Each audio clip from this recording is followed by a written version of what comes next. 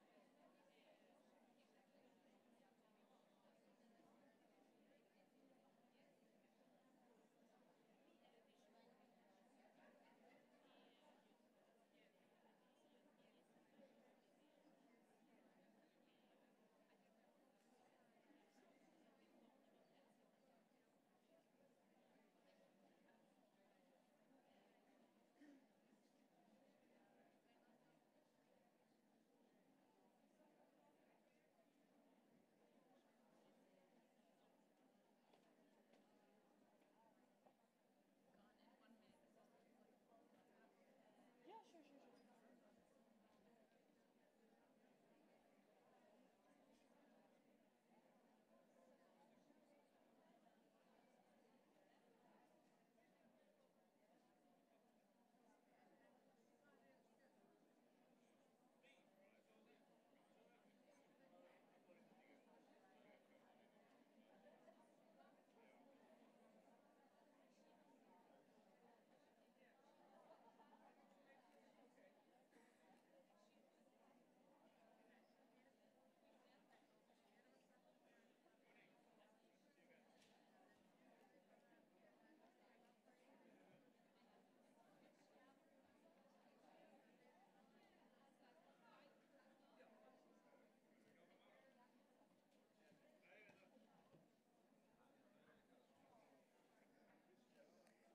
Dear guests, I would be really pleased if you could take your seat. We will start in 5 minutes or so. Thank you.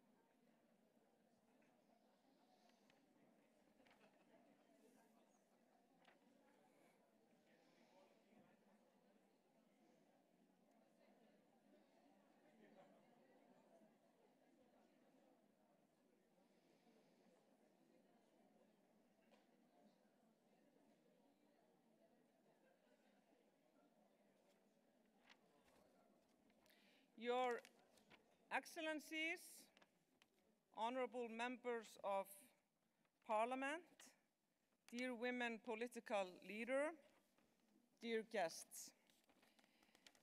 On behalf of WPL, and let me begin by introducing myself, my name is Hanna Birna Kristjánsdóttir. I'm chair of the Executive Board of Women Political Leaders Global Forum. It is my great honor and privilege to stand here and welcome you here today. And as a proud Icelander, it is of course an extra pleasure to have you here, dear friends, finally with me in my home country, Iceland. I hope Reykjavik has welcomed you well. I know it will in the coming days, so thank you so much for traveling such a long way and so far to be with us here. It is an extra pleasure and honor to tell you that this is the largest gathering of Women Political Leaders Global Forum ever held.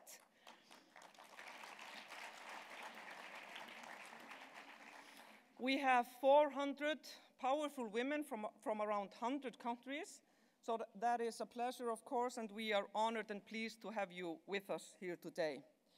The Women Political Leaders Global Forum this year, as you can imagine, it's held and co-hosted with the Alþingi.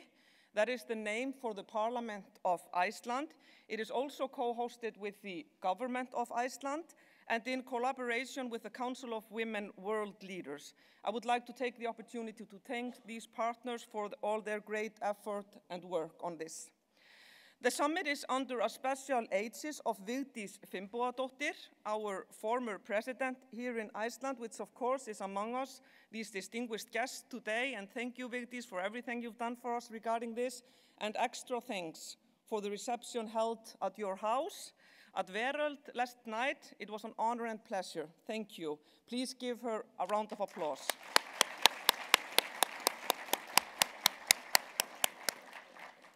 The title of this year's summit is We Can Do It. Why is that? Simply because we can do it. That's our firm belief, and we picked a country that is sort of reflective of that. In Iceland, things have happened regarding gender equality that we Icelanders are really, really proud of, both women and men. So we felt it necessary to underline that with our title by saying we can do it. And my hope is that the whole summit and our discussion will reflect on that. And in this spirit, the WPL Annual Global Summit provides, again, as it has done several times before, provide for the forum for exchange on best practices around the globe, leadership, legislation, and political agenda setting that creates results. We hope, dear ladies, that the program ahead of you, we know it's extensive. You have this booklet on your table and by your side, hopefully for the coming 2 days. We know the pages are many. We know the program is extensive, but please make sure that you get the most of it. And resting on that and the fact that here are among us 400 powerful ladies in politics around the world, we hope that that gives us a great and good start for the coming day. So thank you again for that and for arriving here in Iceland. And I will swiftly move to our agenda, since we will try in this forum to make sure that we are on time. And we know we can do that, as we can for the rest of the things we are going to discuss. At our opening session here today, we have Steingrímur J. Sigfússon. He is the Speaker of Alþingi, Parliament of Iceland, one of our partners. We have, of course, Silvana Koch-Merin, President of Women Political Leaders. And then we have our Minister of Foreign Affairs, Guðlaugur Þór Þórðarson. And I will just start in the order like it's on the agenda. Please, the floor is yours. Steingrímur J. Sigfússon, Speaker of Alþingi, Parliament of Iceland. Please.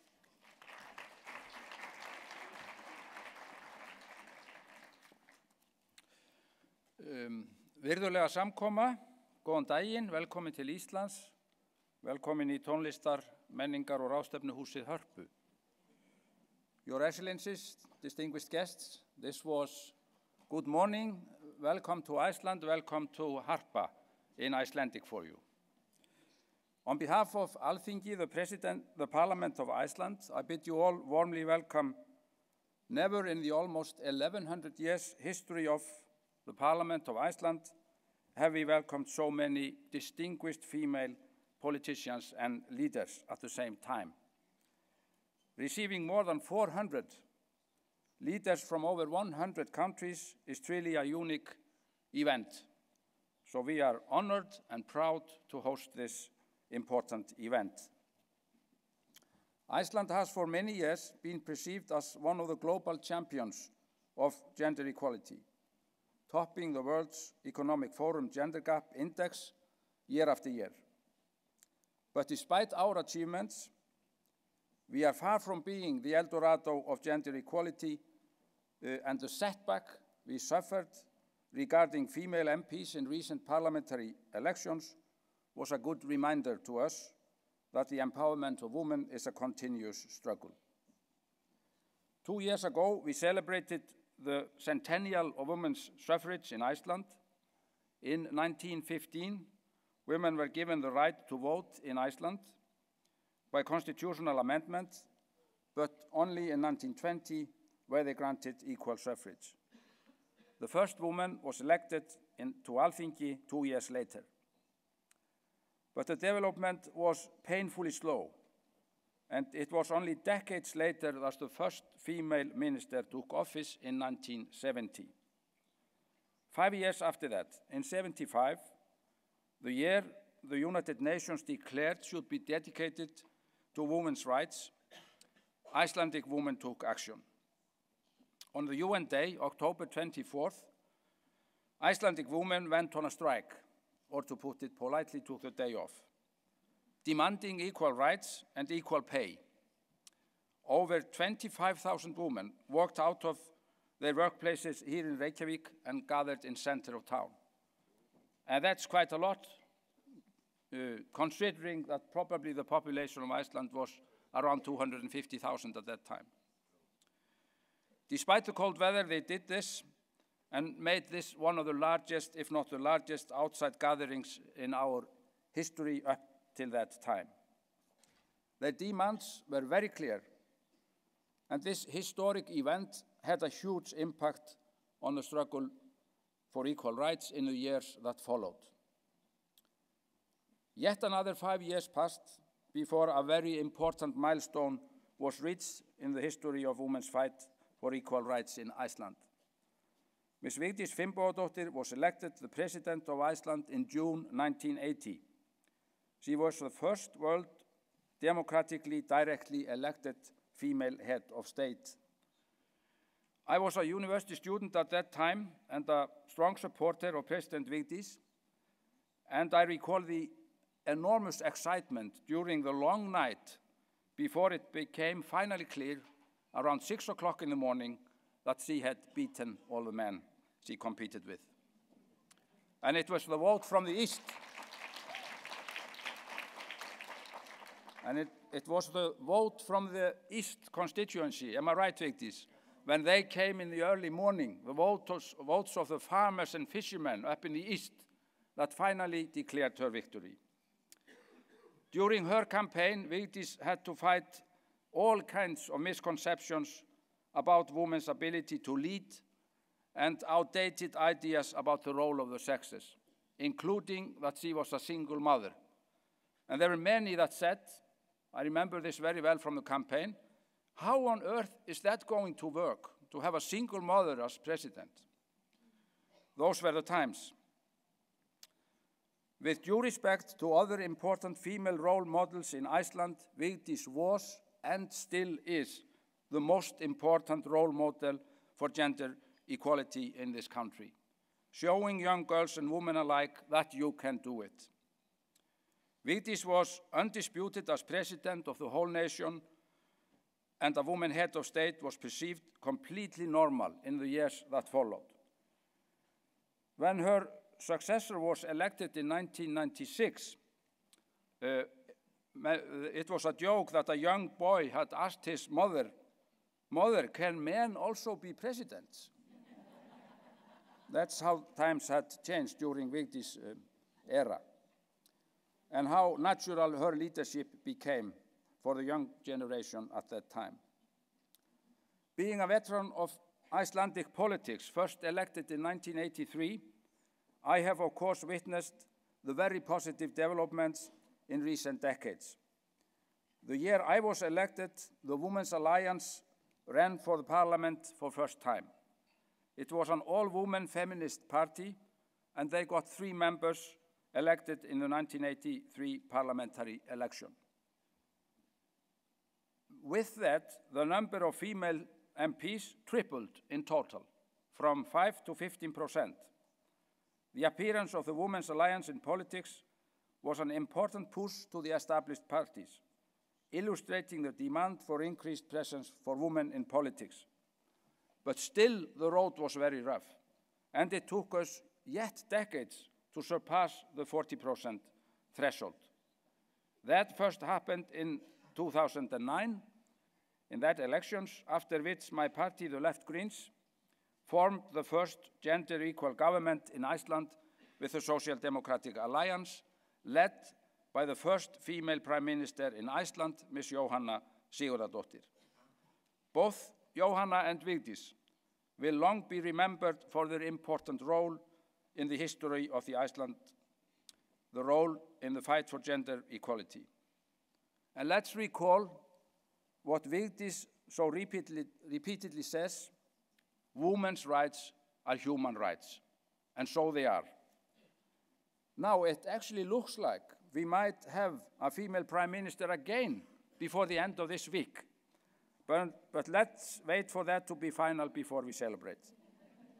Dear guests, I repeat my warm welcome to you and express the gratitude of Alþingi, the Parliament of Iceland, for you being here. I wish you all a fruitful and very successful summit. Thank you.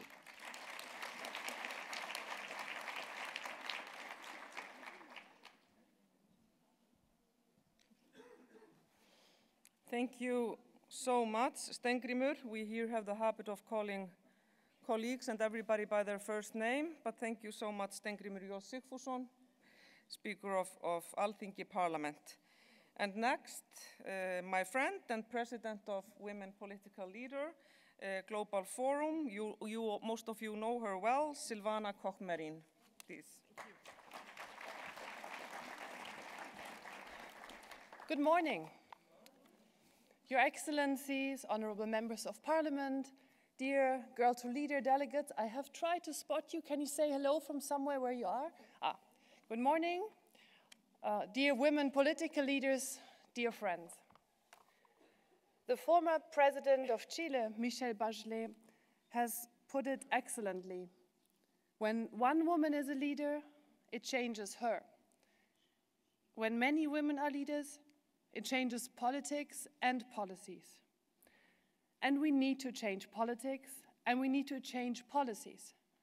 Because the same report that the Speaker of Parliament mentioned that puts Iceland on top of the list of countries, top of the ranking that countries that are measured in gender equality, that same global gender gap report of the World Economic Forum came forward with the terrible and shocking figure that this year it's 217 years to wait until we have gender parity in the world. 217 years, that is 8 generations. I mean, 8 generations, this is, it's like going back to 1800 and thinking of your ancestors then, if you know who they were. So people in 217 years might not even know who their ancestors were today when they live in a world where it doesn't matter anymore if you're born as a boy or a girl. Differences in these choices of life, differences in opportunities are still around and seem to get bigger. When you look at this report, 3 years ago, the number of years to gender parity was below 100 years. So what happened? What happened that the increase is so significant that there is a rollback? We need to look at that, and we need to find ways to change politics and policies to turn that trend around, dear friends. So the time and the place of our annual Global Summit is more relevant and timely than ever, because Iceland, of course, is the global champion of gender equality and home to the first ever elected woman president. And now women political leaders from around 100 countries gathered here, And our message should be strong and should be powerful, and that is, we can do it. Because we can do it. We can increase equality by increasing both the numbers as well as the influence of women in politics. And this is the mission of the women political leaders, to do exactly that. We can do it by starting with adolescent girls in the Girl to Leader campaign, to interest them for politics, to make it interesting to join politics and to understand that it's relevant for their lives. We can do it by honoring those women that broke the glass ceiling for all others, those women who are presidents, who were presidents, who are prime ministers, who were prime ministers. They are the role models that we need to see, to be dreaming of, and to be working towards being that one day. And we will discuss and showcase best practices that are relevant for our future of society, meaning peace, digitalization, trade, human rights, health, and others. And we want to learn from Iceland, this wonderful little country, very cold at the moment and very dark, but we've got beautiful purple light everywhere that makes up for it, I guess.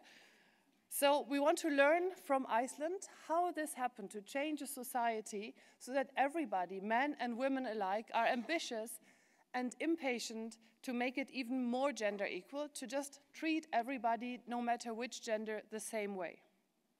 A country where women's rights are human rights.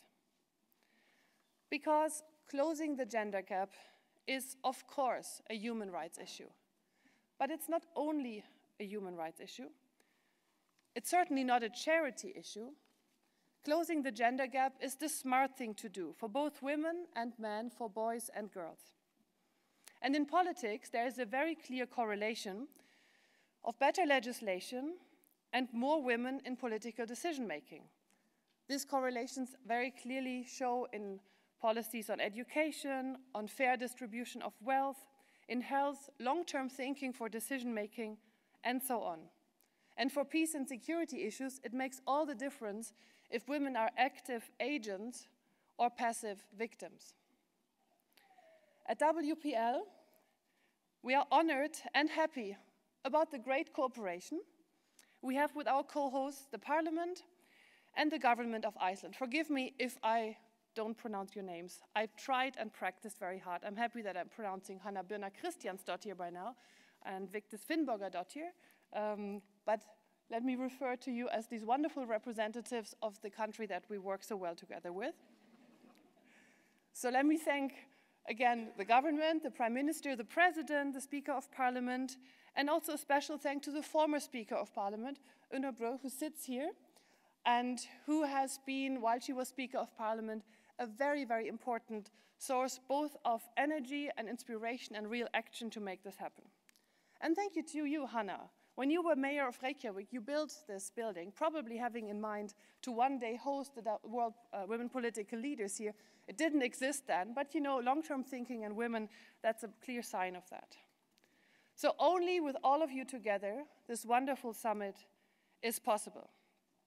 And let me also welcome once more the partnership with the Council of Women World Leaders, whose chair, President Dalia Grybauskaitė of Lithuania, convenes the women presidents and prime ministers that are members of this council on the occasion of the WPL Global Summit.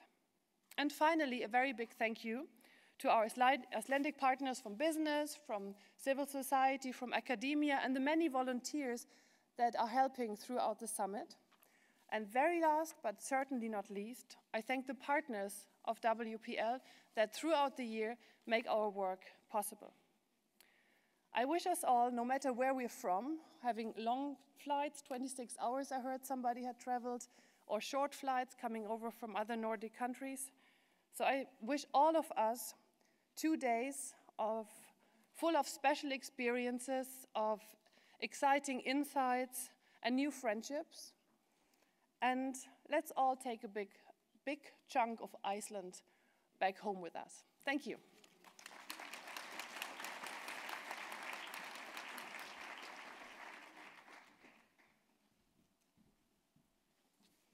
Thank you so much, Silvana, and thank you for especially mentioning, and I would like to add to that thank, the volunteers. We have volunteers from associations, from the university, from all sorts of NGOs here in Iceland. They will be serving you throughout the days. My special again and again thanks for that.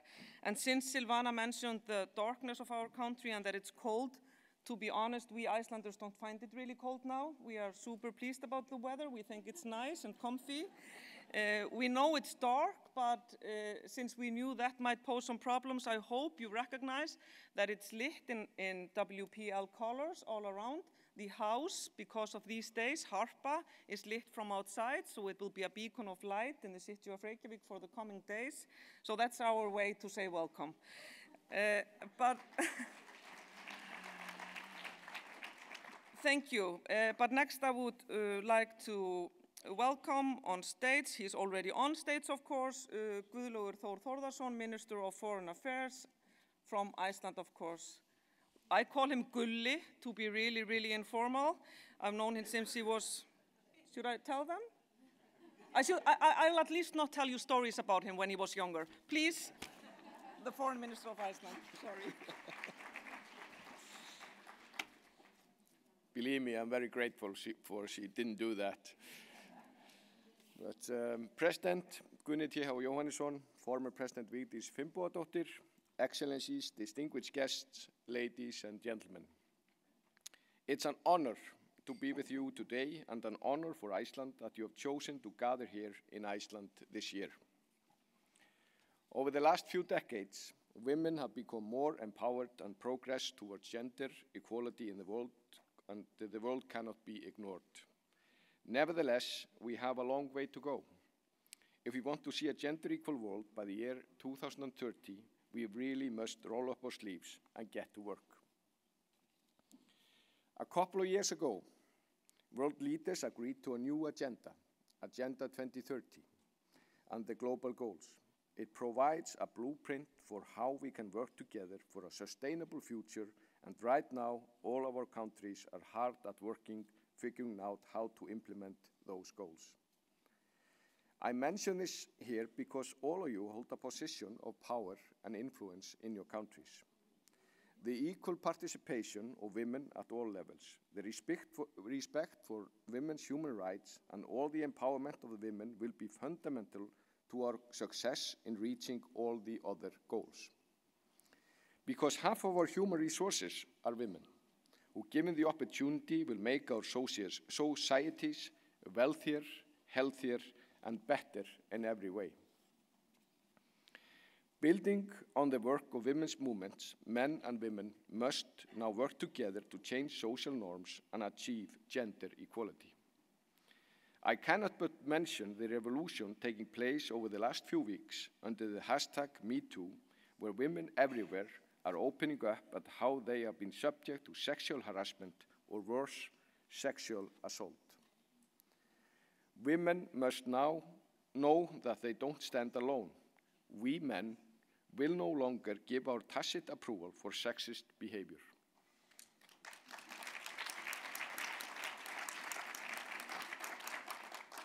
That is what the He4She movement and the Barbershop Project is all about. The He4She movement is also about men using their status of privilege to empower women in their workplace when their hard work is overlooked or their ideas ignored. It's about us politicians promoting legislative improvements for greater equality in society overall and to better address sexual and gender-based violence. When I make the case for gender equality in the international arena, I always point out how it benefits us men. Men in gender equal societies tend to live longer, and such societies are both more prosperous and more peaceful. They resonate with all men because we all want to live a long, peaceful life. It has been our fortune here in Iceland that increased respect for women's human rights and their economic participation have contributed in a meaningful way to social and economic development. The world has taken note of Iceland's leadership in the field of gender equality. We have many brave women to thank for our progress, but in my mind, our former president, Mrs. Vigdís Finnbogadóttir, is first among equals. Her historic election marked a milestone for gender equality in Iceland. She won the hearts and minds of all Icelanders, men and women, young and old. She showed all of us that women can lead a country. And believe me, there were many skeptics at the time of her elections. It is therefore fitting that she will receive a special award here today. I would like to congratulate Mrs. Hanna Birna Kristjánsdóttir and the Women's Political Leaders Organization on making this summit a reality, and all of you for making the effort to come all the way to Iceland to participate in this important meeting. I wish you a productive meeting, and I hope to see you in Iceland again someday.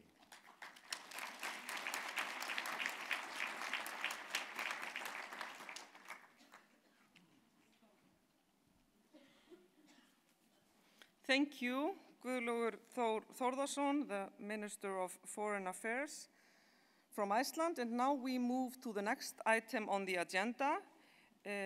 I'm going to allow these distinguished guests to move from the stage and to their seats in the front. Thank you so much again.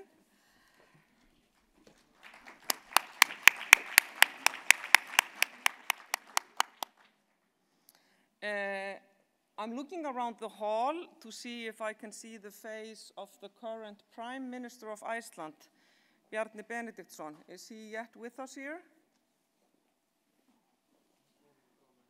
He's forming a government, as is pointed out by the President of Iceland, and he certainly is, but he's going to be with us here. Then I'm not going to call him up on stage because he's somewhere then just hopefully on his way to the plenary right now, but he's one of our keynote speakers here today. Just to explain to our foreign guests, I'm not sure if you follow the Icelandic politics in the media as well as we do, but in the current days, there is this, we are forming a government, so, sorry, there he is. Please give him a warm welcome.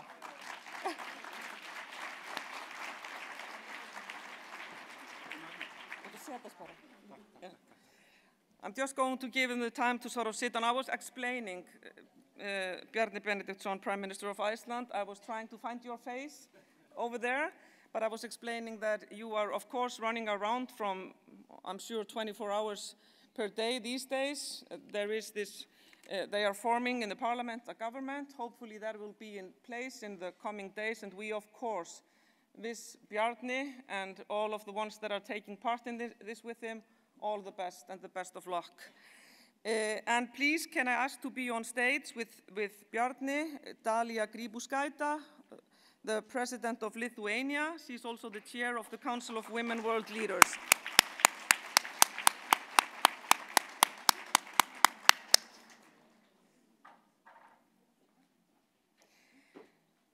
And if I may, I will give the floor immediately to Dalia Grybauskaitė, and we are looking forward and honored to have you here with us today. And please, the floor is yours. Thank you very much. Thank you. There is a lot of light. For me personally and for my country, Iceland is absolutely unique importance for our history country, because after we regained our independence, this country immediately accepted and acknowledged our independence. It was the first country, against the will of Russia and some hesitation of some other world-leading countries. This small country was always with courage and with love to independence. And for that, we're thankful forever for this country. Why in my capital we have even Icelandic street, and then you say that you go to Iceland, or if you see Icelanders on our land, always our people smile and welcome them. So well, I'm very happy to be here, not first time in my life. And on this concrete occasion then we're talking about the women's movements and rights and breaking the ceilings. This country is front runner of the world. Not only probably because of spirit of ladies in northern world. It is quite uneasy climate, sometimes dark, but with lights, beautiful ones, you can survive it. But the spirit of this nation will always have been strong. And without strong ladies, any nation cannot be strong. So why still today we can see the movement of women and the rights of women in this country as the most advanced, as the example for all of us. Even in Europe, where we think that conditions are quite good, then we think that education is equally provided to our women and other, and male and minorities and to everybody. Still, this country is a front runner and example. While, of course, we are critical, I am sure that Icelanders also are critical about themselves. They still think that there is a lot of things to be done, and we need advancement and changes and reform, and each government does this. It's normal. But still, if you go a little bit out, you compare even our Northern European countries, you compare Southern European countries, then I see a lot of women from all around the world. Then you compare your regions, Asia, Africa, and other regions. You still see how many things differs, how much still needs to be done, and how much we can learn from each other. So why these kind of forums are important? Because they give chance not only to network between us, it gives a chance for us to learn from each other, to use the best practices, what we can do, and even to have the mechanisms find how we can do it at home. And still, today, for women, it's a lot more difficult to go through the ceiling because we have a lot more responsibilities, sometimes stereotypes in our societies, sometimes barriers, religion barriers, historic, ethnic, any kind of barriers to go through, even in incentives and willingness to go up, especially into politics, because that means that you losing your comfort, your security, you're going up in the light, and that means you're losing your privacy. Are you ready for that all? Are your societies ready for that? In my case also, I was elected the first female president of my country, and I am now in second consecutive year. And as it was example of Vigdis, that she was sole mother, I have no family at all. And my country is Catholic. So I will not say anything else, but I can say that everything possible. And it depends, of course, on do you have ideas what you need to do? Do you capable to deliver? Are you the real leader, and are you ready to sacrifice your private life? And are you ready to take responsibility? And especially then situations are difficult in your countries. So in my case, and in our Lithuanians' practical historical example was that during economic crisis in 2008, 2009, then country was falling free flight down, minus 14 GDP. Mainly ladies came through up for the saver. I decided to go out from security zone from Brussels. I was a commissioner, 4 times larger salary than my presidential salary now. Free from pressures of journalists, secure, calm, and that was the decision. I, by education, was economist, and I decided to go through to help government to tackle with the economic situation. At that time, we had lady finance minister, lady defense minister, and lady later the parliament speaker. So it appears that during the difficult times, ladies go through and go the first, because all their life in the families, they take first responsibility for everybody, kids, themselves, even country, if it is necessary. So why I'm not surprised that more and more ladies are coming into power. More and more ladies are taking responsibility and not afraid to join the male in the ruling of their countries, in deciding the future of the regions and even the world. So why all challenges we're facing? The first, we start at home. National laws against discrimination, against harassment, against violence in families, against sexism, that's our homework. And here, it's not so difficult, it's only political will, and best examples we can use from each other that is possible to be done on national level. Then we're coming to the regional level, and we have a lot of regional organizations. Europe, European Union, African Union, we have in Asia a lot of organizations. So here we also can do a lot unifying our experiences, how to battle the inequality, harassment, sexism, and other things. And then, of course, the federal level is international. It's United Nations, for example, which is also very much involved in human rights and protection of everybody's rights. So all these three levels could be used and supposed to be used for us all to be able to help us. If we are not able to tackle this on national level, at least regional and international level can be a pressure, an example from outside, how to develop, how to change, and how to reform our societies. Always the best example is the most influential.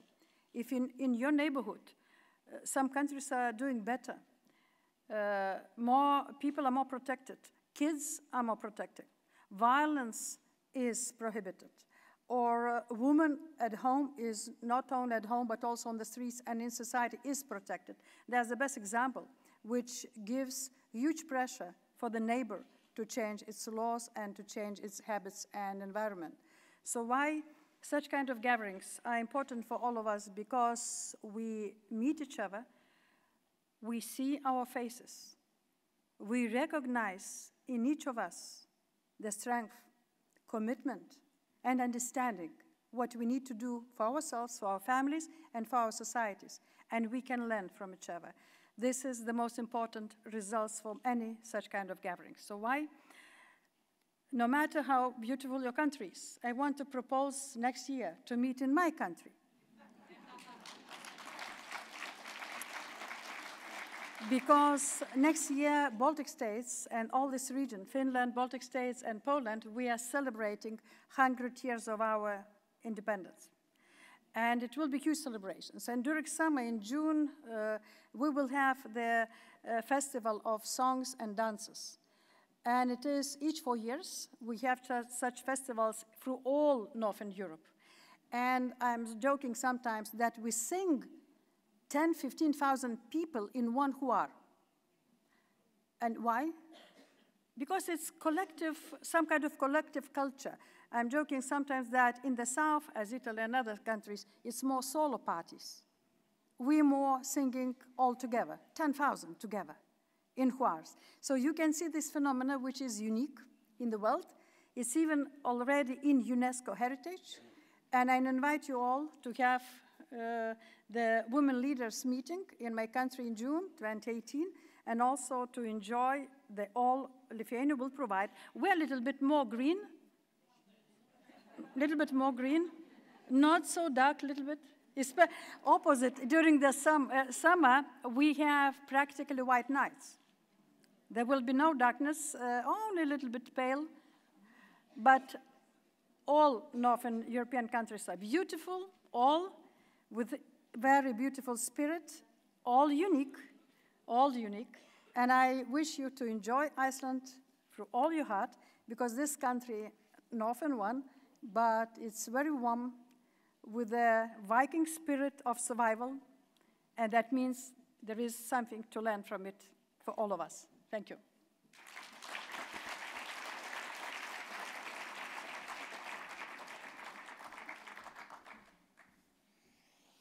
Thank you so much, President Grybauskaite, and thank you so much for being the role model for ladies around the world for such a long time, and thank you so much for speaking in the way you have done on several occasions, both here in Iceland and elsewhere, where you always take the opportunity to talk about gender equality and how we can do it. So my great gratitude, and I know from all of us here, for you being here and honoring us with your presence, and also for your kind words as usual.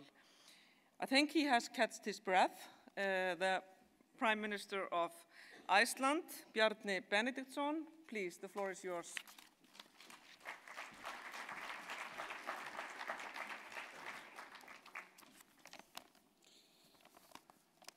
Presidents and Prime Ministers, Excellencies, ladies and gentlemen, let me start by saying how pleased I am to be here today to address this annual summit of Women Political Leaders Global Forum.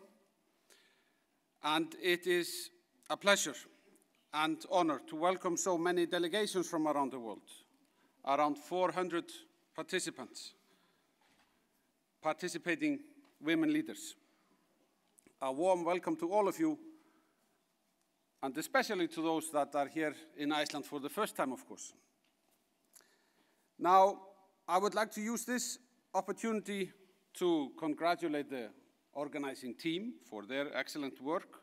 The agenda is very impressive, and participation, as I've mentioned, it seems to me it's exceeding highest expectations. Now, ladies and gentlemen, two facts. Countries, communities, and economies cannot prosper without the equal participation of both women and men. And secondly, despite the strong evidence of the benefits of closing the gaps between women and men in economic, social, and political spheres, progress has been slow, and most recently, gone backwards. For the first time since the World Economic Forum's records began in 2006, the global gender gap is widening again. This was reported recently in the Global Gender Gap Report for the year 2017. This is disappointing, and it should serve as a stark reminder that we must remain vigilant and do much better. The report should indeed serve as a wake-up call for governments and businesses to prioritize gender equality. Now, even though the Global Gender Gap Index has for 9 consecutive years ranked Iceland as number 1 out of 144 countries, having closed more than 87% of the overall gender gap, challenges still remain. That's very true. Let me also say that our progress did not happen overnight, and I think that we all in this society believe and feel that we still have work to do on the gender equality front. Now, former President Vigdís Finnbogadóttir, the first democratically elected female head of state, she was certainly a very important pioneer on this journey. So were many of the women, including those of the Women's Alliance in 1983, who broke the male parliamentary dominance. What direct or indirect effect did this have? Well, a whole generation grew up watching women political leaders in the media, and until the most recent parliamentary elections last October, Iceland had one of the most gender equal parliaments in the world. We are now faced with a slight setback after the newest elections, but let me assure you, when we are now forming a new government, we very much have gender equality on our agenda. Yes, thank you. Political parties have taken different paths to increase women's participation, but all have found that there is, of course, no shortage of qualified women leaders. Role models in politics, in the workplace, and elsewhere play a huge role in shaping our lives. One part of the gender equality equation is to promote equality in the home and being a positive role model for our children and colleagues alike. We cannot and we should not live by some predetermined masculinities and free of stereotyping and discrimination. Seeing women and positive male role models in the media will have an important impact on how we view our role in society.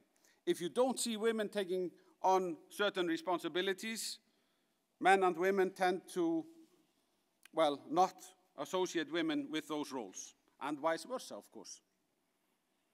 So there are a lot of factors that have helped us move forward, and I think most of them are common between countries.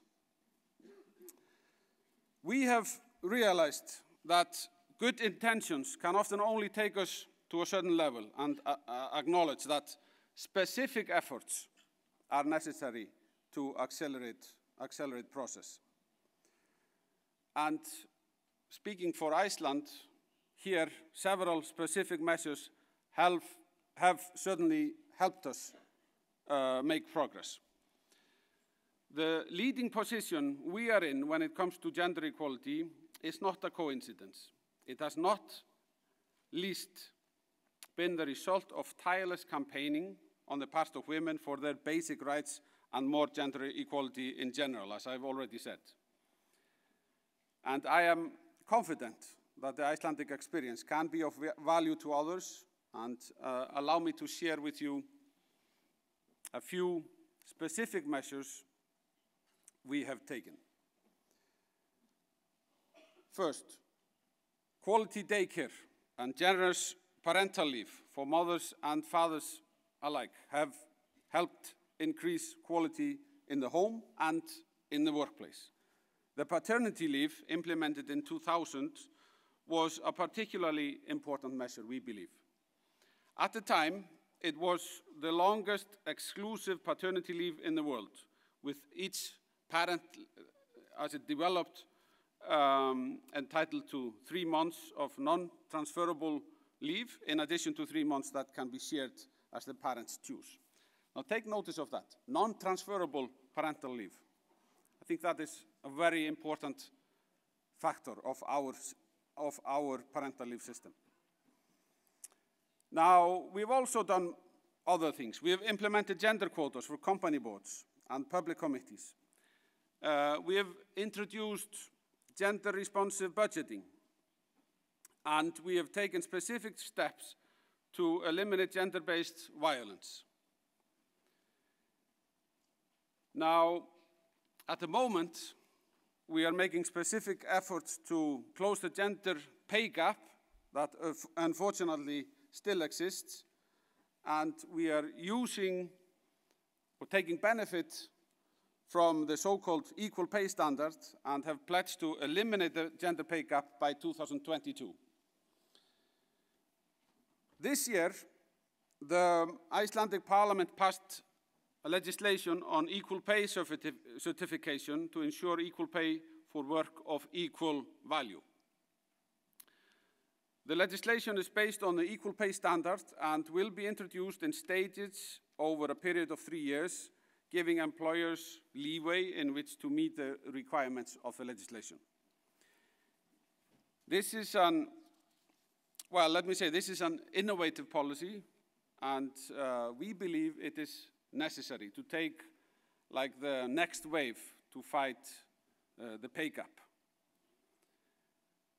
The equal pay standard has been translated into English, and we hope other nations are interested in using this tool, and we, of course, stand ready to assist anyone who is interested. Ladies and gentlemen, advancing gender equality in Iceland and globally has long been a priority, and it is at the center in all of our dealings. This includes inspiring other nations to advance their gender equality and sharing our experiences and knowledge. The fact is that gender equality benefits all of us, and without the efforts for and of both men and women, progress will continue to be slow. Understanding how gender equality is not only right but also beneficial to all is a key to progress in all areas. Engaging men and boys in the promotion of gender equality is therefore crucial, as men still retain disproportionate decision-making power at all levels of society worldwide. As many of you know, we have organized a series of conferences and meetings at various international fora focusing on the engagement of men in senior leadership positions. This has been called the Barbershop Initiative. Earlier this year, we launched a toolkit, a barbershop toolbox, to enable others to organize barbershop events, creating a platform for men to discuss gender equality so that they can become agents of change. This toolkit is very easy to find on the internet, and let me also say it is very easy to use to set up these events and to organize them and follow through. And the toolkit has been very well received. Ladies and gentlemen, half of the world's talent must have equal opportunity to blossom, keeping in mind that our countries, communities, and economies cannot prosper without the equal participation of both women and men. Yes, Iceland may rank #1 in the world at the moment in terms of gender equality, and although we are very proud of our achievements, we are fully aware that Iceland is not an equality haven. We still face a range of challenges, and we are determined to meet them with clever policy solutions. Now, this summit is an excellent occasion to exchange thoughts, ideas, and experiences that will inspire us to take further steps towards gender equality. Let me finish by wishing you all a very successful summit and an enjoyable stay in Iceland. Thank you.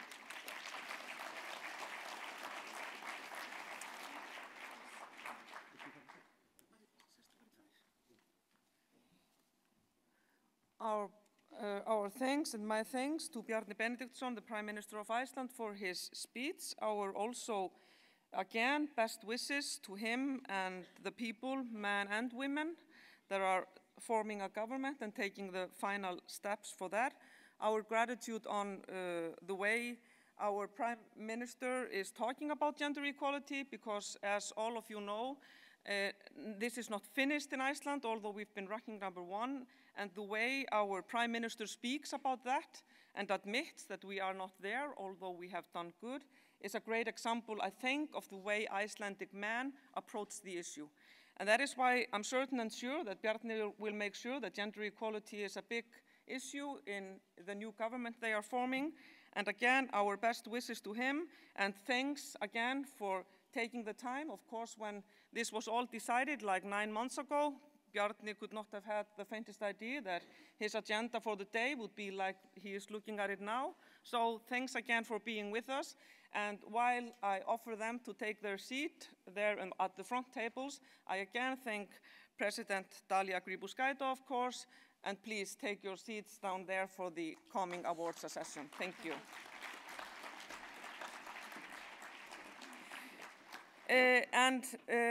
Now, dear ladies and gentlemen, of course, dear guests, it is my honor to tell you that we now head to the next item on the agenda, which is the WPL award session. We do this every year at our annual summits. We have special sessions for giving out awards. They are both given out to countries often. That is, the countries that have made a special effort and taking extra measures in making sure gender equality is high on their agenda. Many of you from all over the world have received, on behalf of your countries, such awards. We also, at some time, or sometimes, not often although, give them to individuals. And if they are given out to individuals, it needs to be a special occasion for that and an extra special people that will get them. So I'm asking the statesperson to make sure that we have 2 chairs on stage still. Thank you so much. And what we are going to do now is to get a real presenter for awards. That is something I'm not familiar with. I'm just a former politician and now a chair, so this is not my routine job to host awards. We're getting a better person for that. So from Germany, we have with us, I'm just going to call you Cherno because I've met with you several times. Please give him a warm welcome and he will take care of the rest of the session. Thank you. Thank you so much. Thank you. But I think you were great. Come on, you were great. Come on, give her a hand. She was great, wasn't she, huh?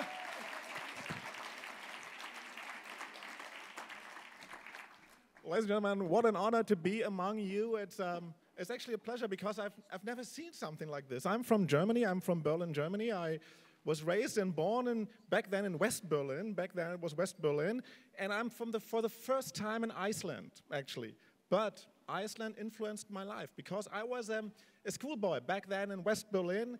And there was one day people said, you know, what are you going to be when you were grown up? People said, everything. I said, well, I would like to be on TV. Everybody was cheering with laughter. And I said, why are you laughing? I mean, I think I could do that. I said, Cherno, you know, did you ever watch TV? I said, yeah, every day.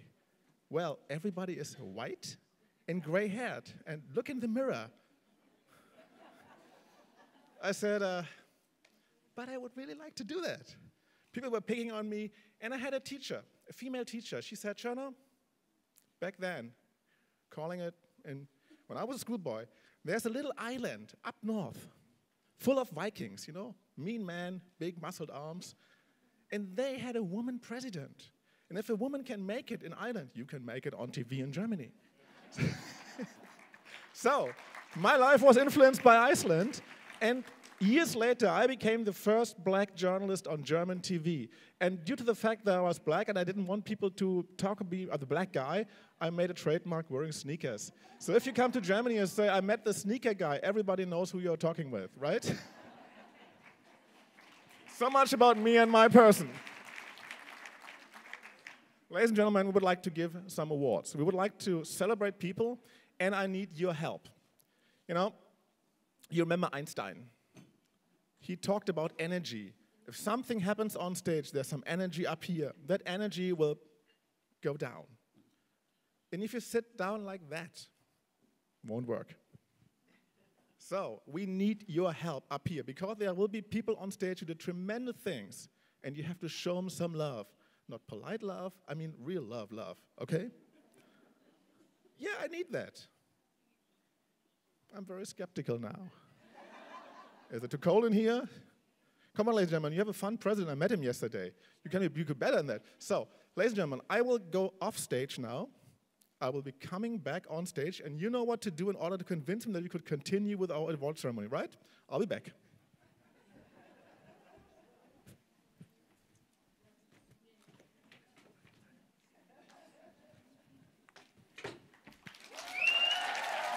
Hello again. Thank you very much. Yeah, that's what I'm talking about. Let's have a party here. Ladies and gentlemen, we would like to give some awards, and I would like to welcome on the stage the first laudator, please. I met him yesterday. He's a fun guy. We were actually talking about Game of Thrones. I don't have a president like that who could talk about that. Please welcome your president. Please welcome President of Iceland, Mr. Johansson.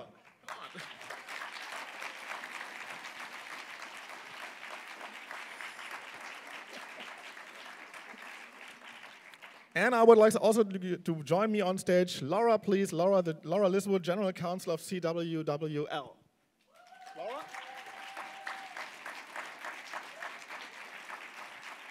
Come on.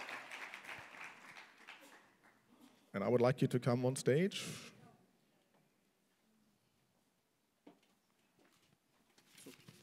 Now I need your applause again. We're getting there.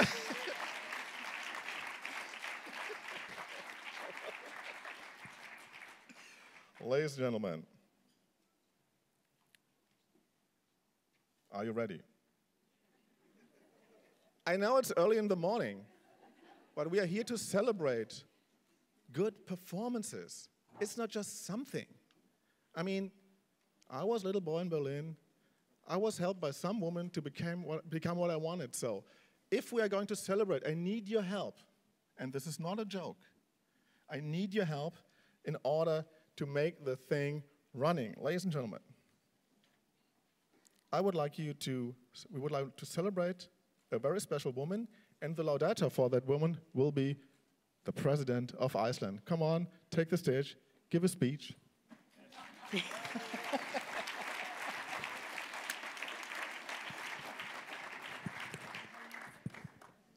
Góðan daginn, kæru vinir, Presidents, Excellencies, Prime Ministers, Members of Parliament, dear friends, welcome to Iceland. I hope you are enjoying your stay here, guests from near and afar.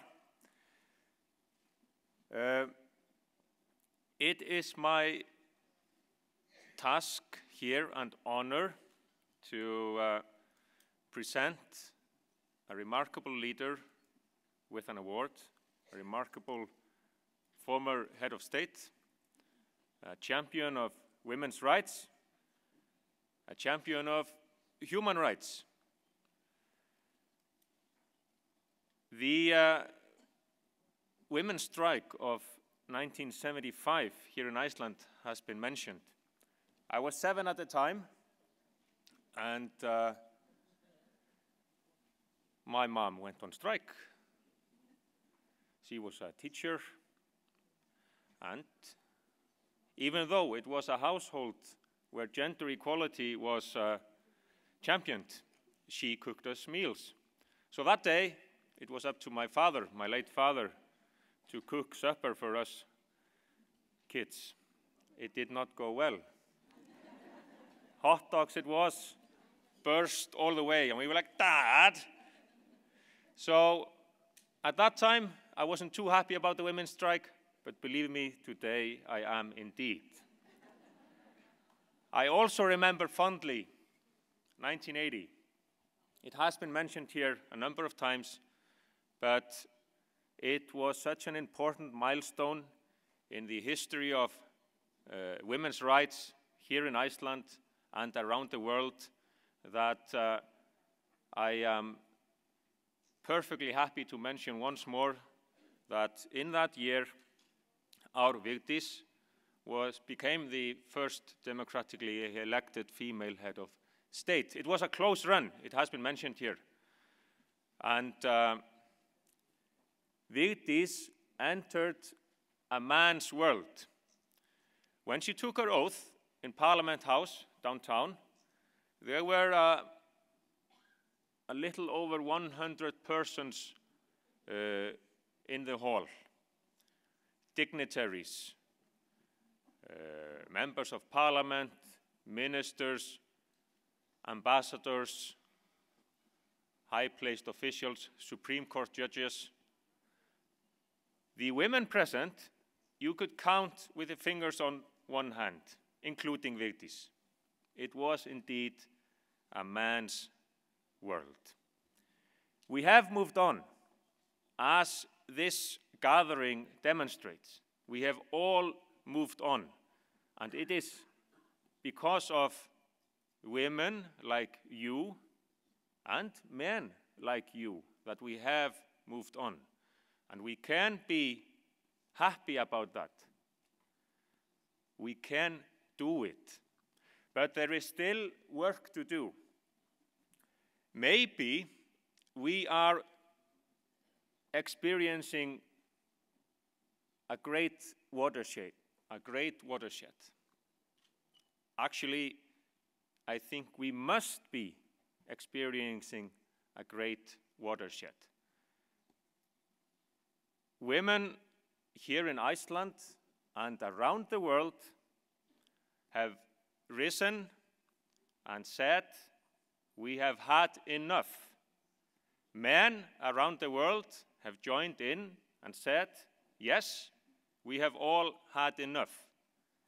The stories which people have gained courage to tell about sexual harassment, sexual assaults, demonstrate that we have had enough.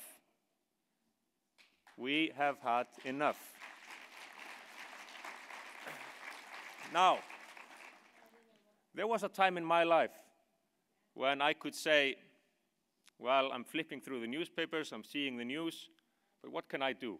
What can I do? We can all do something, and especially we who have the privilege to be in positions of influence, we cannot stand aside. We cannot say, it's a worthy fight, but let's all do it. It is not in my ability to do anything about this.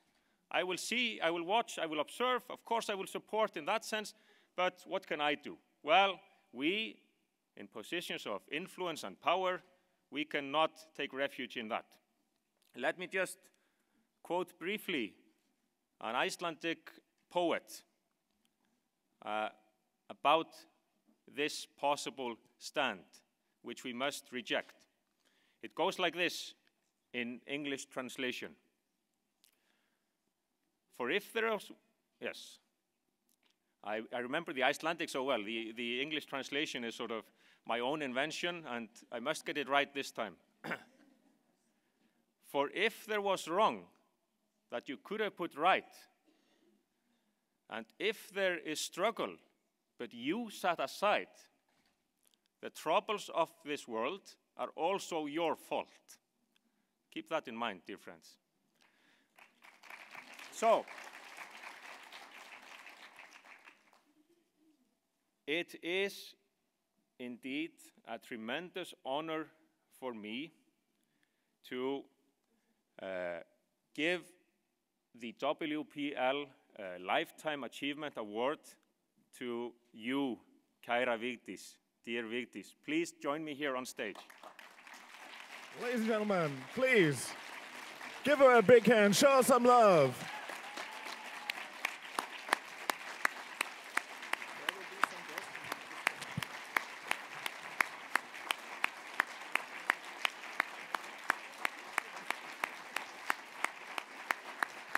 Keep on clapping.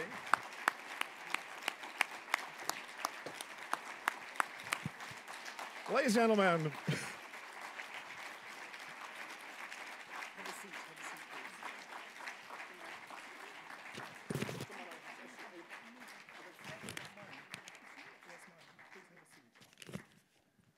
ladies and gentlemen, we would like to give our award, but in a very special way. Please welcome the girl to leaders. Come on, get on stage. Please welcome them, and then we'll continue.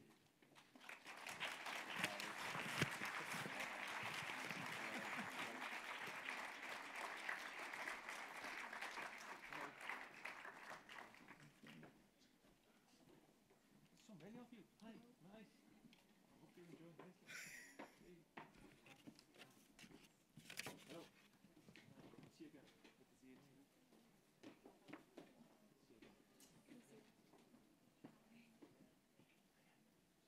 Please stay with me. Yes. Ladies and gentlemen, and now one of the girls, her name is Emma, will hand out the award. Emma, where are you? It's your turn.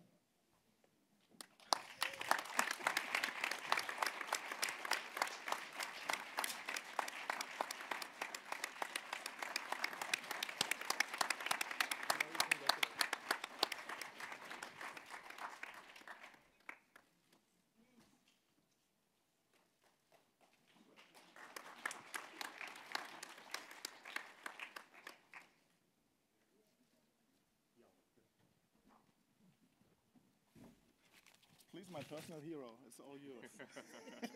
I'll try my best. Yeah, there's the microphone. Yeah, thank you.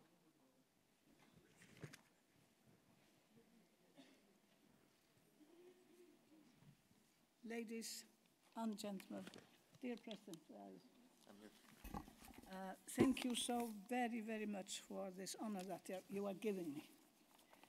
I do not know what to say, except that I'm a former teacher, and I have to tell you that because nobody has told you, I realize that we are all on the first names in Iceland.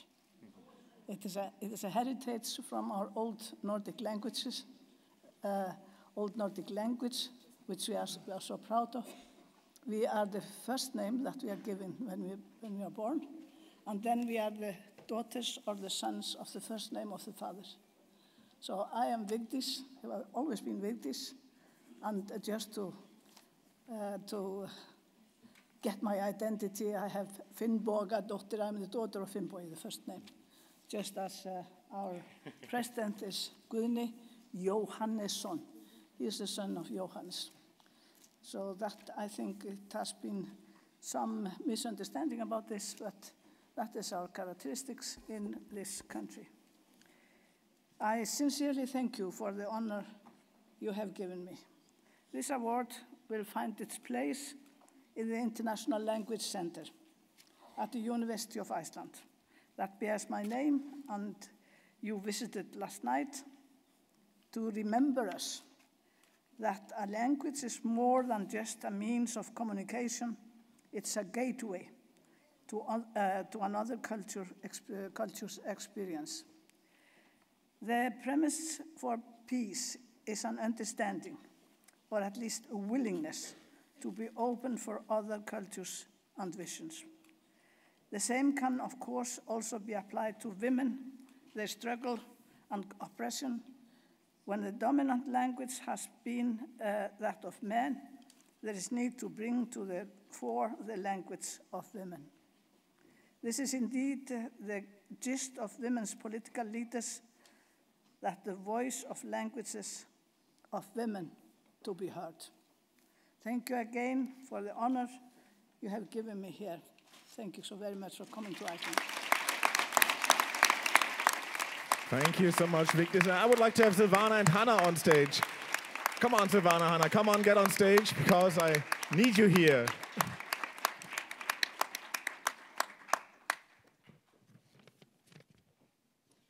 Vigdis, I just have a question, because you are my personal hero, because you influenced my life. When you became president back then in the days, did you ever think about that there might be little boys on the other end of the world being influenced by you? I was really hoping so. Now you met one. Were you never afraid being a president? Were you never afraid getting the job, actually doing the job? Of course. Of course, it is a great job. And you are pretending if you say that you are not a little bit worried here and there. And being worried is being afraid. And how did you handle that? What made you going? My strength. Ladies and gentlemen, Vigdis.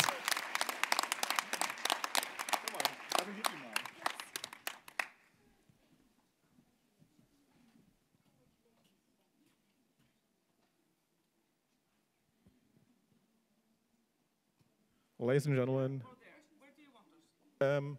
there and there. Okay, there. Oh, that's something. Okay. Now I need, we have postmodern times. It's a time, where people don't speak that much. It's just pictures. So now I need all of you to have a real big smile, because that picture will go out in the world, and we need that picture. So please, smile now. And where's the photographer? Just take a picture. There's the woman. Yeah. Look at the little birdie there, and then smile now for, but that's the symbol.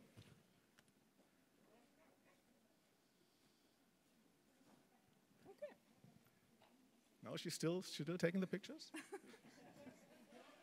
It's a postmodern times. It has to be on Instagram, If it wasn't on Instagram, it doesn't exist. That's a new reality right now. So thank you very much. Thank you, Vigdis. Thank you, Mr. President. Thank you very much. Thanks.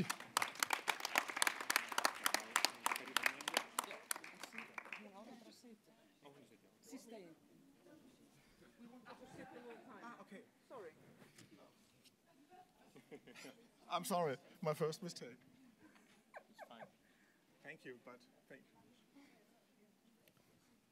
Ladies and gentlemen, it's the fifth annual award, Women Political Leaders. When I first heard about it, I was amazed. And I thought, well, yeah, I'm amazed, yeah. And then it continued and continued and continued. And it's still amazing that it's going on and on and on and on. So, Vigdis, you are my personal hero. I have to say it again, because you influenced my life. I wouldn't be a television host without you. You didn't know about it, doesn't matter, but I know it. It matters to me.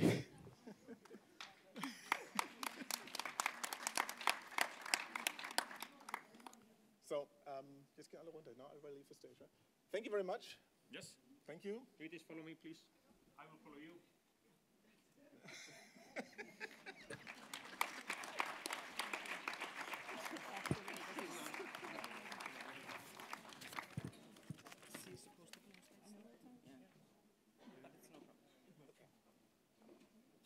But not everybody can wait, right?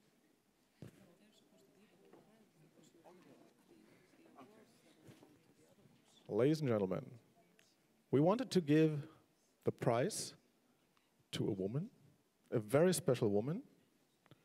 She has a very, very difficult name. I hope I pronounce it right. I hope, because I'm not good in names.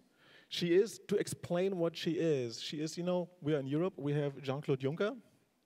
Jean-Claude Juncker, everybody knows, and she is the Jean-Claude Juncker of Africa, the home of my father.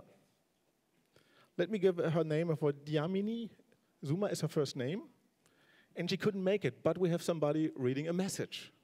And her name is Angela. Angela, where are you? There's Angela. Ladies and gentlemen, please welcome Angela.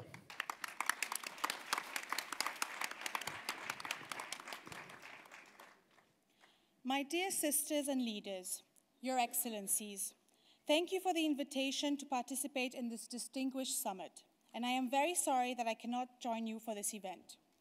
I am with you in spirit as you deliberate and strategize under the theme, We Can Do It. We are particularly encouraged by the can-do example set by the host Iceland and the advances it has made, leading the world in closing the gender gap. The Women Political Leaders Global Summit will today honor a number of women presidents and prime ministers from across the world with the Lifetime Achievement Award. They are indeed pioneers and role models, since less than 10% of UN member countries currently have female heads of state and government. We know the uphill battle they face to get elected to these positions, as well as the sexism they confront when serving in these positions. The sad reality is that the standards expected from these women remain higher than for men. Women still have to prove themselves over and over of being capable of leading. Moreover, if a woman makes a mistake, it's not seen as her mistake, but as the mistake of her whole gender, proof of the position of women. In Africa, a few women have served as pharaohs and prime ministers, and President Ellen Johnson Sirleaf has just successfully steered Liberia through an election, as her term came to an end. Still serving in their positions are President Amina Gurib of Mauritius and Prime Minister Kugongelwa Amadila Sara of Namibia. These, however, are the exceptions rather than the rule, and we must do more to support such programs, such as the Elect Her campaign, to get girls and young women involved in political activities and advocate for the election of women at all levels, from global to local. We must build their confidence so that they truly believe that we can do it. Congratulations to the 2017 recipients of the Women Political Leaders Lifetime Achievement Award. May your pioneering light continue to shine and be a beacon for all women and girls across the world. I wish this 2017 Global Summit all the best. Thank you. And thank you, Angela, for reading it. Thank you very much. She couldn't make it because there's political struggle in South Africa. You know that. She couldn't make it. There will be, but she is with us in our hearts, ladies and gentlemen. We would like to have a procedure of the awards right now. We thought, well, we would like to spice it up a little. We looked a little bit into how Hollywood is doing it, how Germany is doing it, how Iceland is doing it, and we came up with a mixture of how we are going to do it, how we present the awards. It will be kind of very classic and a little bit of some music. It will be, if you hear your name, I want you to smile, get on stage and say, you will be on stage, you will be presented an award, you will be very, very happy. We take pictures, you get a tiny speech, and then the next person, and the next person, and the next person. Because if you're on stage, you will be not just somebody who did something, you were a trailblazer, you were a role model, you were somebody who did something very extraordinary, and you were somebody who we look up to, because Women Political Leaders Global Forum believes that if you can't see it, you can't believe it, and that's why you are here, that's why we are here, and that's why you get honored, and that's why the Premier of Iceland is sitting here and watching everything which is happening right now on this very stage, and the President is watching too, because he wants to learn something, what you did, and that's why we are honoring you. So, ladies and gentlemen, we would like to start right now. So, the first name I am reading right now, I met this woman yesterday, and the procedure is the name, then the music, you get on stage. Did I make myself clear? Good. Ladies and gentlemen, please welcome a great woman. She goes by the name Maria Liberia Peters. She was Prime Minister of the Netherlands until from 1984 to 86 and from 88 to 84. Please. Come on. Come on, Maria. And we need more music, please. A little bit louder.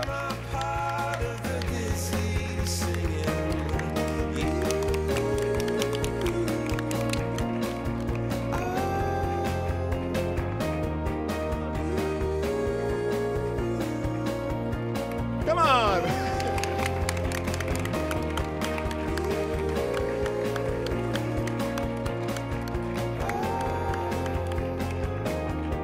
And Maria gets her prize by Anouk.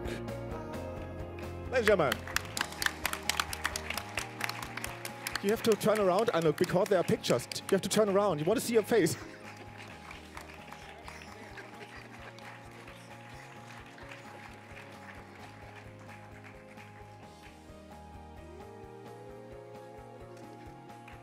And Maria, now you get your speech. We're very modern. In modern times, in digital times, you get 17 seconds. In the first place, Your Excellencies, I would like to say a word of gratitude for this. And I would like to commemorate the late Dame Eugenia Charles, who was the first Prime Minister in the Caribbean region. And at a certain moment, we were two in a macho culture. So I would like to commemorate her memory and say thanks to you again, WPL, and everybody who made this possible. Thank you very much, Maria. Thank you. And we would like to continue, ladies and gentlemen. We have more to come. We have so many people we would like to honor. Please welcome and please put up the music really loud. This is Iceland. They can handle it.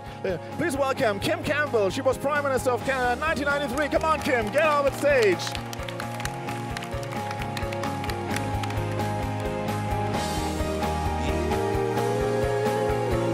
I can't hear you. Show us some love. Come on.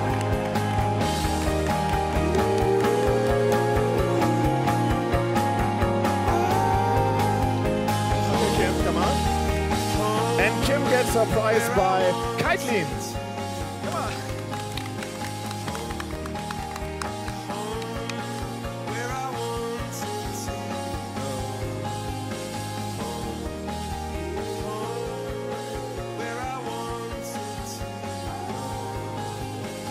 That's a smile. Great.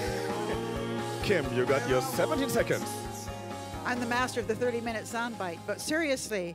That was yesterday. Now it's online. It's not TV anymore. No 30 seconds, 17 seconds. Well, I'm thrilled to be here, thrilled to be part of this group, and sorry that I'm still the only woman ever to have been Prime Minister of Canada.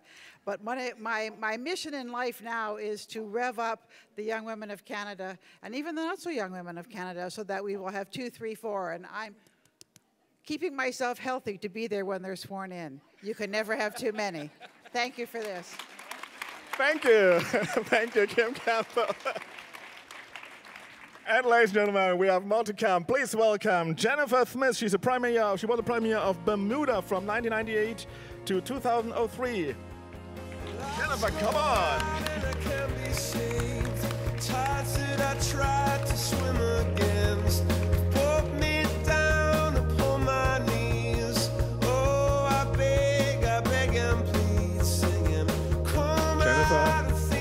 your style. Come on.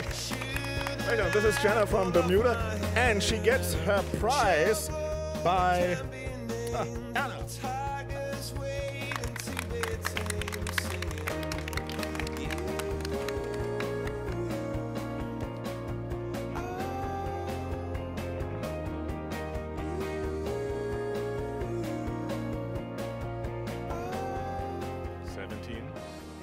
I want to say that we stand on the shoulders of those who have gone before us.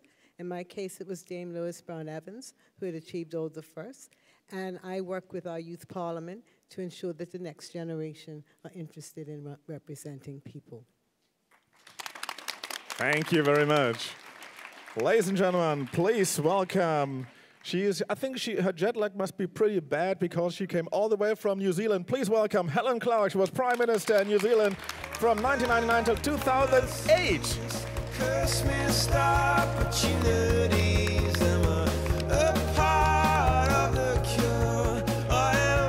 And she gets her prize by Gwila.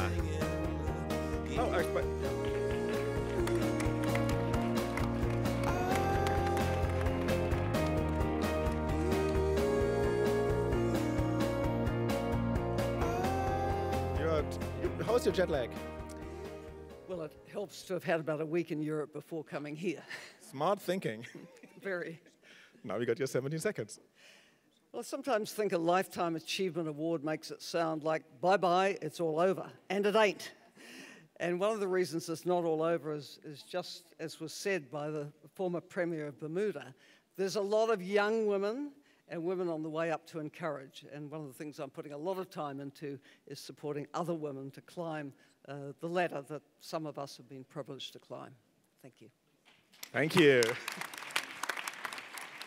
And ladies and gentlemen, the next one will be Mari Kiviniemi. He was Prime Minister from Finland from 2010 to 2011.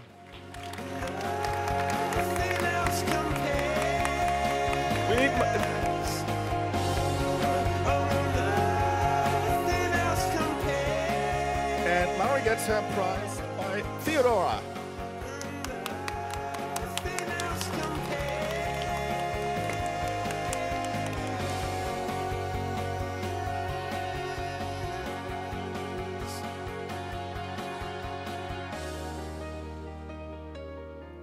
Marie?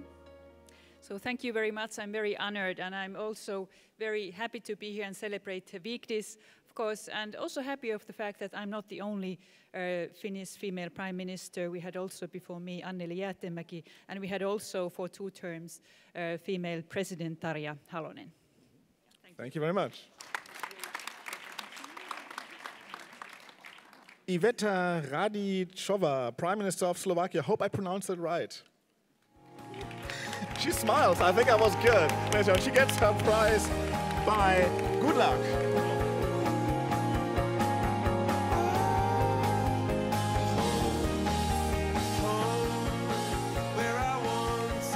Come on, continue, ladies. Show me some love. This is a celebration.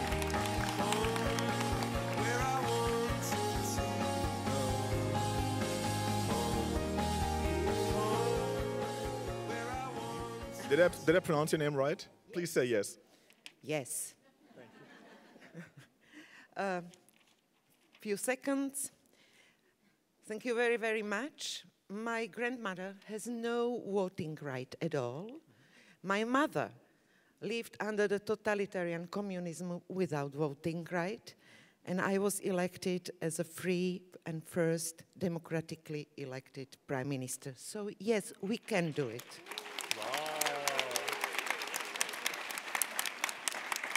Thank you very much. Ladies and gentlemen, please welcome Paula Cox, Premier of Bermuda, 2010 to 2012. And there's Paula.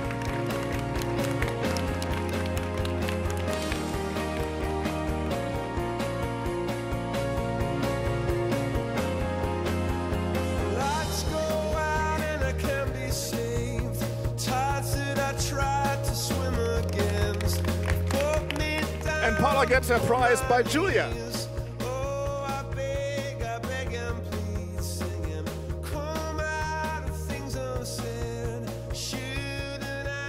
First the pictures. Do we have the pictures? There's a picture. That's, you know, it's Instagram time, the Facebook time, the Twitter times. You have to have the pictures. Paula, now you got your 17 seconds. Thank you for this award. I'm certainly honored. They say that there's a special place in hell reserved for women who don't support other women. We've got to remember that. And as we look at this next generation of leaders, we've got to remember that our job is to pass the baton on and to help them to get where we were. Thank you again. Wait a minute. Paula, just stop. Ladies and gentlemen, there's one special thing about Paula. Today is her birthday. Come on, Paula. Come on, are we able to sing happy birthday or what? Come on. To you, happy birthday. I can't hear you. Happy birthday, dear Paula. Happy birthday to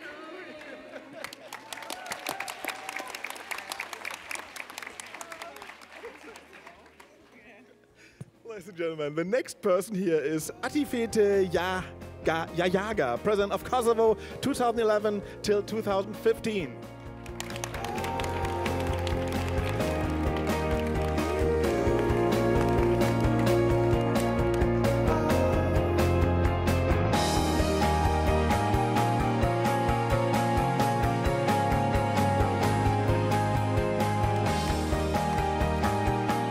And she gets her prize by Valgadur.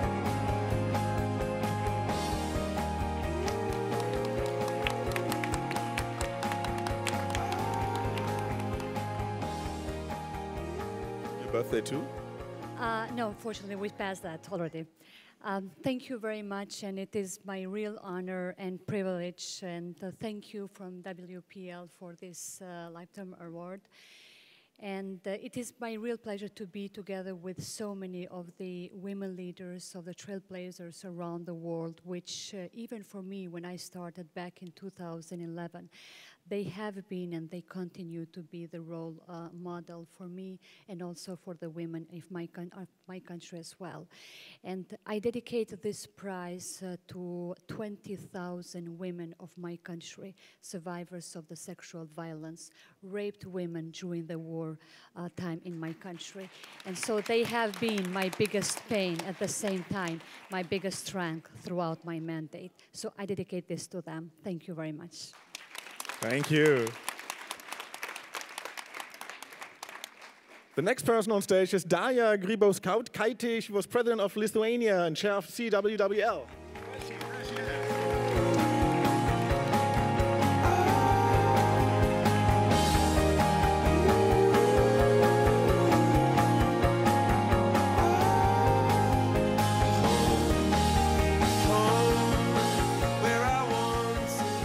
And Daria gets her prize by Isabel.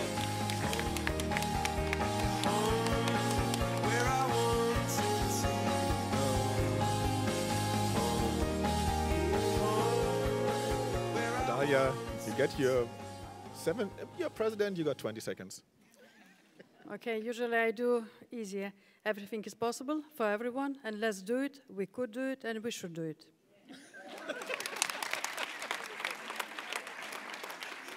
You can't beat that. Please, ladies and gentlemen, please welcome Marie-Louise Calero Preca. She's president of Malta.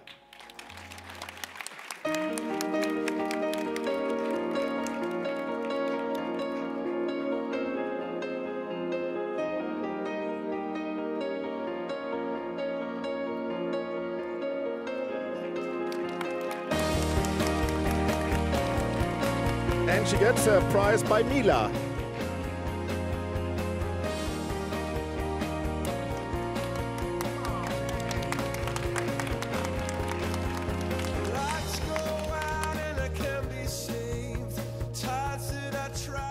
Your 17 seconds, ma'am.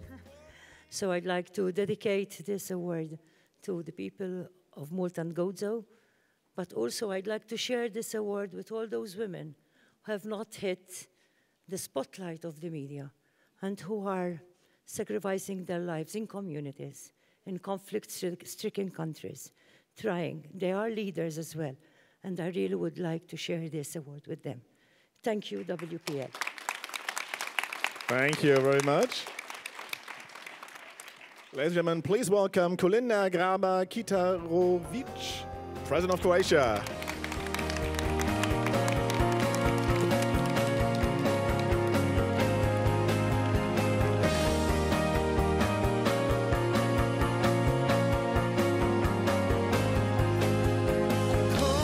Yes, and she gets her prize by Christine. Christine.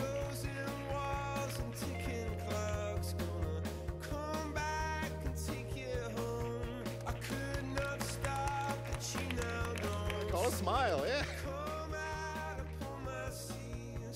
Your 17 seconds.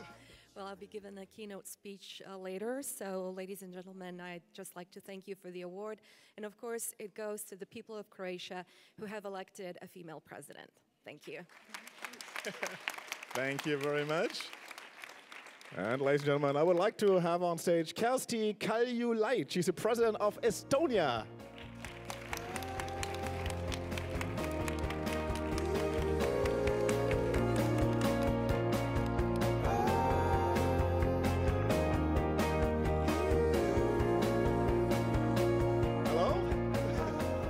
Her at breakfast.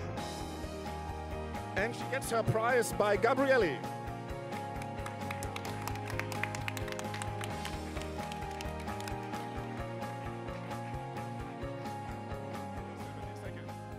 Thank you. I'm the last one, I'm afraid, so I have to turn to these girls here. You know, when I was tiny, my grandmother came back from Stalin's Gulag, where Stalin had sent her for, guess what? Political activity against the Soviet Union. So I, of course, knew that women in politics is possible. I was born in the year when Golda Meir took up the prime ministership in Israel. And when I was growing up, indeed, Vigdis Finnbogadóttir, she was the president here in Iceland. So I knew. So it was a total surprise when in 2016 I became president. And quite common question still was, very nice, but who is now cooking for your children? So girls, when you become presidents and prime ministers, drop me a word and please say, this is not the case anymore. If it is, still drop me a word and we'll fight it together. Thank you very much.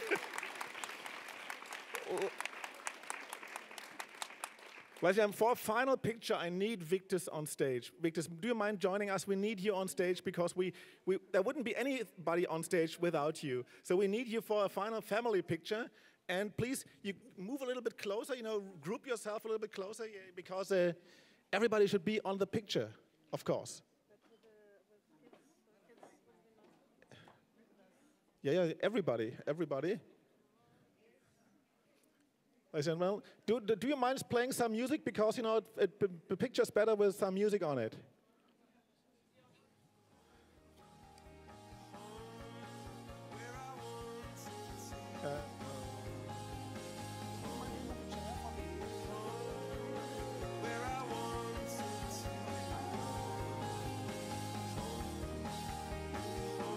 Your place in the middle. And ladies and gentlemen, now everybody has his cameras out. And I need your help, because if you give us some energy, it will be a great picture. So please, give us some love. Come on, this is it.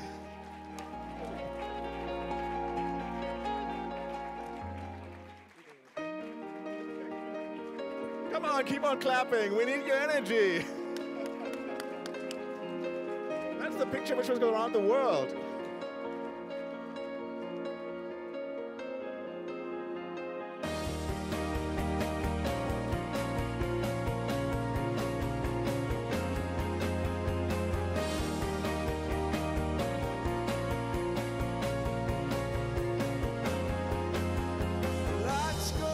Thank you very much, ladies and gentlemen. That's the picture of the day. And now, ladies and gentlemen, we know by lots of research, if mankind listens for about 2 hours and watch so many pictures, science proved that after 2 hours, every human being needs something like caffeine or something like that. And we would like to follow that science, and there will be a coffee break right now. There will be family photos outside. Staff will bring you to the family photo session. So see you about in a bit. Thank you.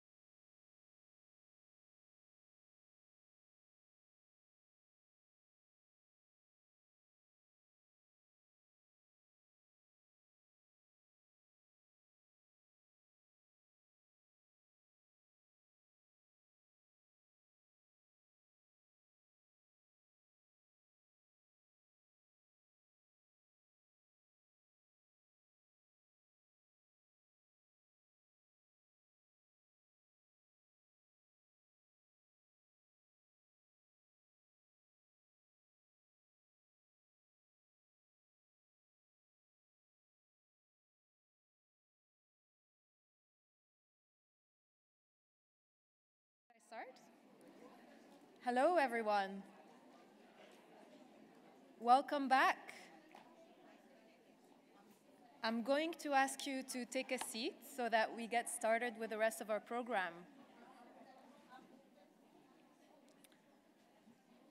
And I just received news that your colleague, the Algerian Vice President of the Algerian Parliament, fell on the ice yesterday, and yes, and she's broken a few bones and is in the hospital. So I want to take this moment to send a few thoughts to her and to ask you to all please stay safe and be careful out there, because it's quite slippery. Louder. Okay. All right, we're about to start.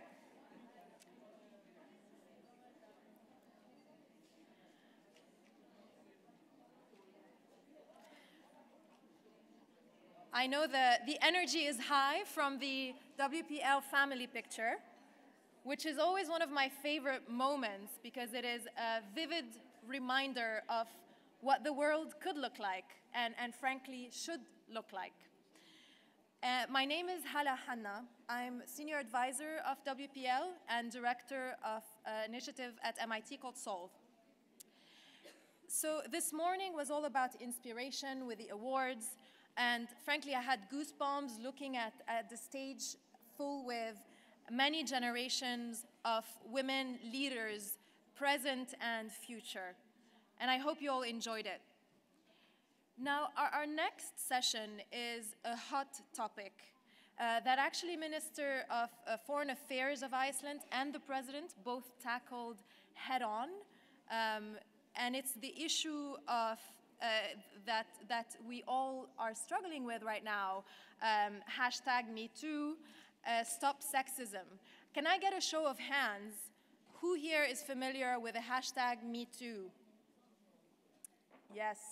So many hands, so many hands. And globally, it's alive and well. And in the past month, there was a tidal wave of reckoning. And even right here in Iceland, the global champion of equity, the shockwave took place just last week, and we'll have a panel here to talk to us about it. So this session could not be more timely.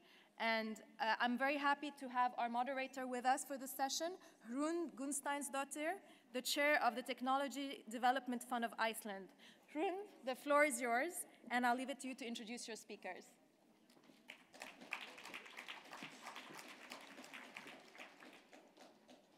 Hi, everyone, distinguished guests. Before I make short introductory remarks, I want to invite to the stage three great women, which are going to be our panelists today in this session. Helen Clark, the former Prime Minister of New Zealand, the former head of the UN Development Programme until earlier this year. We also have with us Lívia Járóka, I hope that's correctly pronounced, who is the Vice President of the European Parliament, and Áslaug Arna Sigurbjörnsdóttir, who is a Member of Parliament in Iceland.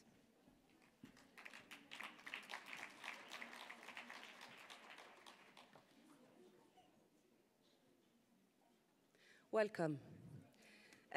Sexism and sexual harassment has been and continues to be a serious threat to women political leaders in their wanting to exercise their full agency and potential around the world.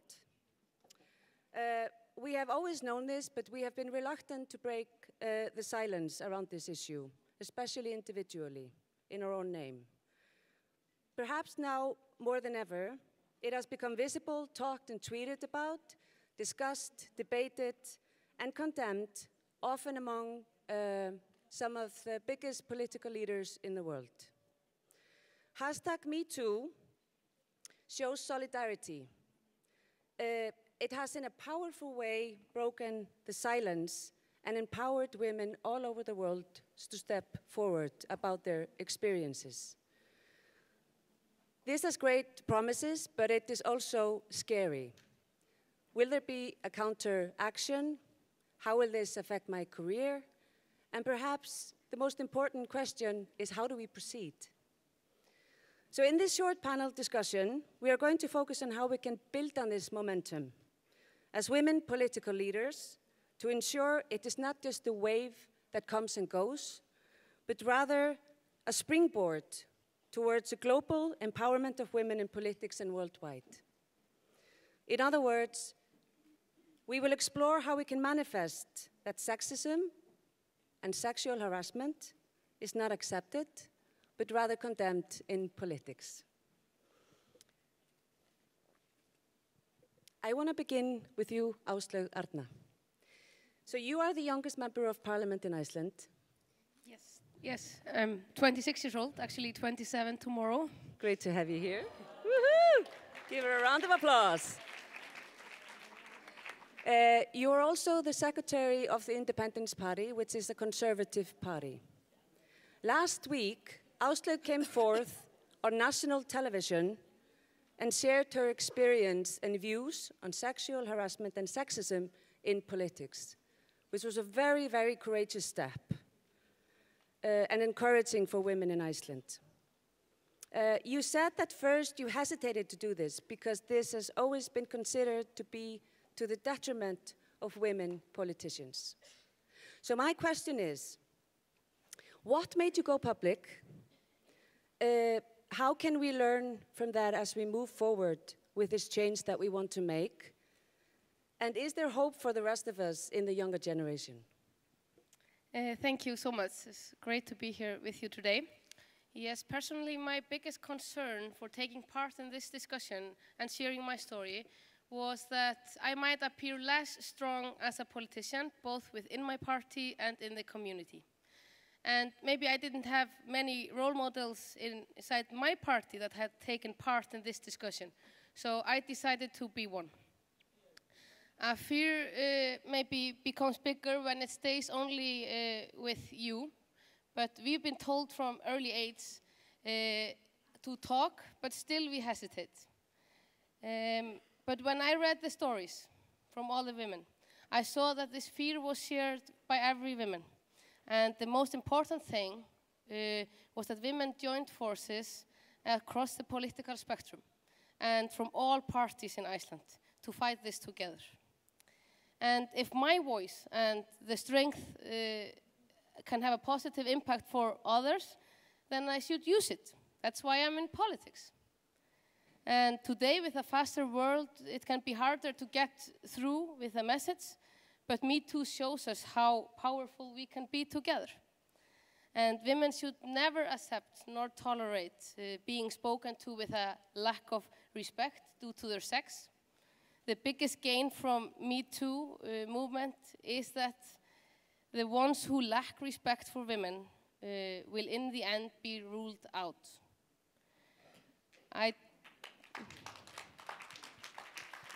And I truly believe that we can fight this together and become stronger. I at least, and that surprised me, I feel stronger than I did a week ago. Thank you. Very good. Thank you for this, Áslaug. And maybe just to add, you mentioned women politicians stepping forward. There was actually just in a matter of a couple of days that around 500 women signed a statement to the Icelandic authorities around the issue of sexism and sexual violence with the hashtag #MeToo. Coming to you, Lívia Járóka. You are the Vice President of the European Parliament. You have an extensive experience in national politics in Hungary, where 90% of MPs are men, if my research is correct. And you have been a strong advocate for gender equality and the rights of the Romani people in Europe. Sexual harassment and sexism in politics is not only a woman's issue, and this is a very important thing to address now that we want to move from a momentum to an actual reality.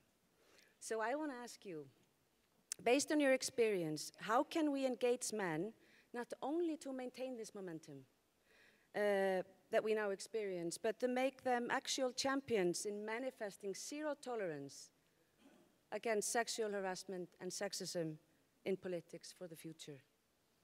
Thank you very much. It's a pleasure and honor to be around you and to learn from you. In the parliament, when I got there in 2004, I was wearing jeans all the time because I was a gypsy girl and I didn't want people to think that I'm in any way interested in anything that has to do with my femininity. So for 2 years, I was wearing really mannish clothes. Nobody was listening to me. So when I changed my dress for women, suddenly my dossier was heard. And then I thought there was something going wrong here. So then I was happy to be the vice president of the parliament, and then I was even happier to see that the boys in the parliament started to take the issue seriously. So in 2014, the president of the European Parliament issued a call for a committee on sexual harassment. So now we have a committee working women, men together inside of the parliament, but with psychologists you can go to any time. There is an office you can go to. There is an appeal email that you can make. Also for assistants, also for MEPs. There is a training that people can take, also the MEPs, also the assistants. Also what we have is we started to poster the whole parliament 1 month ago with pictures on sexual harassment, and I can see that men don't like it, they comment on it. As soon as you enter the parliament, with huge letters, it says 0 sexual harassment. So yesterday I heard the men coming into the parliament saying that, what a bullshit this is all about, this sexual harassment. And then I was thinking, tomorrow I go to this conference, I will tell about you. So basically, it's getting very slow because men feel, even my assistants came up to me saying that, are you attacking me? You know that I'm not that kind of man, and I don't understand why you make it public, why you don't talk to people in person. And I said, wow, come on, it goes much more beyond this. So when Tajani, the president, issued a letter to all of us personally, saying that he's open to discussions all afternoon, please come. And in every single day there will be an office open for this. So since then, the political willingness of the EP became visible also through a report that we made, and now we are asking the national parliaments to do the same as we did in the European Parliament. When immunity ends straight away once somebody gets into trouble or any of these issues, we also try to make sure in the parliament that double victimization is not happening, so we keep everything anonymous as possible, especially for the assistants, because they are extremely scared to come over to us in the fear of losing their jobs. Also, why we ask the other governments to fight prejudice against also minority representatives who are, as an anthropologist I research, that are much more affected by sexual harassment. So we started to diminish the taboos and even say it out loudly. So we put signs how they harassed us, with what words, on the walls of the parliament. So now people are really facing what has been going on under the carpet.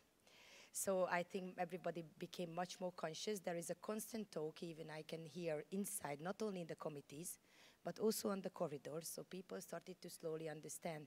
So we united all the women parliamentarians, and next week we are going to form a group when every 4 months we can come together, women, to talk about these issues, how to push men. I think it's extremely important that our partners talk, like my husband and people who lives with us and who knows what pressure we politicians are under. Sometimes we only dare to tell them what happens to us. So sometimes it's very difficult. My way of dealing with it is if many of the men try to kiss me when we kiss here, yeah, just by accident. So straight away, I always say that, look, I'm the vice president of the FEM committee and I'm going to sue you straight away if you do this one more time. This is what I propose you to do as well, because otherwise it's not going to end. They are not going to stop it. I tried to make it in many times, very funnily, in many ways to tell them not to do it. and it has been happening until you say it strictly, that you just cannot familiarize yourself with this. And also I think it's a time to teach our daughters. I have been talking to my daughter, who is a teenager, and she revealed to me what is going on in the classrooms. And I think it's extremely important that we educate them. Thank you so much. Thank you so much, Livia. You have both talked about how important it is to start at home, to speak openly.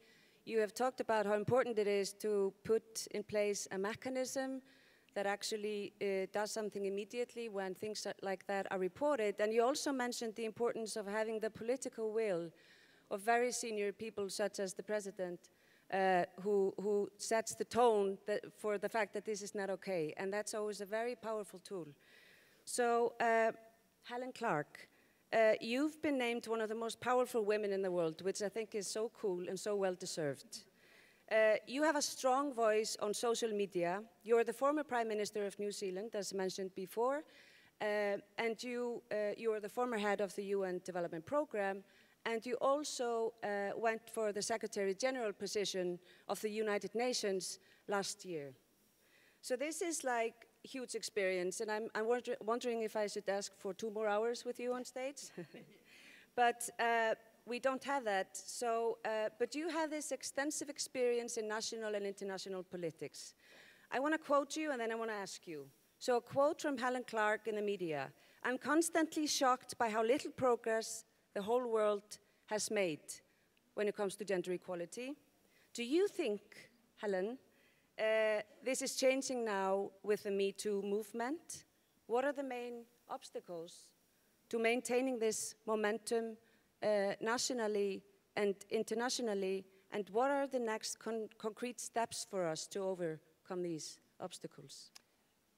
Well, I think if I look at it in generational terms in my own country, and it may have some similarities with other countries like New Zealand, I came from a kind of overachieving generation of baby boomers, and where women expected to be able to do whatever their chosen career was.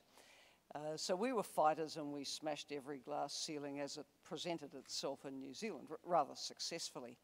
But I think to the point where perhaps the next generation thought, oh, well, the job's done, you know, why are they still talking about these issues?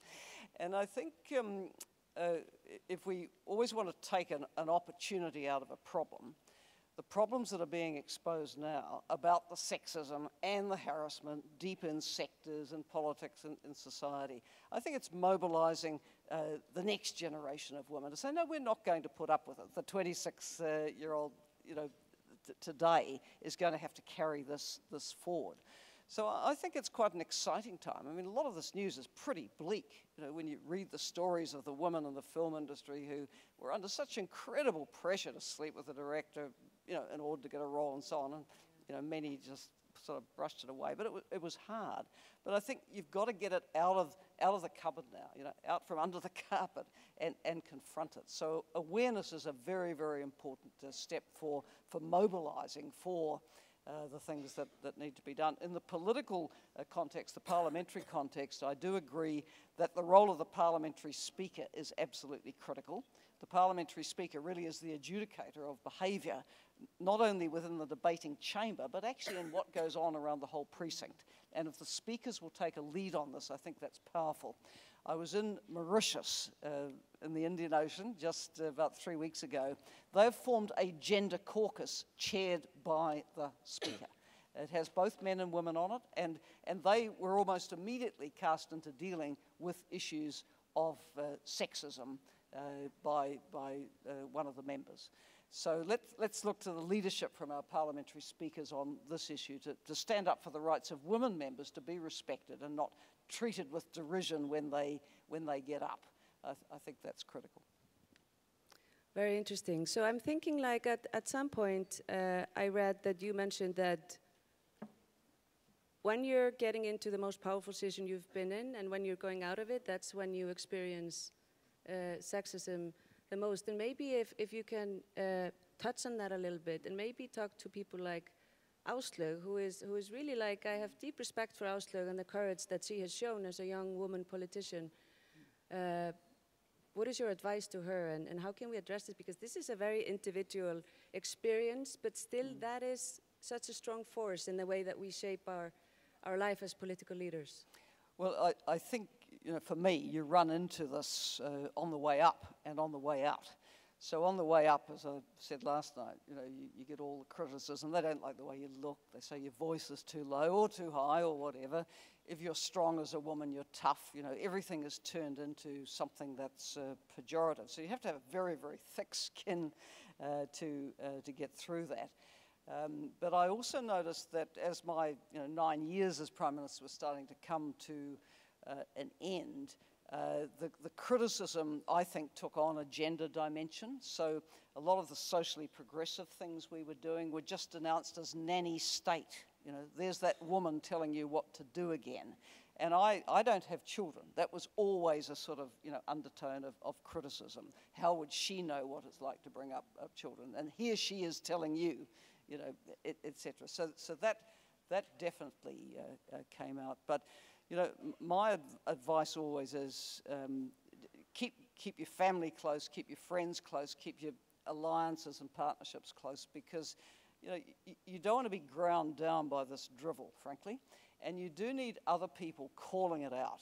I mean, I really haven't involved myself in New Zealand politics since I left being Prime Minister and went to the UN, but in the course of the last election campaign, a new star came on the New Zealand scene. It was the 37-year-old woman who's now the Prime Minister.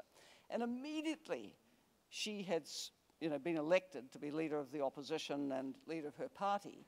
She goes on television, and what I call the shock jocks on radio and television were hurling questions at her like, well, are you going to have children? Well, for goodness sake, what man would be asked that question stepping up to these roles? Are you going to have children? This is ridiculous. So I called it out for what it was, and then they're in this day and age, how ridiculous. And then they started making excuses and saying, oh, we need to know whether the Prime Minister would be able to carry out her duties all the time. I said, well, you're going to ask men whether they're going to have a heart attack and be able to carry out their duties? Are any of us going to end up with some other kind of illness? We have deputies for that. This is not an issue. And I also pointed out the recent experience in the United Kingdom of David Cameron, whose wife had a baby while he was Prime Minister. He took paternity leave. I thought that was fantastic leadership. So I think sometimes it's hard for the woman who is the center of these attacks to take this stuff on, because you end up completely on the defensive, and then they want to define you on that, whereas you've got a much broader message. So I think those of us, who can speak and do have a platform and do get media attention, need to call this behavior out. Wonderful. So our time is running out. It's important to show solidarity. It's important to ask for support. It's important to have your backland when you need that mental, emotional, friendly support from people around you. It's important to look for mentors in the younger generation and the older generation as well. The women political leaders suggest that this year's annual Global Summit use the following statement to declare its view on the issue of sexism and sexual harassment.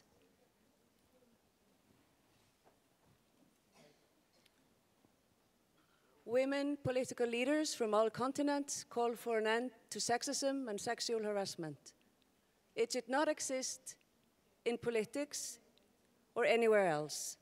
Each and every one of you in this room is an extremely important trailblazer and a role model for all the women and men in the world today. I wish you all the best, and I thank you for listening. Give them applause.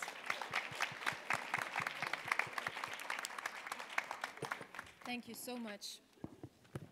Thank you, and this statement is definitely one to keep up and in our mind. While I ask you to leave the stage, there are two housekeeping issues. Wi-Fi, a lot of you have been asking about it. We have a specific channel for WPL. It's WPL, and the password is Summit 2017 with a capital S. So please use this. Also, please use your paper agenda and not the booklet one, as it has the most updated information. It also has the Wi-Fi password right on it. Okay, let's get going. There's a long history of women being both instrumental to peacekeeping, yet often being excluded from it. And to set the context for our next segment on women peacemakers, a keynote by a president who's made both peace and security a recurring theme of her presidency, Her Excellency Kolinda Grabar-Kitarović, President of Croatia. Please put your hands up.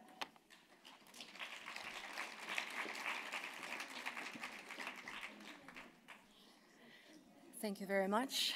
Excellencies, ladies and gentlemen, dear friends, it is a true pleasure to be here with you, more than 400 women from 100 countries today.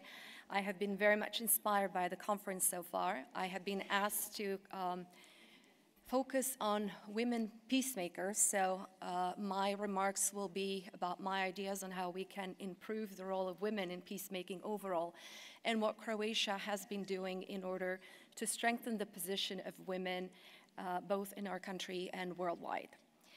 I myself come from a country that was a victim of war, aggression, and occupation, but that has transferred from that victim to an active agent of peace and security, not just in our neighborhood, but also globally as part of UN and other peacekeeping and peacemaking missions, and also from a recipient to an active donor of aid that is in particular focused on empowering women in conflict areas.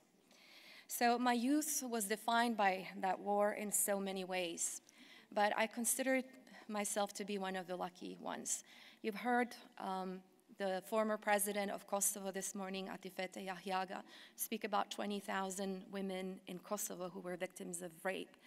Well, equally so in Croatia and in Bosnia and Herzegovina, tens of thousands of women were victims of rape, violence, of stripping of dignity, and where mass rape became one of the weapons of war. And that is unfortunately true still for too many countries around the world. We continue to struggle with numerous conflicts and crises that have resulted in over 60 million people who are on the move and are stranded on the edge of society as long-term internally displaced refugees or migrants in different countries. Conflicts and disasters have terrible consequences for families all around the world, and unfortunately, women and children are increasingly the victims of gender-based violence, rising extremism, discriminatory norms, and stereotypes. Basic human rights are violated on a daily basis, and international commitments and standards are ignored. Although gender inequality and gender-based violence exist in all settings in today's lives in our countries, women and girls in situations of war, conflict, or displacement are particularly vulnerable. As acknowledged in Security Council resolutions 1325 through to 2242, parallel to the protection of women's rights, special attention needs to be put on the enhancement of their contribution to peace processes and in rebuilding their communities. Because women are not just passive victims of conflict and should not be looked at as such only. Women are also agents of change, and we need to put a lot more effort into empowering or fostering that role of agents of change worldwide. It has been statistically proven that when women participate in reconciliation processes and in peacemaking situations, they have much more of a chance to succeed. We need more women in the prevention and resolution of conflicts, as well as in the maintenance of sustainable and inclusive peace. Women are the key factors in preventing violence, particularly sexual violence, managing processes of reconciliation, post-conflict rehabilitation, and reconstruction. Their employment is crucial since they invest the largest part of their income into their families and their communities. More than 15 years ago, we adopted Resolution 1325. But what have we really done to implement it? The problem is not that we lack a blueprint for action. The problem is our inability to use appropriately and decisively all the instruments at our disposal. Our world demands change, and there is hard work ahead of us.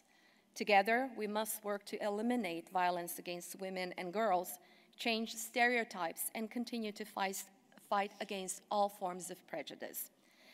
Let me highlight a few steps that I believe that we can and should take together to remedy the situation. First, we need a change in mindsets. We need to build a new political culture conducive to equal participation of women, which aims to change widespread gender stereotypes. Sexual violence is not a fact of war, and stereotypes are not part of one's culture or religion.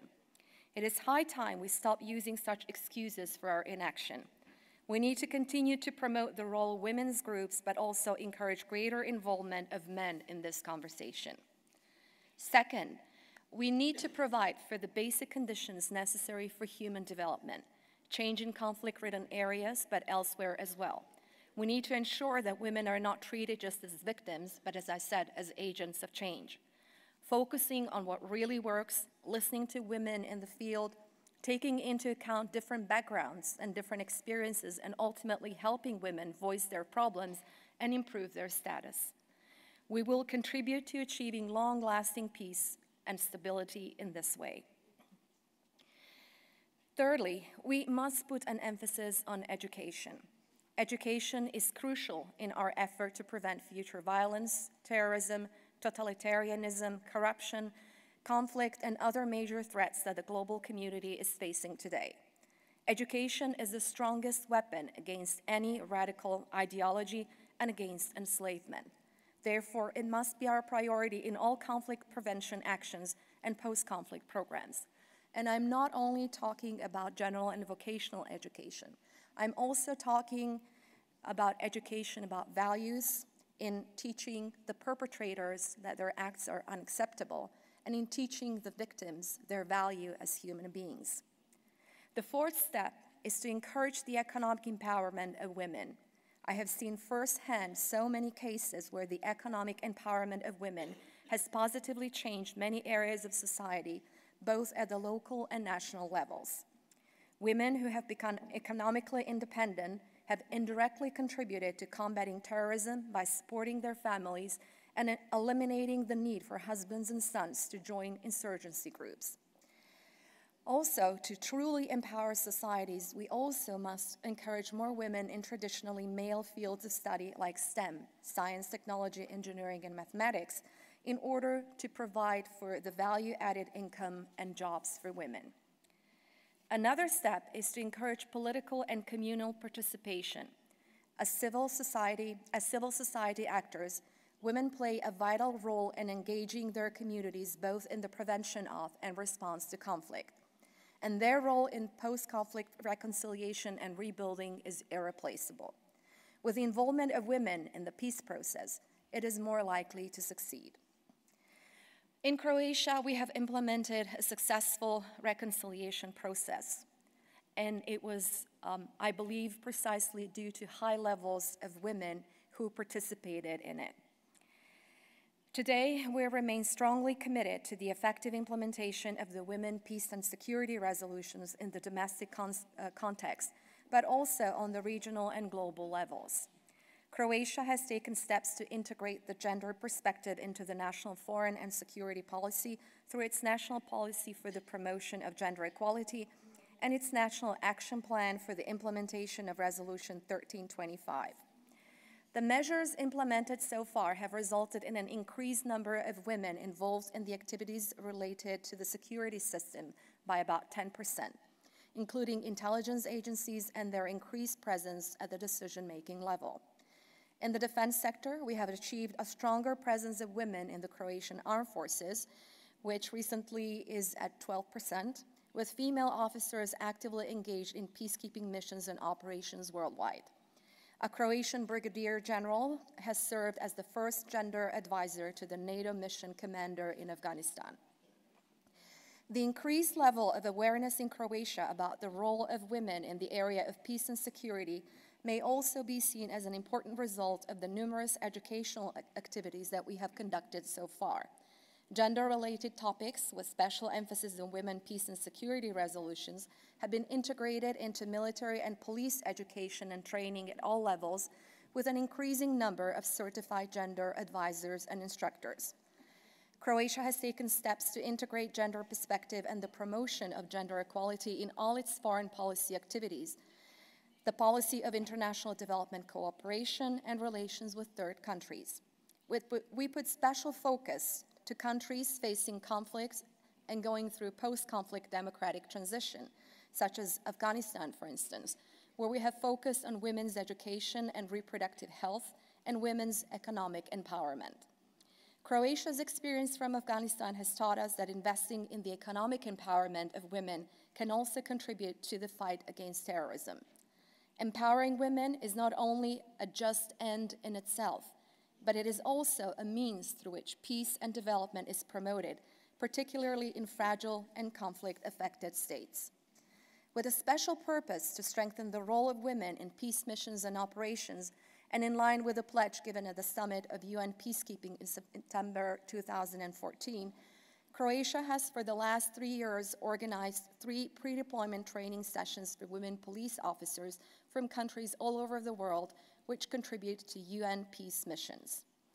In conclusion, today, more than ever, women have advanced to increasingly important roles in the fields of politics, business, and international security. There are new and expanding opportunities for women to participate globally, as they are present in greater numbers both in foreign and defense affairs and now occupy important positions in governments around the world. We work together with men on issues ranging from non-proliferation and terrorism to human rights, development, environmental security, and conflict resolution. But equal representation of women is not yet a reality, especially at senior levels. Having said all that, we must foster ambition. Together, we must support, encourage, empower, and promote women, and especially girls, in their efforts. We need to tell women and girls all around the world that they can do it. As Eleanor Roosevelt said, "A woman is like a tea bag. You can't tell how strong she is until you put her in hot water." And coming back to my statement from the beginning, just being here and seeing all of you here today gives me hope and belief that we certainly can do it together. Thank you.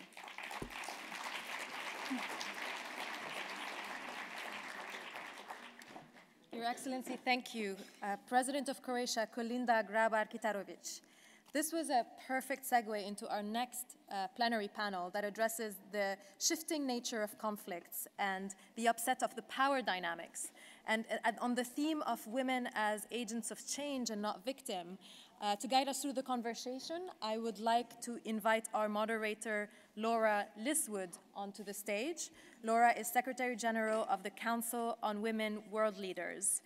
Laura, the floor is yours, and I leave it with you to introduce the panelists. Thank you, Tala, and thank you, President Kitarović. You've introduced the topic very well for us today. Let me ask the panelists to come join us. We have Christine Moore, a Member of Parliament of Canada. Christine?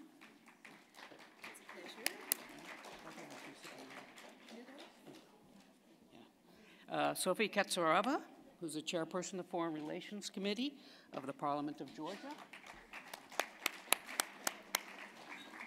Irina Gek. Where's Irina? Yeah, okay. Well, then let's ask Marianne Etibert, who's the Executive Director of MSD from Others, to join us. There we go. And Irina Gek, who's a Member of Parliament of Russia. Thank you. Thank you. All right.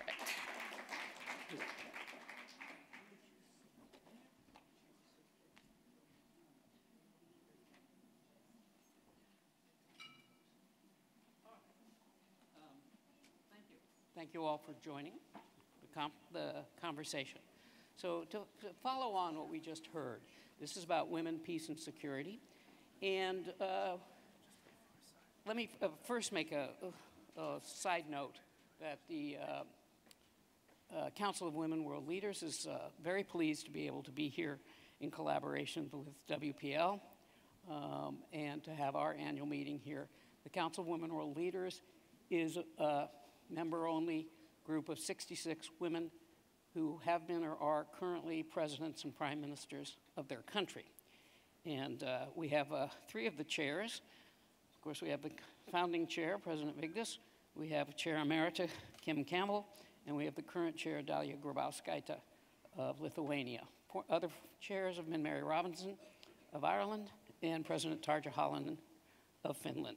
And the Secretariat for the Council of Women World Leaders is at the UN Foundation. So just a brief note on the council itself. So, I don't normally quote former Secretary of Defense Donald Rumsfeld. I just don't.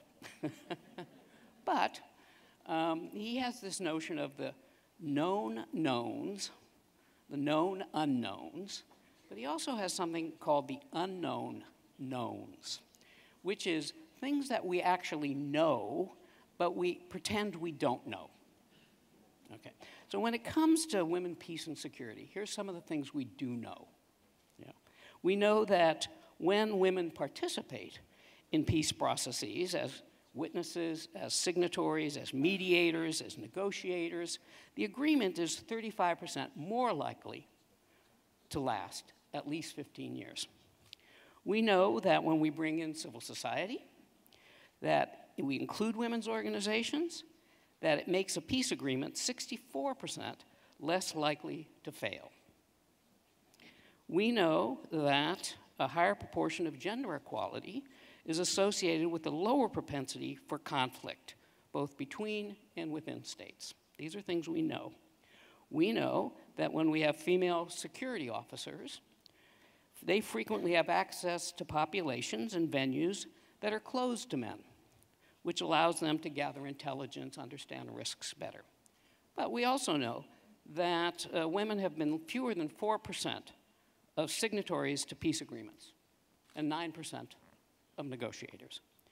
We know that only approximately 3% of UN military peacekeepers and 10% of UN police personnel were women in 2015. So we know all these things, and seemingly we seem to disregard them. So first I would like to ask each of you to make a brief, I will emphasize brief, statement about your thoughts around women, peace, and security, and how we think about changing of the global order, the issues that are currently facing the globe, as we know, and then we'll get into a discussion of how do we, what I call hurry history, how do we increase the number of women? What do we need to do that? So I'm going to start, please, with Christine Moore, the senator from Canada. Hi, this is a great pleasure to be there. I am member of parliament from 2011, and I was also from my 18 years old to 22 years old. I was a soldier in the Canadian Armed Force. So for sure, defense, peace, security, it's something really important for me.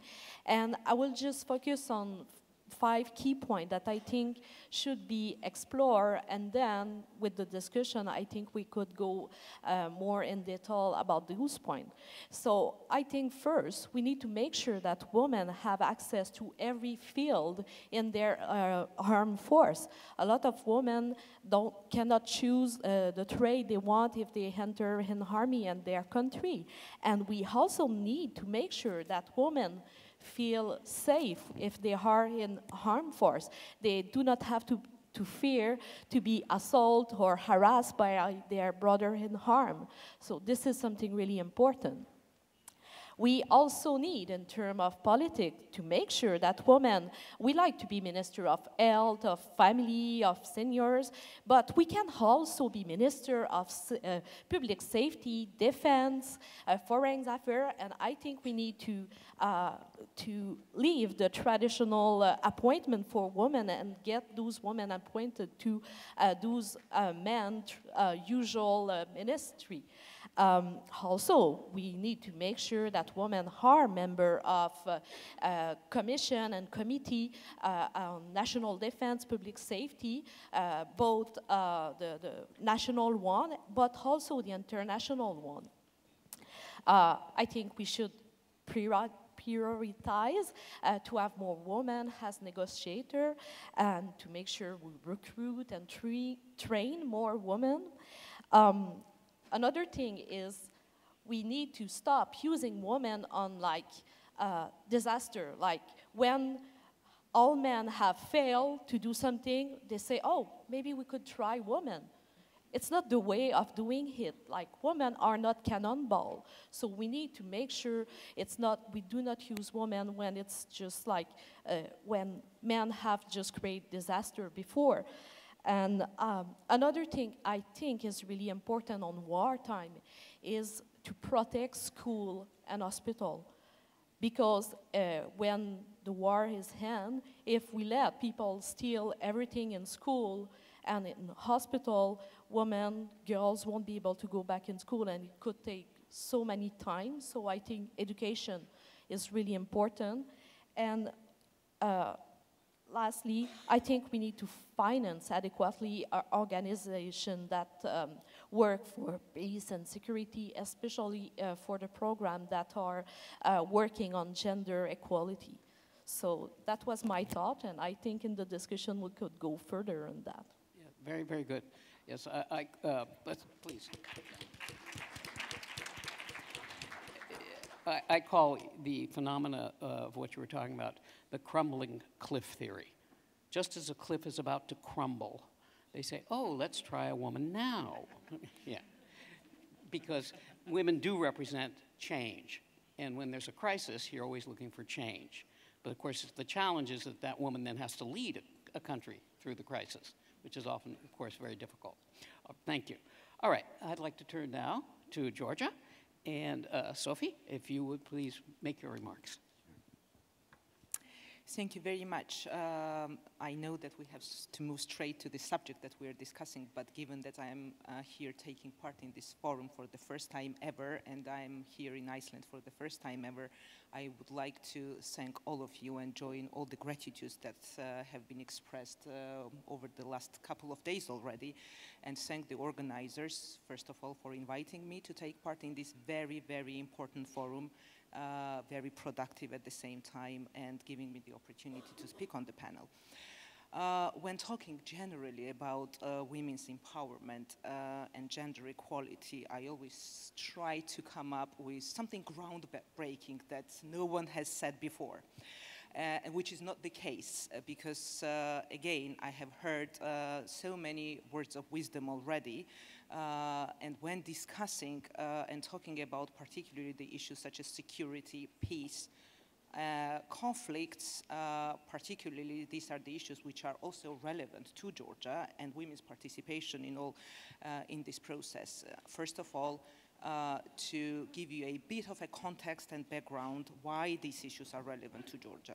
Because security matters a lot and stability matters a lot, and I think our country has achieved a lot in terms of maintaining stability and security in the country against the backdrop of protracted conflict which exists in my country because of the occupied territories that we have on the territory. Hence, all these issues that we are discussing are very relevant, and particularly how we see the women's involvement there.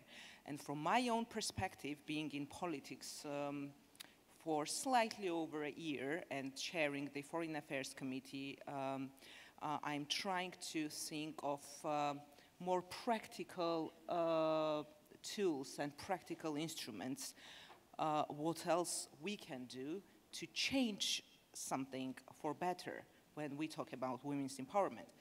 You have just provided us with the statistics, and we all know all of that, and this is being written, and we reiterate all of it.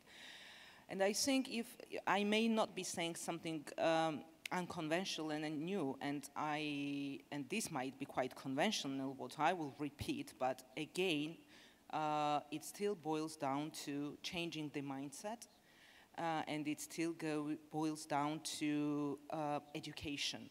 And I would like to quote the former president of Iceland, who spoke very passionately about education yesterday, because I'm also a strong believer of education. Education empowers us. it doesn't really matter whether it's women's involvement in security issues or peacekeeping, and we've spoken a lot already about statistics, but education empowers us all, and we have to do everything to give all these opportunities to girls and to women back in our countries.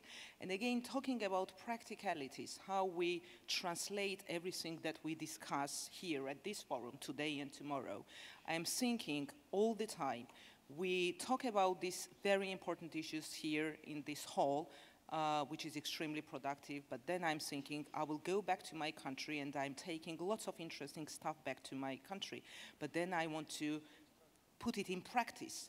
And how am I going to put it into practice? And I'm thinking of specific examples.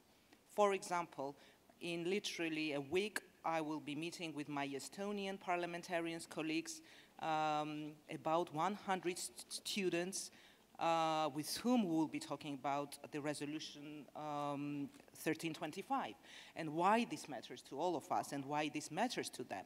So these are the things that I believe will gradually change the mindset. And it's not just the girls that we will be talking to, it will be a mix of groups. I'm giving you this specific example because that's what I'm trying to do and encourage all my colleagues in Parliament, because we are empowered in Parliament to meet as many people as possible. We represent our constituencies, and we believe that we have got that luxury in a way to meet people on the ground and to be the ones who would promote all these important messages that we hear in these important forums and explain to our citizens, to people who ultimately are being affected by all these issues. Thank you. Thank you. I like very much your notions of changing the mindsets and of education, and I think we'll have discussion further about, do we need to change the definition of defense and security and what's included in it. And I think you started us off onto that. Both of you have done that. If I could now ask Marianne to make some comments. Great. Thank you, Laura. And good morning, distinguished leaders and visionaries. My name is Marianne Atiebet, and I'm the Executive Director of MSD for Mothers. You may not know us, but we are MSD's Global Health Initiative that was created in 2011 to ensure that no woman has to die giving life. And I bet a number of you are wondering, what does maternal health have to do with security, defense, and peace? And Laura, I want to bring it back to you and Donald Rumsfeld's comment. I'm not sure if we're one of the unknown knowns or the known unknowns, but I do believe that we have to be part of this conversation. And I do think that if we are to rethink policies for security and peace, that we need to build broader coalitions and really mobilize action to upend the historical ways that we've been thinking about this. I'm also here because we need to get this right. And I'd actually like to ask all of you to stand up. So as I was coming here this morning, I stopped at the registration desk and I asked how many people are registered for this conference. And they told me, well, we don't know the numbers yet, but it's about 400. So I'd like each of you to imagine yourself standing as you are, but also standing next to someone from your country. A mother, a sister, a friend, a constituent, one of the invisible women and girls that you are representing here today. All of you in this room and the woman or girl standing next to you will die today from a preventable cause during pregnancy or childbirth. Every day, 800 women die. And so it's so important that maternal health is an important part of this conversation, because 60% of the women who are dying in fragile settings, whether these be settings of war, conflict, humanitarian crisis, political instability. And unless we get that right, women are going to continue to die, and we're not going to meet our vision. So I'm really happy to be invited here today, and we can all sit now. Yes, we can sit. Thank you.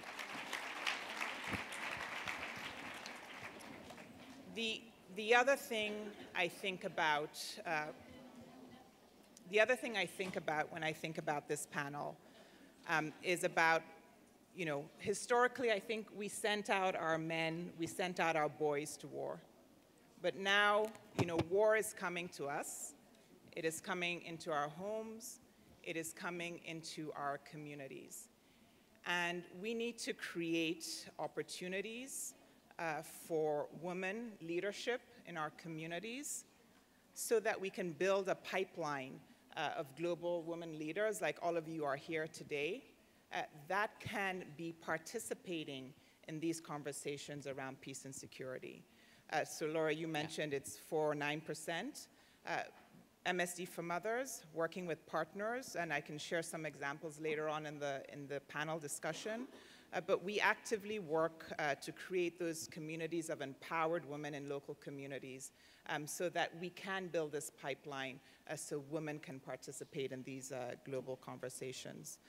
One such example of that we did earlier this year in Malta, where with WPL, we partnered, including with the President of Malta, on the Summit on Maternal Health in Refugee Populations. And out of that came an outcome declaration of how we need to integrate maternal health policies in refugee population policies. And that, I think, is just one example of when we create these platforms and these opportunities to have conversations that integrate maternal health in broader policy agendas, we can actually make a difference. Because coming back to that original point of 800 women dying every day, they're dying from multiple factors. They're not just dying from clinical issues. The solutions are not just going to be health policy solutions. The solutions will have to be broader policy solutions. Thank you. Very good. Very good. I think you raised several issues there. One is the inclusion issue. Who are we including? Civil society organizations, private sector organizations, not just governments, not just those who've already been involved in the conflict. Because I think some of the things we forget about is that there's a danger in homogeneity. If you have the same people fighting and then the same people coming to the solution, you have a danger of homogeneity there going on. So you raised that. You also raised the issue of creating some new structures, because the current structures don't seem to be getting us where we need to go. So we need to create some new structures. So thank you. Rina, the floor is yours. Спасибо. Уважаемые коллеги, в современном мире женщины играют все более значимую роль, активно участвуют в управлении государствами, занимаются международными вопросами. При этом нам с вами всегда были близки идеалы мирной жизни в обстановке доверия и согласия. Сегодня, в эпоху глобализации, терроризм во всех его формах и проявлениях представляет собой одну из самых серьезных угроз миру и безопасности. Любые акты терроризма являются преступными и не имеющими оправданиями деяниями, независимо от их мотивации. Мы последовательны в своем тезисе, что терроризм не может и не должен ассоциироваться ни с какой религией, национальностью или цивилизацией. Мы за принцип неделимости безопасности. Dear colleagues, good afternoon. Women have always been playing an increasingly important role in today's world. They are active in public governance and international affairs. Besides, we've always held to the ideals of peaceful coexistence in an atmosphere of trust and accord. Today, in the era of globalization, terrorism in all its forms poses a major threat to peace and stability. Any act of terrorism is a criminal and an unjustifiable deed, regardless of the reasons behind. We firmly believe that terrorism cannot and must not be associated with any specific creed, nationality, or culture. We stand for the principle of indivisible security. Россия уже давно находится на переднем рубеже борьбы с терроризмом. Столкнувшись вплотную с этой угрозой в 90-е годы, мы знаем, к чему ведет деятельность террористического подполья внутри страны. Сегодня мы практически выдавили террористов из России, но невозможно победить международный терроризм усилиями лишь одной страны. The Russian Federation has long been at the forefront of the fight against terror. Having faced the threat back in the 1990s in our own country, we know from our own experience that a terrorist underground inside the country can lead to.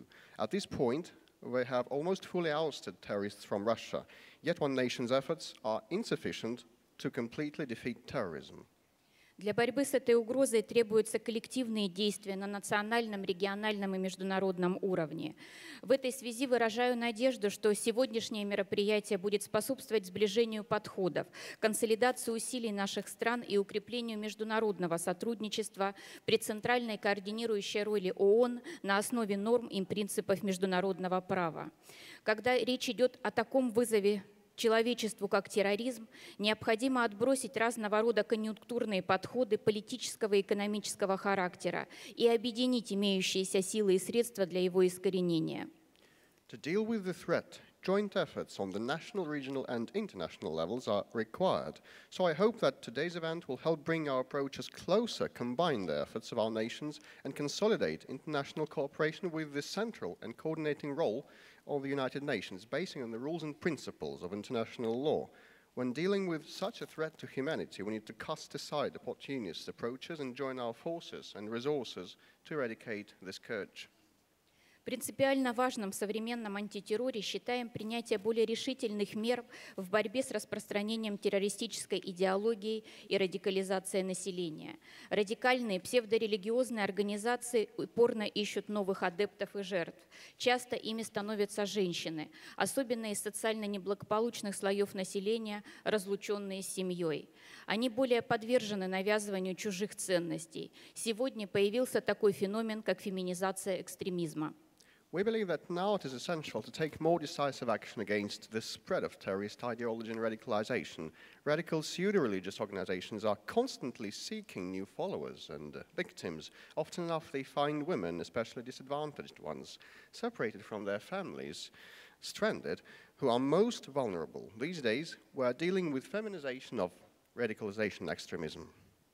При этом все мы понимаем, что современный глобальный терроризм главную свою силу черпает именно от повсеместно и умело распространяемой террористической и экстремистской идеологии. И здесь самая серьезная угроза – дефицит правды, мешающий принимать честные решения. В вопросах безопасности и мира не должно быть места снарядам лжи. We are all aware that now global terrorism derives its power precisely from the aptly and universally disseminated terrorist and extremist ideology. The main threat here is the lack of truth, which makes honest, informed decisions impossible. In matters of peace and security, there can be no place for missiles of falsehood. Недавно наше антитеррористическое и антиэкстремистское законодательство вновь существенно дополнилось. В июле 2016 года был принят так называемый пакет Ирины Яровой, предполагающий поправки в уголовный и уголовно-процессуальный кодексы. Такие изменения продиктованы всплеском террористической активности в мире и необходимостью предпринять дополнительные, целенаправленные практические шаги по защите общества от терроризма. Recently, our country and Russia's counterterrorism and anti-extremism legislation has been supplemented. In July 2016, the so-called Yarovaya package was adopted and passed in Parliament, amending the criminal and criminal procedure codes. The amendments were driven by a recent upswing in the global terrorism and the need for additional targeted and practical steps to prevent acts of terror. Россия обладает уникальным ресурсом противодействия радикализации, состоящим в возможностях широкого и эффективного подключения к задачам контртерроризма и антиэкстремизма, авторитетных традиционных российских конфессий, а также отечественных образовательных, научных и деловых кругов, других элементов гражданского общества в формате государственно-частного партнерства. Well, the Russian Federation has unique resources that could be instrumental in combating radicalization through a wide and effective involvement of our respected traditional concessions, education, academic and business communities, and other elements of civil society. And definitely we should harness and make use of the public-private counter-terrorism partnerships that are our safeguard against terrorism. Yes, very good, very good. Уважаемые подруги, давайте абстрагироваться от прошлого и не ходить по кругу.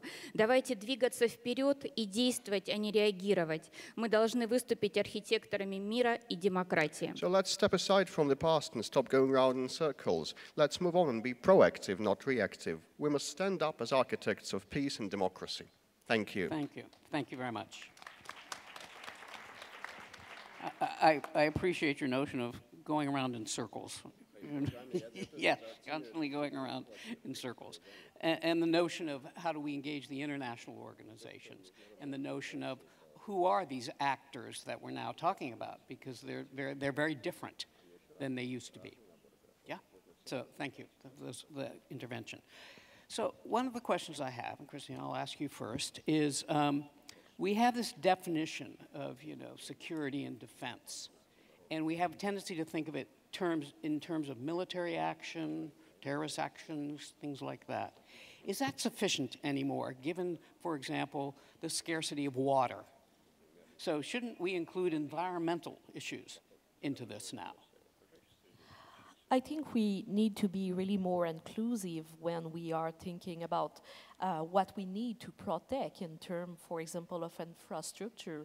Often we protect like the defense infrastructure of a country, and we forget other things. And the example about education is after Iraq, when Saddam Hussein was defeated, we forgot to protect hospital and school, university, and everyone was entering in those places, stealing everything, X-ray machine, everything.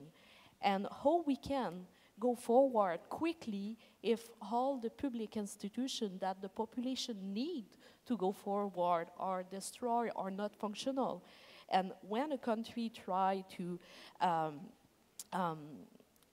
go forward after war, we not prioritize to buy back the stuff in school. He won't prioritize to buy back books. So it's a population that will suffer for years because of that. So we need to focus also in other institutions when it's question of what we should protect in terms of when there's a war going on. And often we protect like the minister and the Ministry of Defense, the military base, and we forget to protect school, we forget to protect hospital, and because of that we have also mothers that die because there is no equipment left. If we need to do a emergency C-sec and there's nothing left in the hospital, we can like do that, and mother will die because of that. So we need to protect more than just like the military infrastructure of a country when it's question of wartime. You know, it's interesting, you said we forget. I suspect that not everyone forgot education, for example, and hospitals. They just weren't at the table when these kinds of things were being discussed. That's the issue. It's not that women and maybe some other men thought about these issues, but they probably were absent from the military discussions and things like that. So it's, again, it's not that these issues aren't important, it's just who gets to speak, who gets to be part of those negotiations, those issues. How about you, Sophie? What do you think in terms of this definition of security and defense? And how, if you have a minister of defense, which P.S. there are very few women ministers of defense, how does the Ministry of Defense need to change its thinking? Yeah. $1 million question. But I kind of, yes, agree what Christine said, and in a way, your comment was in a way an answer to some of the issues that we are struggling to address. But for example, I might be looking at it from slightly a different dimension when talking about security, and maybe it may not exactly answer your question. However, I wanted to make that point, that when we talk about security, security for us, for Georgia at least, is not necessarily avoiding a military aggression just, or it's not something that we talk about external aggression. Security for us is also democracy and building democratic institutions, its economy, its sustainable development, and its equality of citizens and gender equality. A combination of everything that creates security for us. That's probably not something that you've asked me. However, there are questions that sometimes it's hard to give an answer. However, I wanted to give you that kind of dimension, and I wanted to make that point that security has got different dimensions, and these are the ones that I also think are important to consider. Very good. Which I think, as each of us thinks about what our own portfolio is, you know, how then can we impact using our own set of power? Because we all have. Every woman in here has power. Every man in here has power. And how can you use that power to do exactly what you're describing? So very briefly, because we will have to close up. Irina, do you think, you talk about international organizations, and let me give you a statistic which is somewhat relevant, coming from the Harvard Kennedy School research, which has found that with very few exceptions, no parliament gets to critical mass, which is 30%, 35%, without some affirmative mechanism. Affirmative mechanism. Okay. Whether it's a quota or something. The quota system. Yeah, so some affirmative. We call it affirmative mechanisms. Some people call it quotas, et cetera. So I'm suggesting to you, and getting your response, do we need some sort of mechanism in place, and I'm not sure I have full answers to how one does this, which says that there always must be 30% minimum women at these tables. What do you think? Да, спасибо. На самом деле у нас в прошлом году была подписана национальная стратегия в интересах женщин, и она была подписана по инициативе главы Верхней палаты парламента Валентины Матвиенко.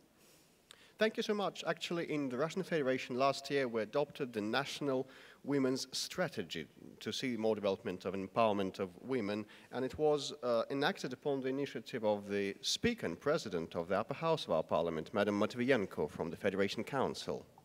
И когда мы обсуждали концепцию стратегии, очень много споров было по вопросам квотирования женщин на уровне принятия решений. And when we discussed the concept of that strategy, a lot of debate was rife about the need for quotas for women at decision-making level. Но все-таки возобладало мнение о том, что сегодня Россия по количеству женщин, имеющих высшее образование, занимает одну из лидирующих позиций. But still, the opinion that still today the Russian Federation is on top of the list of countries where women have higher education. Right.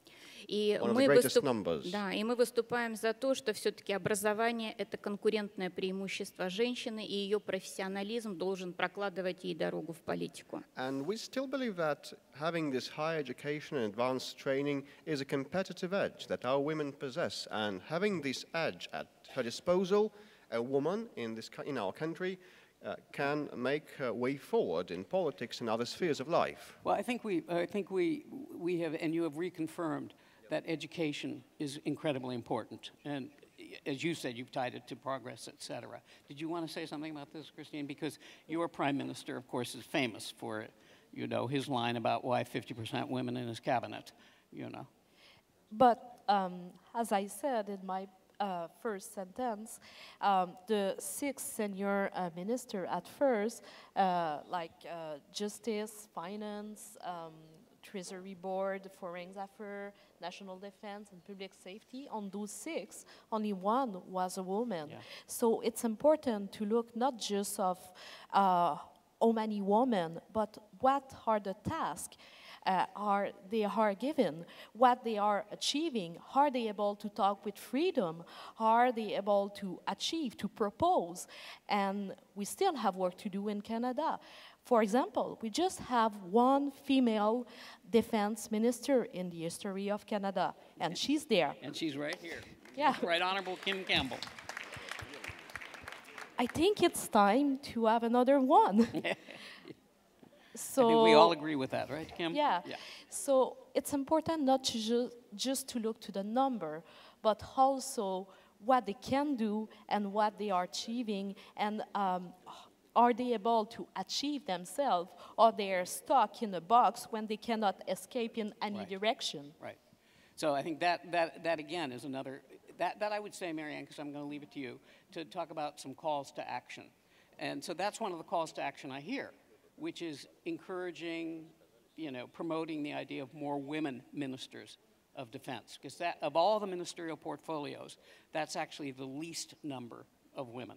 You can easily find women ministers of education and health and ministers of women's affairs.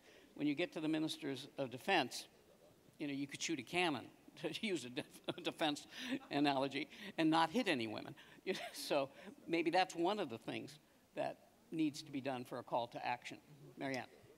Thank you. So, I think the call to action is so important. And I think, Silvana, you said that it is going to take us, 217 years to close that gender gap. We don't have that time. And, we're a room full of women here. We're all sitting at tables. If people are not inviting us to the table, we're going to create our own tables.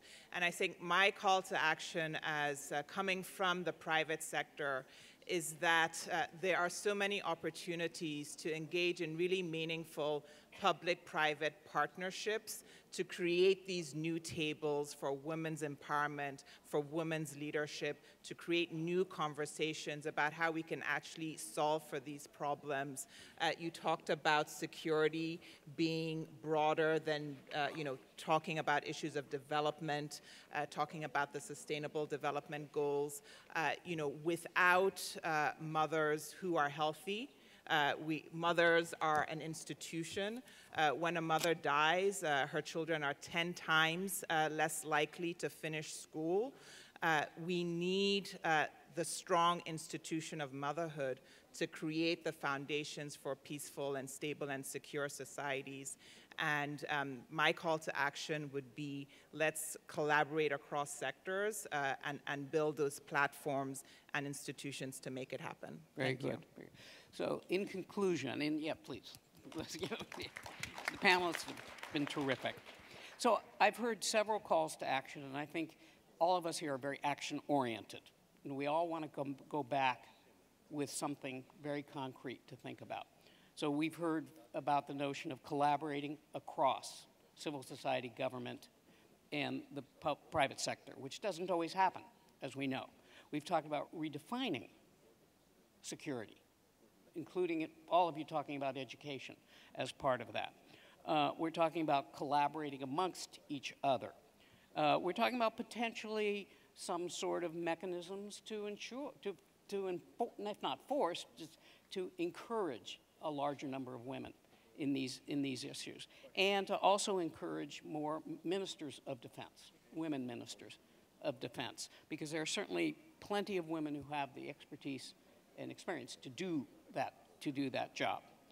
So in conclusion, I often like to say, how does change occur? Because this is what we're looking for, right? Change, massive change. Change goes from the unthinkable to the impossible to the inevitable. For example, a woman president in Iceland. It was unthinkable to have a woman president in Iceland. And then Vigdis decides she's going to run, and people go, no, that's impossible. It's just impossible to have a woman president.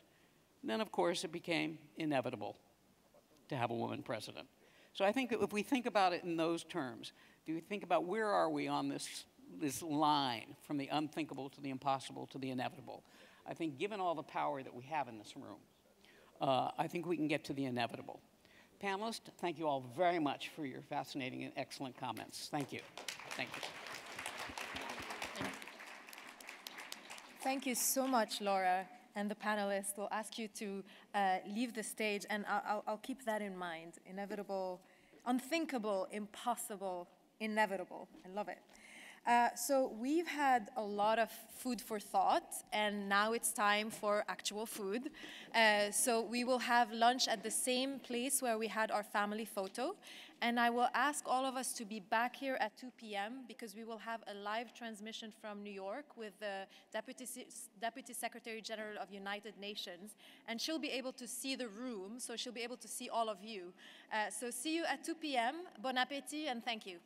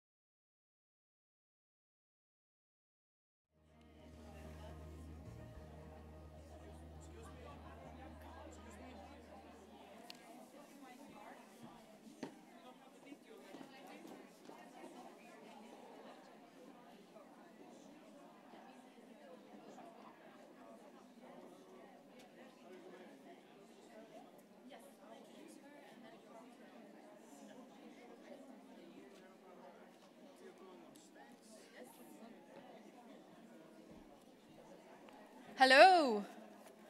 Welcome back. We can do it. We can not fall asleep after lunch, right? Super. Okay, so the first part of our afternoon continue around building together new narratives for leadership. And there are few things that mobilize resources and attention as much as the United Nations global goals.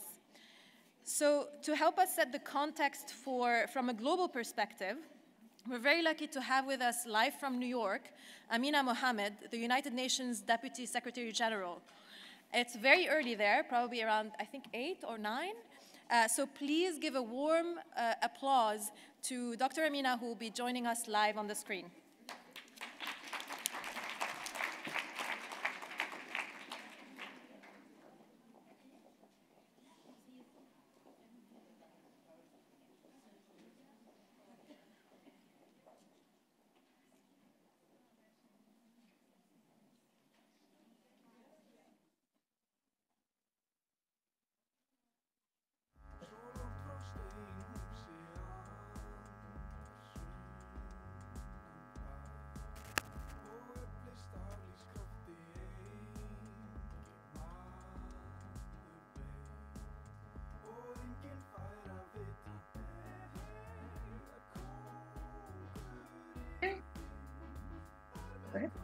Good afternoon.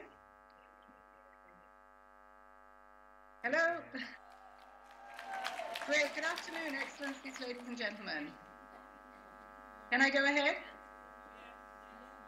Great. Okay. So it's really very nice to see that we can connect with technology with all of you that are gathered in Reykjavik. Let me start by commending Iceland for its commitment on gender equality. You're consistently at the forefront of action for gender equality, and we much appreciate this in the UN.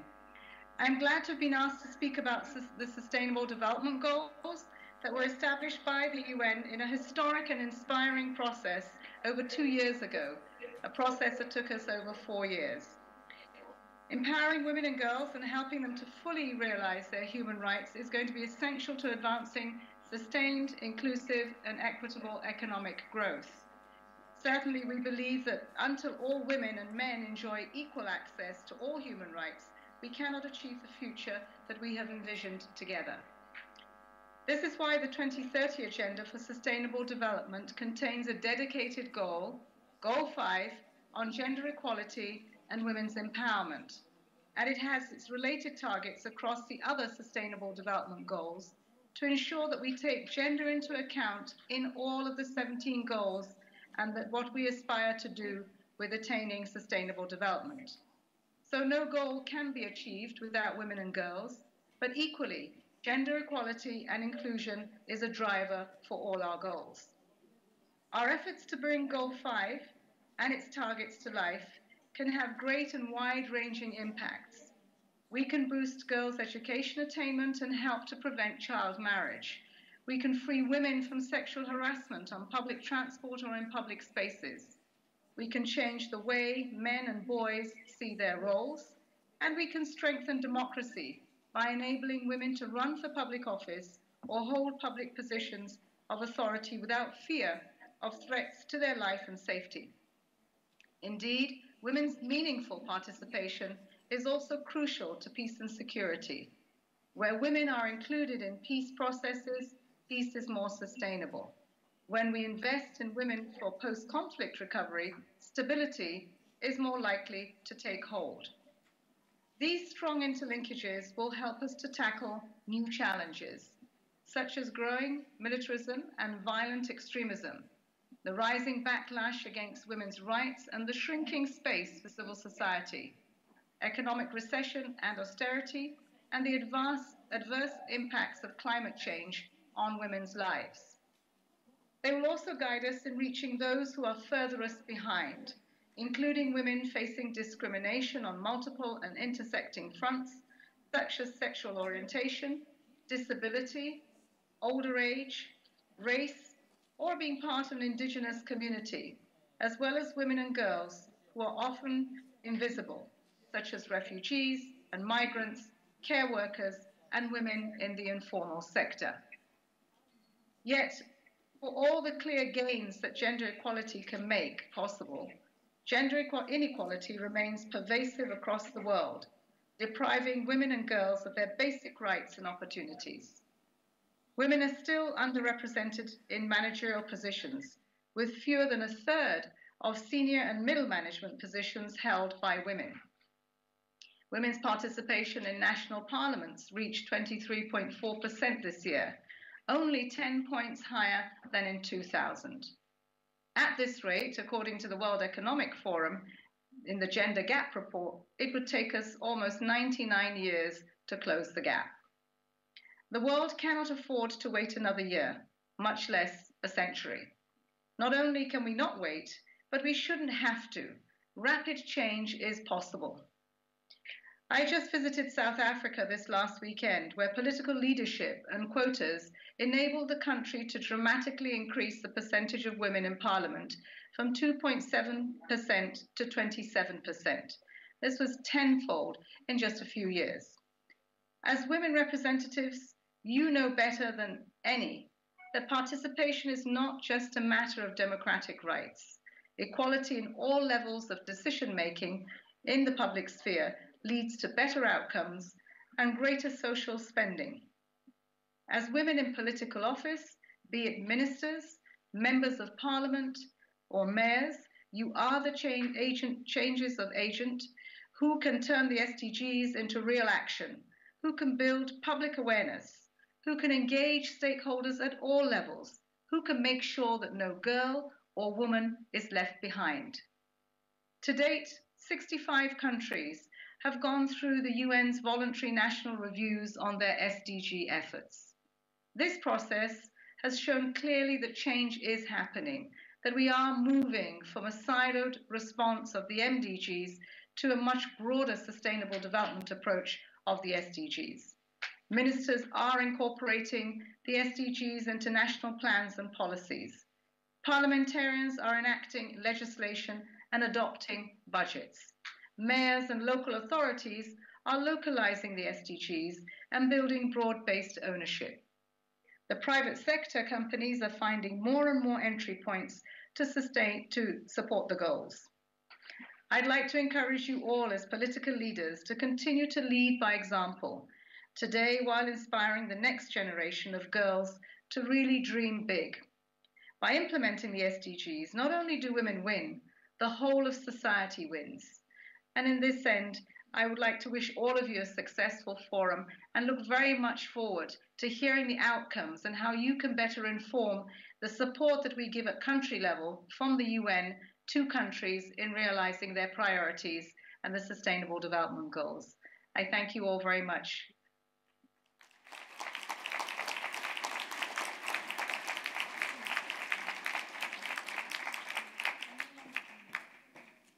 Thank you so much, Dr. Amina. Thank you. Impatience. I think this is a recurring undertone of the day, that it's about time, right? We have now a short, very special 5 minutes power of stories narrative that will give us concrete solutions for what women are pioneering everywhere, and especially in the public sector. And for that, I'd like to invite Lisa Witter, co-founder and executive chairman of Apolitical, to come on stage. Thank you. How great it is to hear from Amina. I don't think she would say this, but I'm pretty convinced that if it weren't for her leadership, the SDGs wouldn't be what they are. So there's women's leadership at its best. So I want to talk a little bit about problems for a second. So you all got into politics because you're trying to solve some sort of problem. So you're going to need a pen and paper for my very short presentation. Have in front of you, write down the main policy problem you're trying to solve. Just write it down. What's the main? There's one big policy problem you're focused on. What is it? Could I hear from a few people? What's your policy problem? In Iceland? Right here. What's the policy problem? Okay. Others, policy problems? There's got to be more policy problems. Anyone working on trafficking? Climate? Sexual harassment?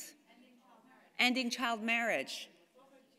Poverty, domestic violence, right to abortion. Okay, we got the problem right here.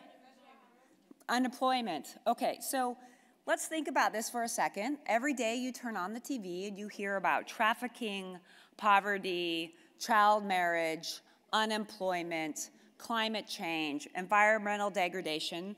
I'm a trained behavioral scientist. What does all this problem talk do to your brain? It hurts your brain. It literally hurts your brain. You begin to believe that change isn't possible.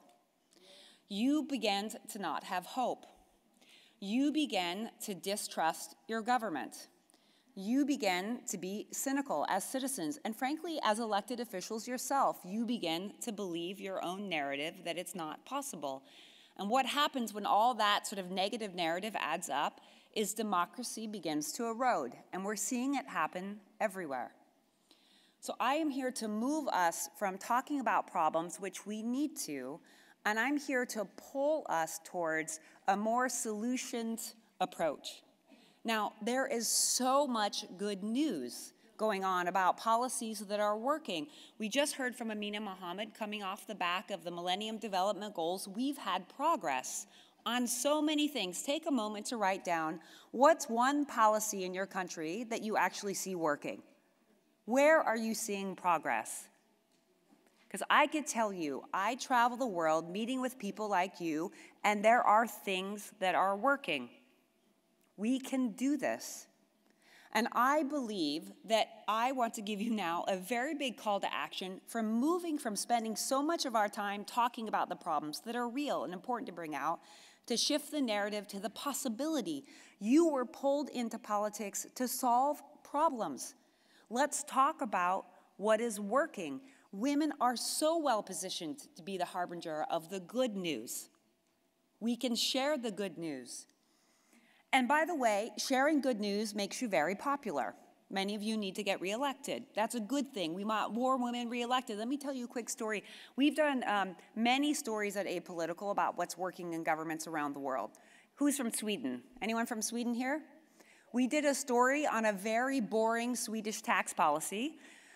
We wrote a little story, it turned into a video, and it's been seen more than 19 million times, a Swedish tax policy engaging citizens. Anyone from Kenya? We did a story on a domestic violence piece that's been seen more than 40 million times. There is appetite in the citizens for what's working. Okay, so I got it, Lisa. We need to talk about what's working. It's popular, it changes our brain, it's more positive, women are well positioned. Where do we find them? Well, we went around the world and we asked people, just like you, where do you go find what's working in policies? Where do you go find someone that's working on the problem, whether it be child marriage or poverty around the world? The number one way they said they found them, anyone want to guess? Google, or they asked their friends. Many of them were women. So what we've done, and for me that's absolutely unacceptable. I mean, the randomness of Googling to find out a policy that's working to end child marriage when we know that there are things out there. So what we did is we founded Apolitical, which if you think about it, it's like TripAdvisor. Anyone use TripAdvisor out there? Meets LinkedIn for government. We think it's crazy that it's easier to find if there's a lumpy bed in your hotel room in Reykjavik than it is if there's a lumpy policy on ending child marriage or stopping sexual harassment. We've built a peer-to-peer platform to help you all, free for people in government, to be able to find the policies that are working so you don't have to recreate the wheel. There's someone out there, maybe in this room, maybe not in this room, that's dealing with exactly the same problems and may have solved the problem. And we want you to help you find that faster. Just a few examples. We write about how there's a program in Indonesia that has seen a 31% in men's attitude increase positively towards gender equality. Why not replicate that in your country? In Uganda, we've seen a 52% reduction in intimate partner violence through implementing a program. Why not find out about that and look if that will work in your country? In the UK and Australia, they have a behavioral science, they have a behavioral change unit that is reducing stigma and sexual harassment. These solutions can spread. So I wore a red dress today because I hope you come to find me to say, this is the problem that we're looking for and where can I find a solution? It's really time that we change the narrative. And if women don't change the narrative towards the possibility, things are going to get much darker. So let's start talking about what's working and come find us at apolitical.co. Thank you.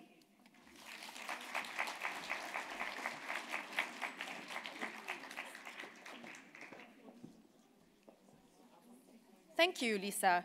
And speaking of platforms and online tools, digital advancements are changing the way our societies, our businesses, our politics work. And the next segment is going to focus on that. We're opening it with a keynote from the president of a country that has embraced technological advancements and positioned itself as a global pioneer in the industry. Please welcome Her Excellency Kersti Kaljulaid, President of Estonia.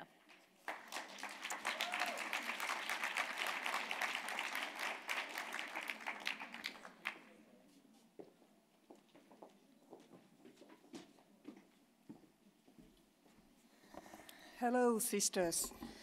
Wonderful to be in front of you and to talk to you about something which was just called for, a positive transformation, a positive change and a positivity. You know why digital is important? Digital is important because it helps us all to leapfrog. It helps African countries to leapfrog into 21st century development levels, and it helps women to leapfrog in the society. You know how it does work? It works this way. Digital takes away geography, and digital takes also away time. Because if you can access school or health services or, for that matter, tax authorities online, then they work 24/7. So if you are a woman, you have your work, you have your home life, you have your family, you have to take care of your kids. So then if your kids are in the bed, then it would be time to pay your taxes, to check something on your e-health registry. Nighttime, well, digital offices are open always. So it's a big enabler for women globally. And they also are near you. If you have at least mobile phone, which even more than 80% of people in Africa now have mobile broadband, even if they only have 1% fixed broadband. It doesn't matter where you are. You can be in rural area, and in the rural area, in the middle of the night, you talk to your government. That's enabler. That's a great enabler. And you know, it's a tactical tool. I'm not going to say that this is in some way strategic, but every little thing helps. And I'm now going to tell you how we did this in Estonia, because I was there. I was advising Estonian Prime Minister at the turn of the century, and we realized that our country is not rich enough to provide services offline to all our people at the level what they were expecting. We were simply too poor a country. Remember, Soviet Union broke down, Estonia regained independence with the minimum salary level of 7 euros. It's now 480. Average salary is 1,200. It's all poor leapfrogging, and a lot of this is digital. We recognize that our people do not have time to go to government offices, and they don't want to go there because they want to do a much more interesting thing.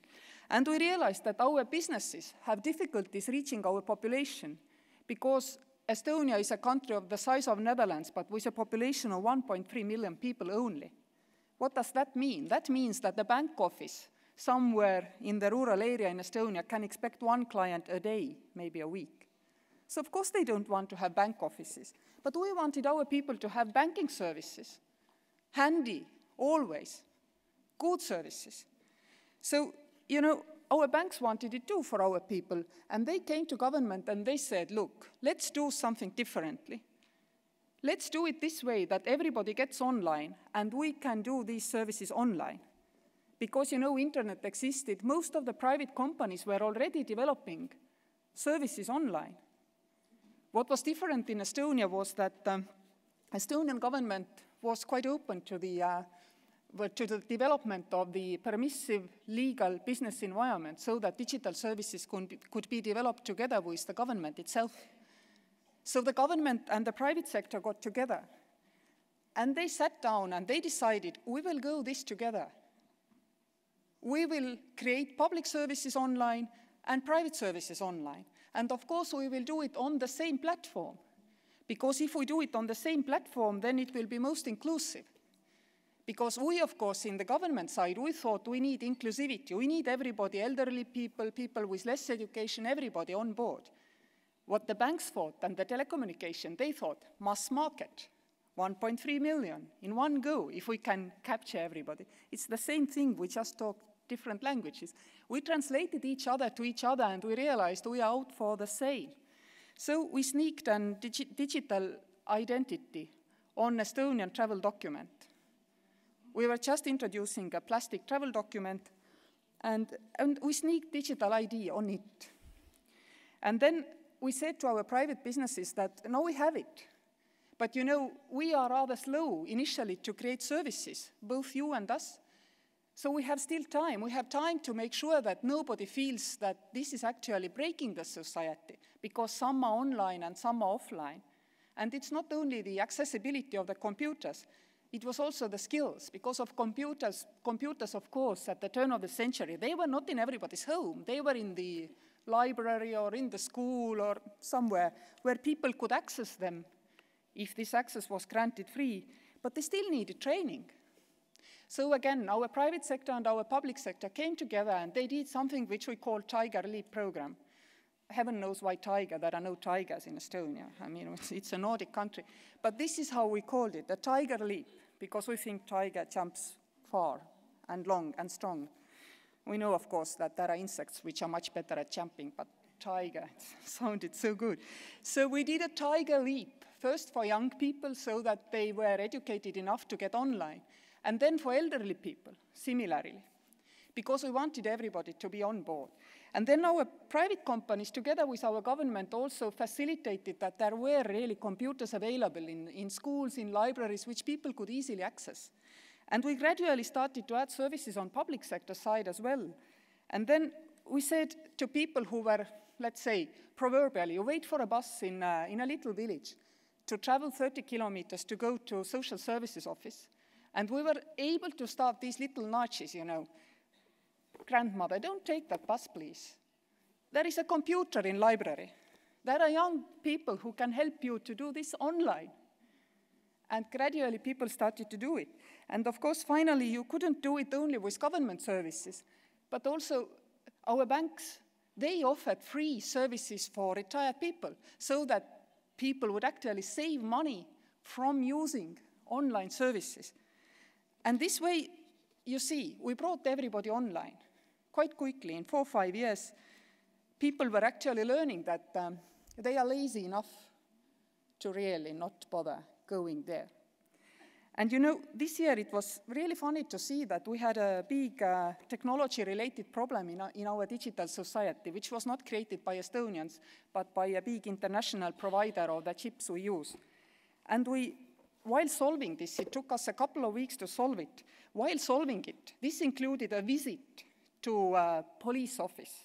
One visit to renew your certificates, to continue using digital services. You cannot imagine how Estonians were complaining. We had to wait half an hour. We had to wait an hour. Once a year, you go to some office and then you wait, and some of them hadn't been for years in any government office. So we now realize that in our society, there is no turning back.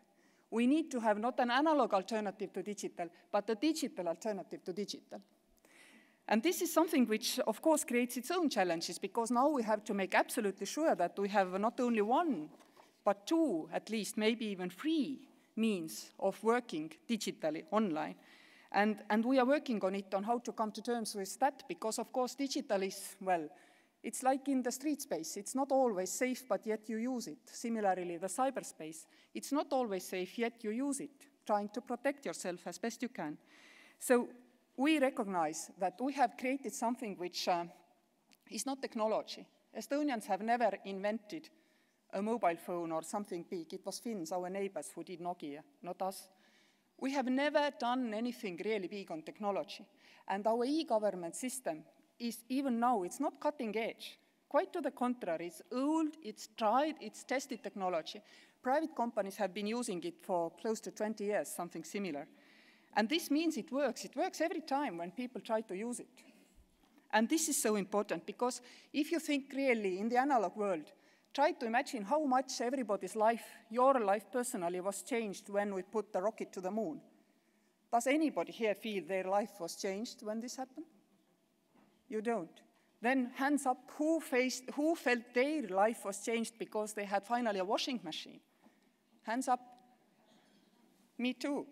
So you see, really not so cutting-edge technology in the hands of everybody is a much bigger enabler for a society, much bigger than the cutting-edge technology in the hands of a select few. And this is what we have done in Estonia. We have relatively cheaply created a digital society. Now, what does it give us? We consider we save 2% of our GDP simply by signing digitally. But what is more important is that our people are safe in cybersphere. Many developed countries yet do not provide their citizens with safe means of identification in the internet. In analog world, it's all very fine and dandy. You have a passport. You show your passport, you know with whom you're talking to. You can sign contracts. But in cybersphere, most governments don't do it yet. Our government does it, so our people are also safer in the internet because we have the digital identity and because we are used to using this as well. What I also want to say to you is that lots of the services can actually run quite automatically, so you don't notice it. There is a big problem in developing countries in getting babies registered. Digital registries would help you with that, but of course your doctors don't want to do it because it's not their job. Their job is to deliver those babies. Our doctors had exactly the same problem when we wanted to create a digital registry for children. They said, we don't want to make one more click to make sure that children get digital identity immediately after birth. So we thought, okay, we'll do it this way. And now you know in Estonia how a digital citizen is born. It works roughly this way. A baby is born, a doctor opens the e-health system and puts in a baby, girl, 3 kilos, 50 centimeters, UPCA rate and 9, something like this. And in the background, automatically, this child already gets digital identity. And now the parents, they don't have to leave the hospital room to give a name to this baby, to start kindergarten registry for this baby, to put the child to register to the school, to apply for social services. Imagine, you lie in your maternity ward and you can do these things. It's an enabler. You can do much more with your time than you otherwise could. And my final word is that in Estonia, we have also realized we are 1 million, but with digital signature, we can look from outside world like 10 millions. You know how? We can give 10 million digital signatures in 10 minutes. We can check 10 million times a registry or sign a contract among each other in 10 minutes. A nation of 10 million can copy us for first 10 minutes. But thereafter, they cannot copy us anymore because we can, in the next 10 minutes, again give 10 million digital signatures. But they need to change location because they need to go to notary or to government office, etc. We don't do it. It's a huge time saver. But time saving is important particularly for women, I would think, because we are so used to doing 10 things at the same time and multitasking and all that. So I feel that going digital, what it does to our society, it is a great equalizer. It is a great equalizer particularly for women, if we play it correctly, if we play it right, if our governments play it in an inclusive way. And our governments are always helped in it by private sector because they want the mass market.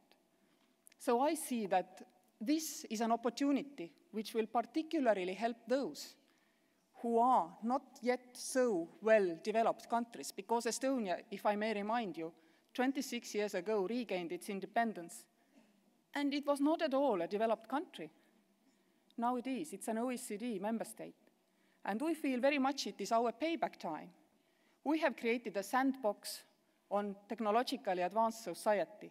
We are learning the challenges and the advantages of these kind of societies quicker than anybody else because we are around that first bend. We are also recognizing that probably 13% of the jobs in Estonia will be gone in coming years because of digital transformation. But if we play it right, we also have an analysis that we will finally end up with 19% of more jobs. So all the jobs will be regained, and then 6% more will be created by having digital technology in the society.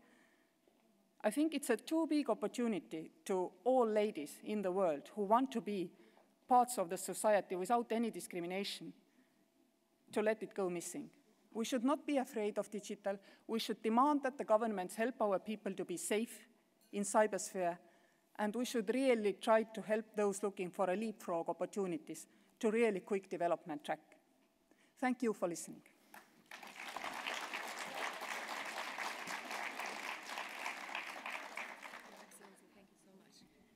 Your Excellency, Kirsty Kaljulaid, thank you so much for telling us about the conditions for tiger leaps and the example from Estonia.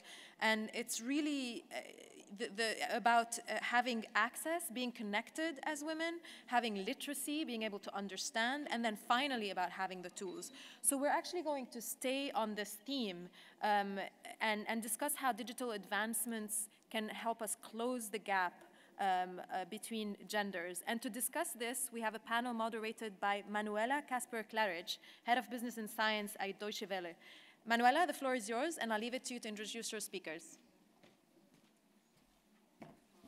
Yeah, thank you, and a very warm welcome from me as well. And I want to say thank you to Kirsty for this impressive track record of Estonia, which you introduced us to.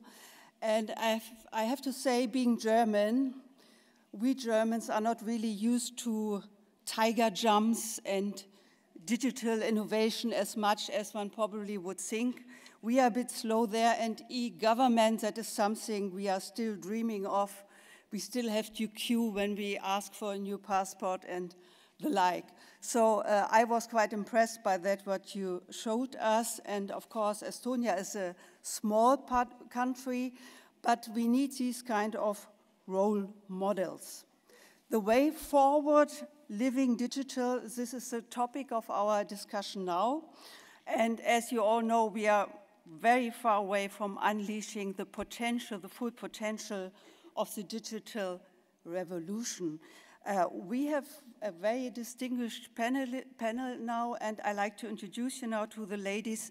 And what we want to discuss is how can we increase the number of women internet users, what challenges lie ahead, and what opportunities as well, of course. So please welcome with me now on the stadium, or on the stage, that's for sure, Ayelet Namiras Verbin. She's a member of the Israeli Knesset. Welcome. Then we have Zayed Gambari, partner of EY from the UK. Welcome. And Marie Jeanne d'Arc, member of the Madagascar's parliament. Beautiful name, I have to say, Jeanne d'Arc.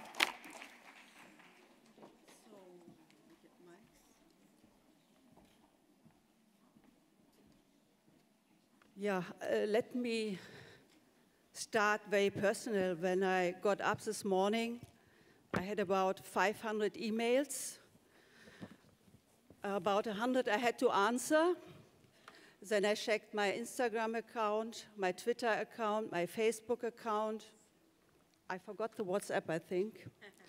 So living digital makes my work somehow faster. If it really always makes it better, I don't know. I'm not sure, to be honest. And that's what we like to discuss now. I'd like to start with you, Ayet. What is your working life, being digital? What does it mean for you? Well, I think living digital makes, we are under the impression that it makes it easier. Thank you, the President of Estonia, for sharing with us what might be the equilibrium, might be the quantum leap or the tiger leap for future life for women. But I wanted actually to speak about the angle, not just from the point of view of the users, but actually from the point of view of the entrepreneurs. Because taking part in digital life, from the perspective, at least from our community, from Israel, being second in the world in the startup nation for women and men, I think that is very, very much unique. And I think the important task that we have to handle is the fact that we need more women in high tech. We don't just need more women who use internet. We need more women to be the entrepreneurs. We need to make sure that women take an actual part in creating this new society. If we are going to a new employment world, and the employment market is changing in a rapid that we would never have expected a few years ago, understanding that and understanding how we're drawing new women into that, that is our main goal, and we haven't been doing so well at it. Why? Because even in Israel, only 6.3% in high tech are women. Now, it is still one of the highest numbers in the world. But the challenge is, how do we make sure that women are not reluctant to raise money? How do we make sure that women have the same network, helping them and assisting them in creating those new digital companies because they have the same network as men?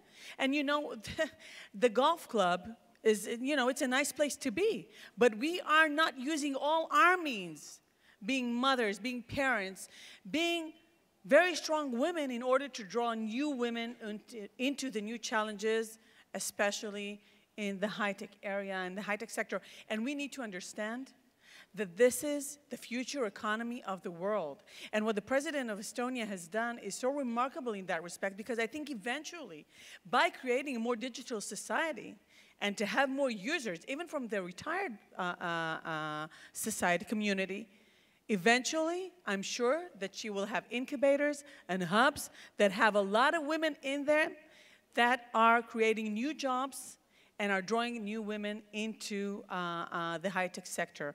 And this is a real challenge. If you don't mind, I would like to acknowledge my peers sitting in the back from Israel, MK Aliza Lavi, MK Merav Ben-Ari, MK Karin El-Arar, and MK Michal Rozin, who are my close friends. You are an inspiration to me. So thank you so much for this opportunity. So do I understand you right that education is the key point? Thank you so much. I forgot the other point. Obviously, the learning experience that you need to create in each country. For instance, in Israel, we are very, very much involved in how do we draw more girls into the STEM. I'm sure, well, at least most of you are probably familiar with this term. STEM means science, technology, and mathematics. And these are, you know, it's very difficult to think because for many, many years, girls were kind of outcast from mathematics. Okay, she doesn't really understand mathematics, but who needs that in the kitchen, right? So we need, you know, this is a leash, this is something, this is a hurdle that we have overpassed ages ago. In Israel, we have special programs funded by the government in order to make sure that young girls are joining STEM studies. We have a young scientists program, and that is very, very important. So the education ministry as well as the science in the ministry are both working together in order to make sure that more girls go into the STEM studies. And that is very, very important because that was something that for many, many years women not just were outcast from it, but the tendency was, you know, the women don't really need it. You know, we don't need girls in it. And the fact is that the only way that the world can go forward, in a world where 40% of the people will provide for 100% of the needs in the economy, and this is the employment market we're going into, we need to make sure that women take a much, much bigger part in that action. And, you know, sometimes we're not, I was very, very diplomatic when I was writing my points, and you know, we didn't want to, you know, when women were talking about money, they wouldn't go into venture capitals, they just don't, it's the same way for women in politics. We don't, you know, we don't want donations, we don't want contributions. I'm sorry. We have to overcome that. We need to be there. We need to lean in. Sheryl Sandberg used this, you know, term, lean in. We need to be at the decision-making table. And decision-making table is difficult. It's difficult to get there, but I'm sitting here surrounded by women who have managed to get to the decision-making tables. So we have no choice, girls. Now we need to draw new women in. Okay, thank you. Saye, how do we get women to lean in digitally? Wow, that's not an easy question. So let me share perhaps also a personal perspective. We've talked a lot today about the barriers that are facing women in politics. Similarly, in business, and I think that's what you're alluding to, Ayla, women in business also face barriers. So I often get told I don't look like a partner from a multinational professional services firm. And I interpret... You're not wearing a suit for a start. For a start, yes. I interpret my many quirks as being that I am young, I am female, and actually quite strangely, in a very traditional business environment, I am one of the first generation of leaders to be digital natives. I'm very upset you forgot the E in STEM, which is engineering, so I studied engineering. And you know, I can code, I can explain what blockchain technology is to you. I won't, don't worry. But that gives me a source of competitive advantage. Now, when you look at much of the stats today, my fear is that whilst we're taking down barriers in certain places, we will create new ones in a digital gender divide. There are 250 million fewer women than men today that use the internet. There are 200 million fewer women than men who have got mobile phones. And if we don't do something about this, the 217 years of gender gap that we have talked about will only get worse, not better. So I agree, education is hugely important. Education in STEM subjects is critical. It's starting from primary school through to university, but also reskilling women. And I think there are two things that will help with. The first one is many of the jobs that look to be automated are jobs that face women.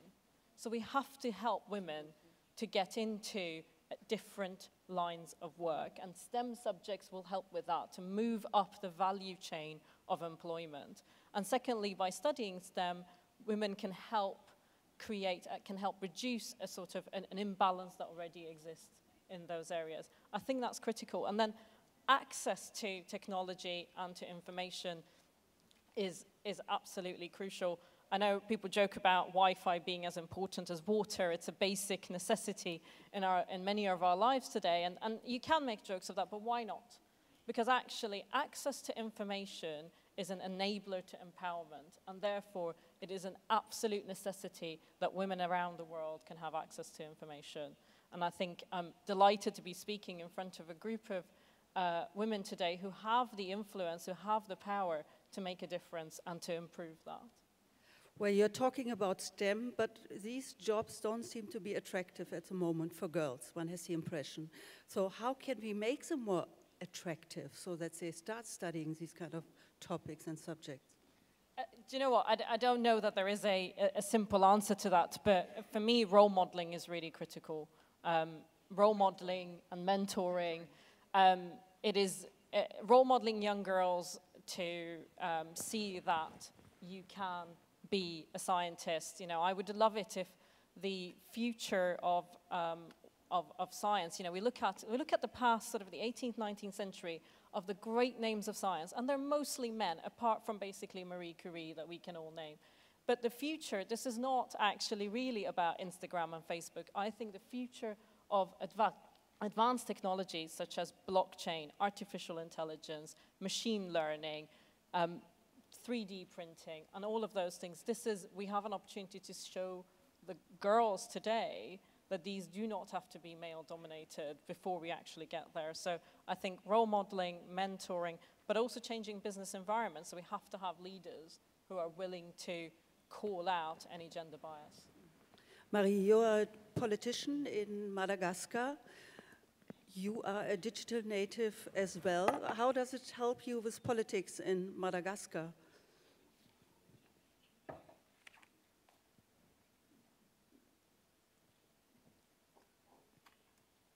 So Marie will speak in French, so translation, please, you CFO.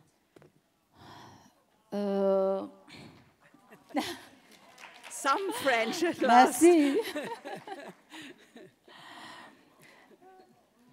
Excellences, honorables mesdames et messieurs, c'est un grand privilège pour moi de m'adresser à des grandes figures comme vous. Madagascar, en termes d'alphabétisation, rencontre encore un problème majeur. En effet, la source même de l'alphabétisme à Madagascar n'est autre que la déscolarisation. D'autre part, les responsables étatiques n'ont pas les moyens pour les retenir ou du moins assurer une éducation accessible à toutes et à tous au sein des écoles publiques. Si on parle des femmes, donc c'est un peu difficile pour nous encore de rentrer dans le... Quand on parle de numérique, il faut parler d'abord de l'éducation.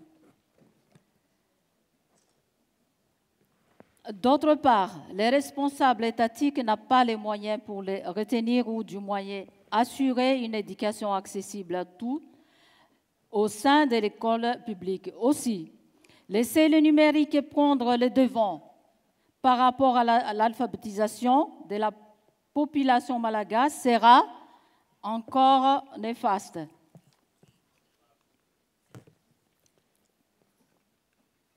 Excusez-moi.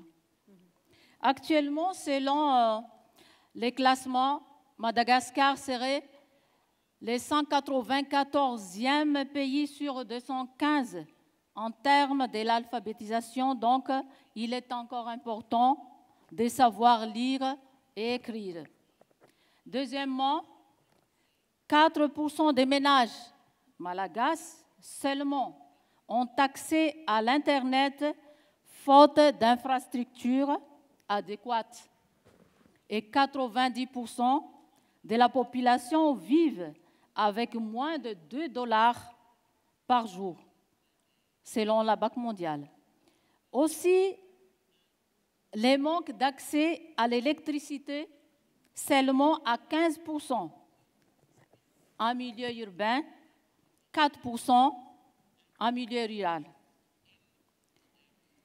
Mais pour cela, il nous faut des ressources et des moyens, non seulement financiers, mais aussi en temps, car cela nécessite beaucoup de temps. Pour cela, notre pays est encore loin de suivre l'évolution mondiale du numérique. Aussi, je demanderai à vous, en tant que femme, leader politique mondial, de m'apporter votre soutien pour faire face à les fléaux. L'accès au numérique pour tous est une priorité et nous le savons très bien. Par contre, nous ne sommes pas sur les mêmes pieds d'égalité. Ce n'est pas honteux de le dire car c'est la réalité. Malgré les efforts dans le cadre du projet numérique pour tous, initié par notre président de la République, son Excellence M. Hera Dzonar-Mapian, on est encore loin de s'en sortir.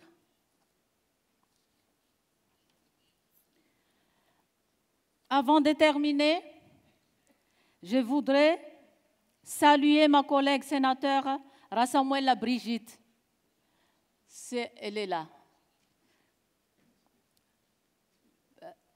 Qui fait partie de notre délégation malgache avec moi.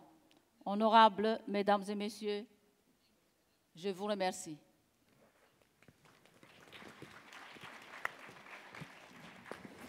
Yeah, we heard the situation is very difficult, not just in Madagascar, obviously. In many countries, only 46% of the world population have access to the internet. So how can one help? What should be done in these countries? Well, that is obviously the most challenging issue of all. But the understanding must be that the creation of digital companies, more startups, creating incubators even in those countries with the assistance of the world, where we have more initiatives of that sort. I can tell you that Israel, for instance, is working very intensively in Africa in order to make lives in Africa better, to have more engagement and more access and more literacy. Just regular analog literacy as well as digital literacy. So that is something that I know that we have a lot of cooperation, international cooperation regarding to, and a lot of effort should be invested in that. So we spoke I think all of us spoke about the access to money, about eSTEM, which is very very, very important. We spoke about the mentors that are also important. But the understanding must be that the best ideas are coming at the most unexpected moments. And the thing about Digital Life is that it also pushes for more social equality in senses which we have not thought of before. Because in Israel, we have two sectors that weren't in the employment market as much as the other sectors. That is the ultra-Orthodox, the very religious people in Israel, as well as the minority, the Arab minority, who were not as involved in the employment market as we would want them to. And the amazing thing to see is that the next best idea doesn't matter. That's the thing about Digital Life. It doesn't matter who created it. It doesn't matter if it's a man or a woman or a baby who you would not see in room full of men. You would only see that in a room full of women, and that's very exciting for me to see, because that's, by the way, one of the most challenging things is that the work-life balance. But if I would tell you just names, you know, off the top of my head, Orit Chashai, Chedva Klin-Handler, Ula Bahar Salame, these are women who had an idea.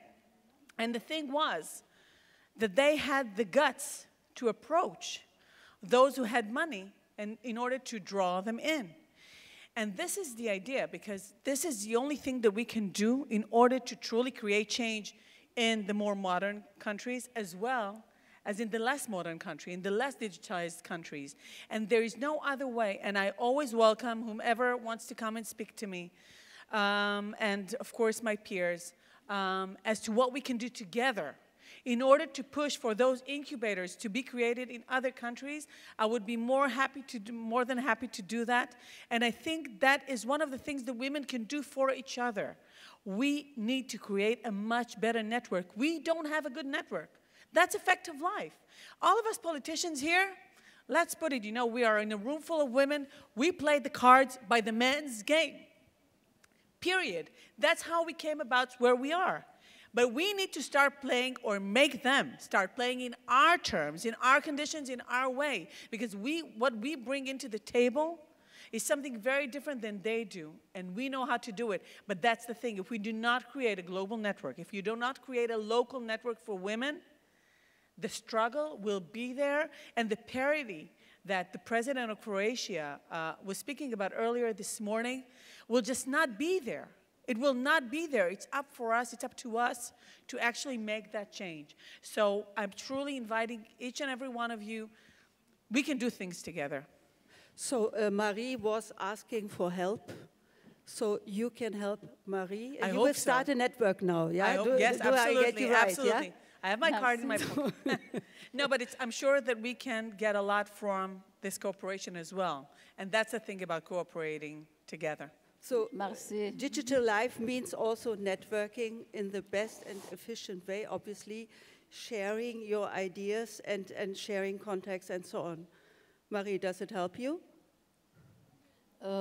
Merci, d'abord, merci beaucoup. Et c'est pour ça que je disais tout à l'heure que j'ai la chance d'être ici avec vous pour s'exprimer, pour dire... je ne voulais pas du tout dire qu'on parle de numérique ici, je vais être dans le même rang que les autres qui sont déjà en avance que moi, parce qu'il faut dire la vérité. Parce qu'on ne va pas solutionner si on ne va pas dire la vérité. Donc là, j'ai un peu de courage, j'ai un peu de la chance pour rencontrer ici. Vous tous, il y a beaucoup de honorables amis, voisins. Vous êtes tous déjà partis avant nous, donc il faut nous aider. Pas seulement financière, mais même pas financière. Je vous demande l'idée, comment on va faire l'échange. Qu'est-ce que vous avez fait pour aller de l'avant? Qu'est-ce qu'on va faire, nous, les pays qui sont dans le pays sous-développé? C'est ça que je suis ici. Merci bien. Okay. Saye, let's talk about the so-called leapfrogging model, where all technologies and business models are simply skipped. Landline telephones, going directly to mobile phone, forget about the internet, just use the mobile. That can help women as well, also when they start to businesses and so on. Is this a chance for women digitally? I think so. I think Kirsty put it so well earlier. This is this could be the greatest disaster for women, or it could be an opportunity to leapfrog. Because all research shows that the effect of the technology is going to affect women more than men, to the point I was making earlier about automation and so on. But women can use this to leapfrog instead. And I think, you know, Marie, you spoke about telling the truth, and I think to tell the truth, the reality is this isn't going to be easy. Some of the changes that we are seeing today, the digital revolution is the greatest revolution possibly in 70,000 years of human history. So I think we have to tell the truth that this is not going to be easy. And it requires cooperation at all levels. So to your point about networks, I don't think this is something that governments can do on their own. I don't think it's something that politicians can do on their own. I think you need all of civil society, and you need the private sector also to support, and this has to be done in cooperation.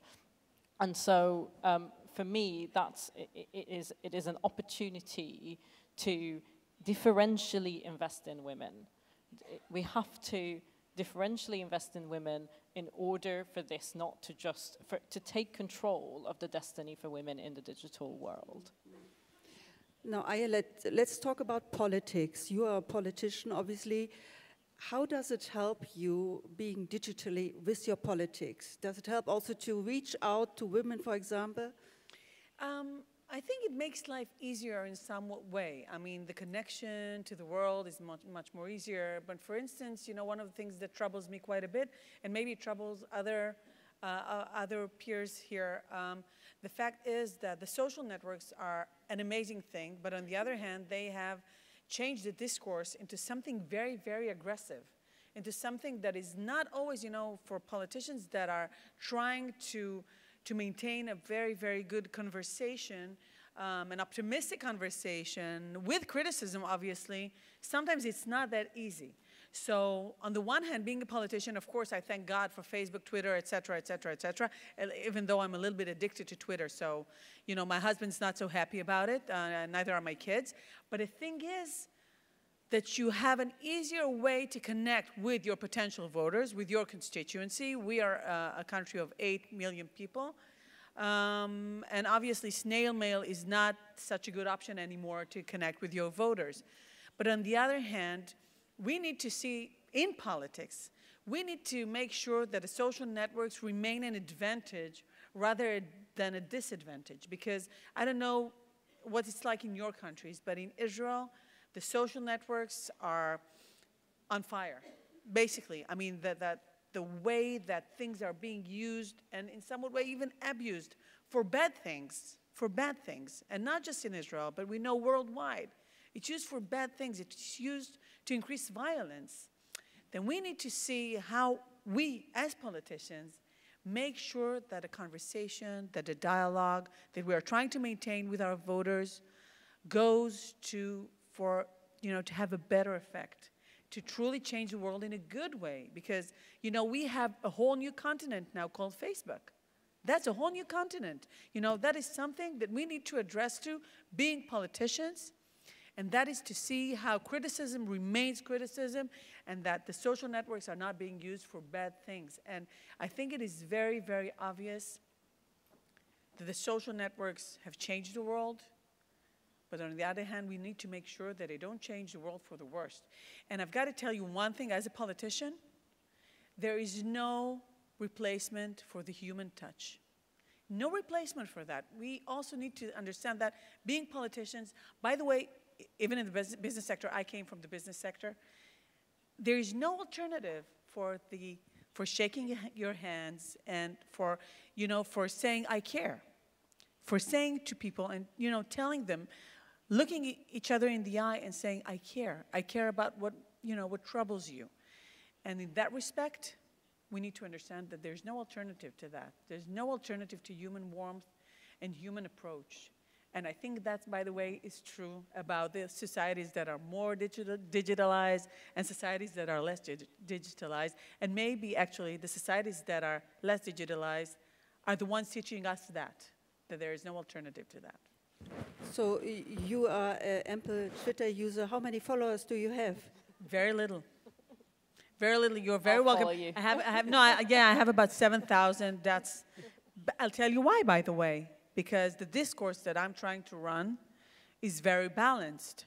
I'm a opposition member, so I'm very much against the government, but I'm trying to maintain a very polite discourse. So Okay, nobody likes a polite discourse in the social network. Let's have a small discourse now, because actually I'm not supposed to interact with the audience, but I see one hand up all the time, and I want to give you the opportunity to say something. So please be so kind and introduce yourself. I think you have to come to the stage, and you will get a mic from us, and just to make your point.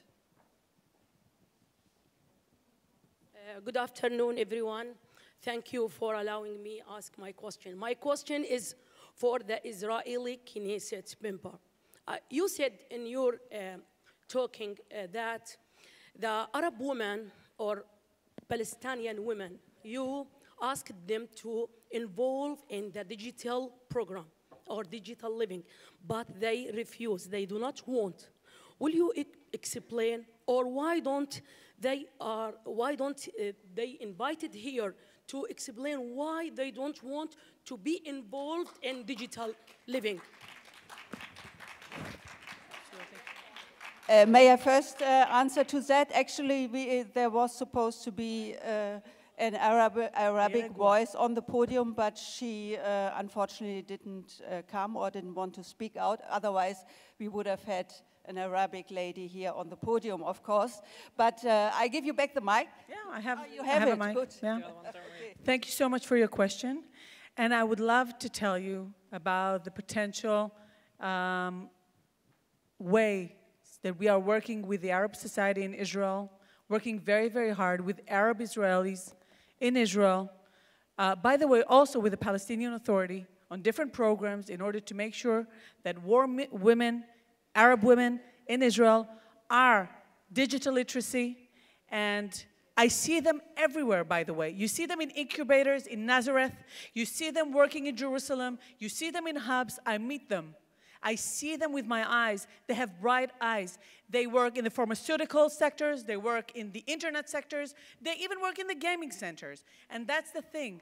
It's not the question of allowing. It's a question of us pushing them and helping them to get out and to make sure that they are a part of the employment market. And Israel does just that. And that is the thing. There is no one woman in Israel that doesn't have the opportunity.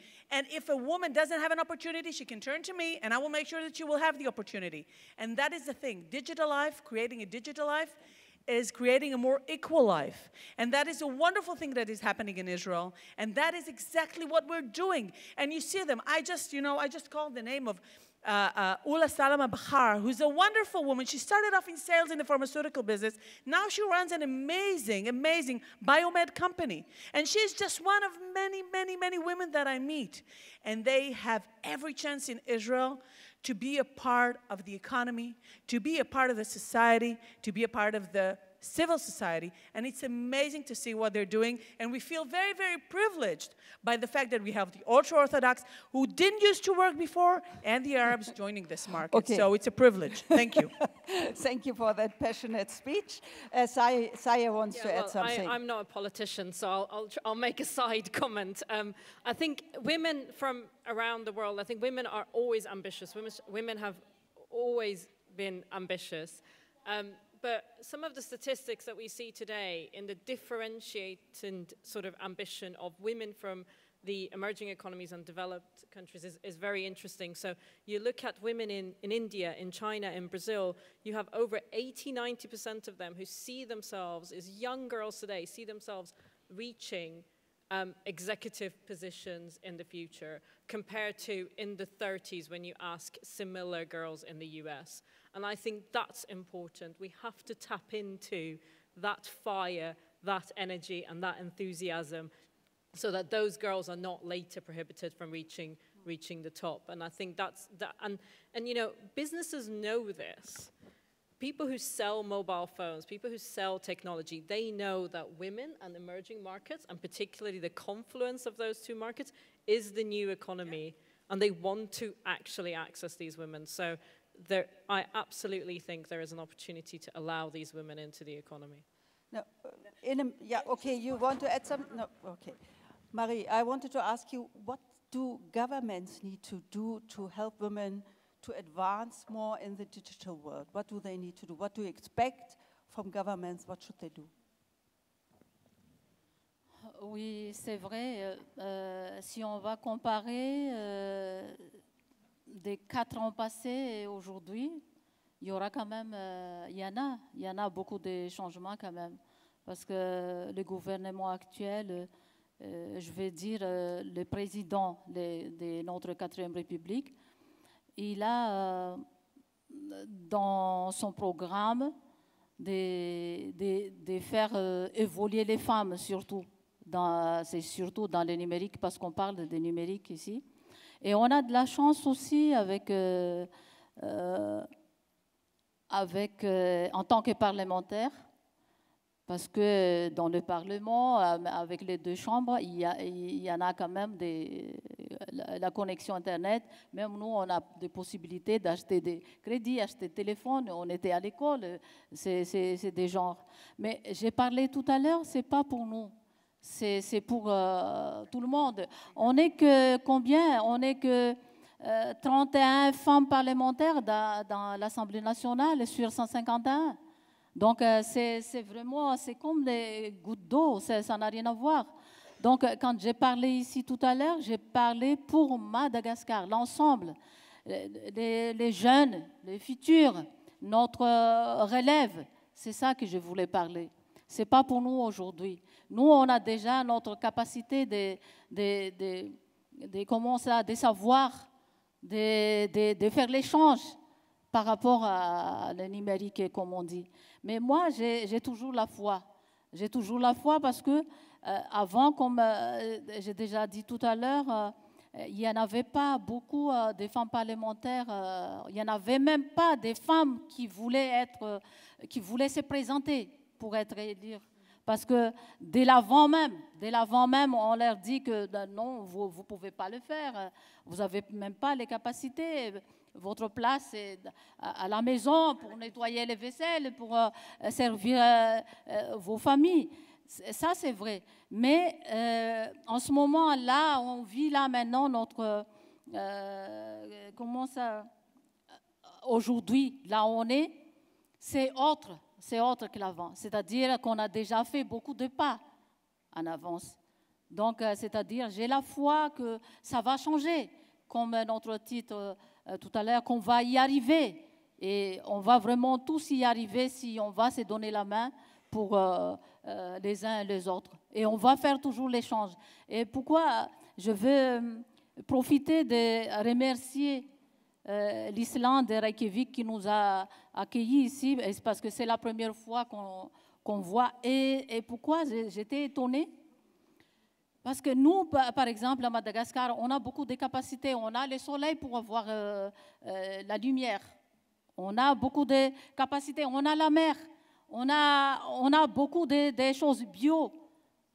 Mais ici, je vois que je ne sais pas si c'est peut-être 6 mois sur 1 an ou c'est 8 mois sur 1 an qu'il y a toujours la neige. Mais quand même, c'est avancé. C'est avancé, Islande. Et c'est comme ça que c'est beaucoup, c'est un autre avantage de voyager pour voir comment ça se passe les autres pays. Et je remercie aussi, je profite aussi de remercier à Madame Silvana, notre présidente de WIP. Elle est là, parce qu'elle nous a fait découvrir le monde en tant qu'ambassadrice des femmes comment c'est, Women in Parliament pour Madagascar. Donc, je veux dire, on est là, c'est pas par hasard. C'est pas par hasard qu'on est là. On nous a choisis, c'est vraiment, nous les femmes qui sont là, on va se considérer qu'on a de la chance parmi tant d'autres femmes qui voulaient être à notre place là maintenant. C'est comme ça que je dis, les messages que je voulais passer, nous, on va se donner la main, on va s'entraider. C'est peut-être que ce n'est pas nous-mêmes, nous les femmes, mais on va demander aussi nos hommes. Parce que s'ils voient que nous, vraiment, notre souhait pour développer notre pays, je ne pense pas qu'ils vont être les barrières Parce que nous, s'il y a toujours, je veux dire, s'il y a toujours l'inclinaison, je veux dire, s'il y a toujours que la femme et les hommes ne travaillent pas ensemble. Même nous-mêmes, on ne peut pas travailler ensemble, nous, les femmes, toutes seules. On a toujours besoin des hommes à côté de nous. Donc, on va s'entraider. On va dire à nos hommes qu'il faut qu'on s'aide. On va aller de l'avant. On va y arriver et on va vraiment y arriver. Nous, les femmes, merci bien. Thank you. Thank you. Yeah. I'm quite amazed how much passion goes into the digital topic here. With being such a female audience, I mean, this is great, and I see still many hands being raised and ladies wanting to say something. If I may, I give one more mic to one more participant, who was really urging me. I know there are more. Okay, please come ahead and please be so kind and introduce yourself. Merci beaucoup. Je suis Lilia, députée du Parlement tunisien. Au fait, ce sujet m'intéresse énormément parce que je sais que la vitesse avec laquelle le monde est en train d'évoluer est infiniment grande. Que le numérique maintenant... We can't really hear what you're saying. No, just if you talk to us, then we'd have... Okay. I'm sorry, I apologize, but otherwise... Okay. C'est-à-dire que ce thème, le numérique, est un thème réellement actuel. Et que la vitesse du monde, maintenant, elle est exponentielle. Et que si on ne fait pas quelque chose pour les femmes et avec les femmes, on va voir ce gap s'élargir. Et je pense qu'on devrait penser, en tant que Women Parliament, à faire des programmes pour les femmes. Et comme objectif, on doit se fixer un objectif. Nous devons lutter contre l'analphabétisation numérique des femmes. Parce que moi, je viens de l'Afrique, je suis tunisienne, je suis nord-africaine. Et l'Internet n'existe pas partout.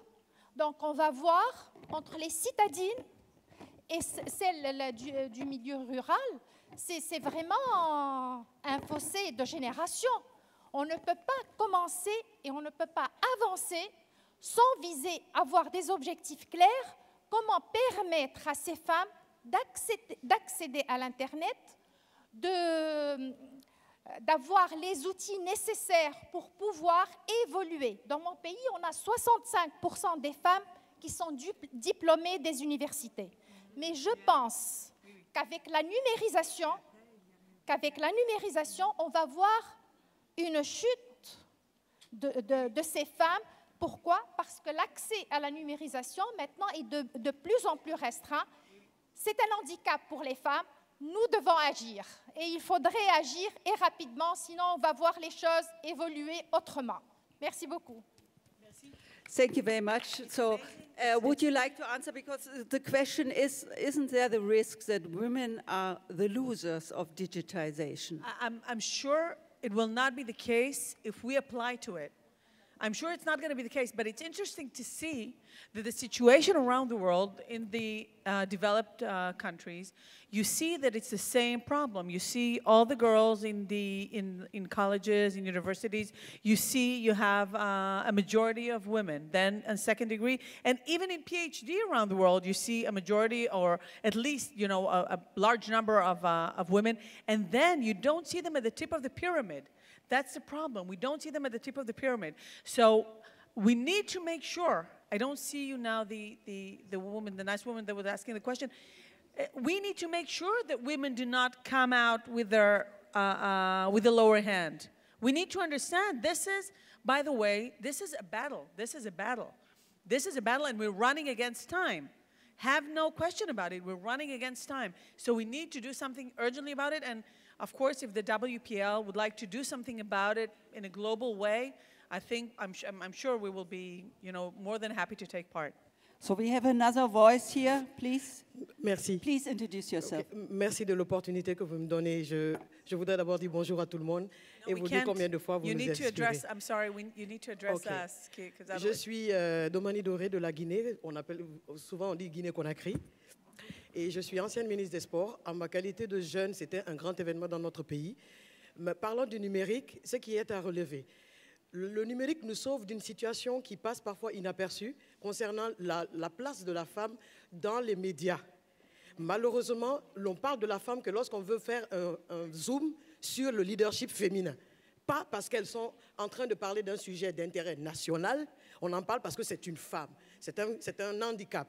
Et le numérique, justement, vient donner de l'aide dans ce sens. Parce que si les médias ne veulent pas s'intéresser à mon opinion sur un sujet de sécurité, d'un sujet concernant la biologie ou de tout autre domaine, en partie de ma page Facebook, de mon Twitter et tout, je peux en tout cas partager mon message. Et donc c'est pour dire que le numérique est une superbe opportunité justement en politique. Et pour nous les plus jeunes, nous avons l'avantage d'être avec ça tous les jours, mais ce n'est pas le cas des plus âgés. Et oui, l'analphabétisme numérique doit être combattu. Merci. Thank you very much for this comment.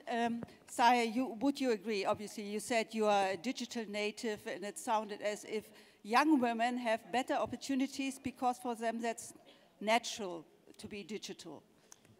As long as they can, as long as they have access, of course. As long as that's the case, yes. I think so, although if we were to follow that analogy, we would probably say we should have advanced further than we have today. So I agree. I think it does make a difference to be a digital native, but there is still work to be done. In my view, I fear that the greatest sort of inequality of the 21st century does not become access to food or security from war, or it actually becomes about access to information. And the reality is that in the future, not every job will be automated, but every job will be digital. And that's really important. It does not matter if you're in Silicon Valley or if you're in Sierra Leone. Every job will be digital. And so for young women today, they have to learn coding or learn technology in the same way as reading and writing, in the same way as you learn a foreign language, as critical skills. And also we can reskill women who are not digital natives. The statistics show more than half of women who are in technology today did not start in technology. You don't have to start in technology. You can come from the arts, you can come from humanities, you can come from a range of sectors. So it's never too late to pick it up. You just have to, in all honesty, the coding that I know is so old today. The world changes so fast. It is not usable, but it doesn't matter because I have the confidence to understand technology and approach it in a different way because I have been educated at that level, and I think that's why it matters. Thank you very much. Unfortunately, we have to come to an end with the discussion now, but I would like to ask each of the panelists here to have just one takeaway of the discussion. What needs to be done now? I think that what I came in is, in many senses, is what I'm getting out with. The question of cooperation and strengthening the network is crucial because truly, as I said before, we are running against time in order to make sure that younger women, you know, Saya is a native of the Y generation. I'm XY generation. I mean, it makes a difference. It makes a world of difference. And duty calls that we, especially women politicians, address this problem. And we need to create a better network. And I'm telling you, you see so many startups today created by women that you would never have imagined. Now, these are women who have no technological background, nothing to it, and they're creating amazing, amazing companies that will change the world. And it's an amazing thing to see that they have confidence in what they're doing. They understand what they're doing, and that's a takeoff that we should go out from here, that it's possible, that it's not, you know, it's only up to us. And I just want to refer to what, to end with the wonderful thing, the wonderful punchline of Christine Moore, I'm sorry, because it is from the unthinkable to the impossible to the inevitable. That's what technology is, the inevitable. Thank you very much. Thank you. Marie, what's your takeaway from the discussion today? What needs to be done now? Pour moi, c'est pour conclure l'aujourd'hui. On va pas, pour moi, par exemple, je ne veux pas prendre, comme je viens de dire tout à l'heure, je ne vais pas prendre ça comme blocage. C'est-à-dire, même s'il n'y a pas d'éducation, assez d'éducation, même s'il n'y a pas assez d'infrastructures pour y arriver à notre fin, je veux dire, il faut seulement lutter. Lutter, comme je viens de dire tout à l'heure, il faut lutter et on va y arriver. C'est ça. Donc, on ne va pas s'arrêter là pour dire qu'on ne peut pas y arriver et on va faire les bras croisés, mais on va aller de l'avant. Il faut, par exemple, chez nous, à Madagascar, il y a déjà l'association, beaucoup d'associations qui s'améliorent avec l'association des femmes, qui travaillent main dans la main pour dire qu'on ne va pas rester là. On ne va pas attendre seulement les gouvernements, ils font déjà de leur côté. Mais on ne va pas attendre les gouvernements parce que la lutte contre les développements, ce n'est pas seulement pour les gouvernements, ni les parlements, c'est à nous tous. Donc, c'est-à-dire, je fais seulement appel à nous, tous les honorables députés, les membres des WIP qui sont là, qu'on ne va pas se baisser la main.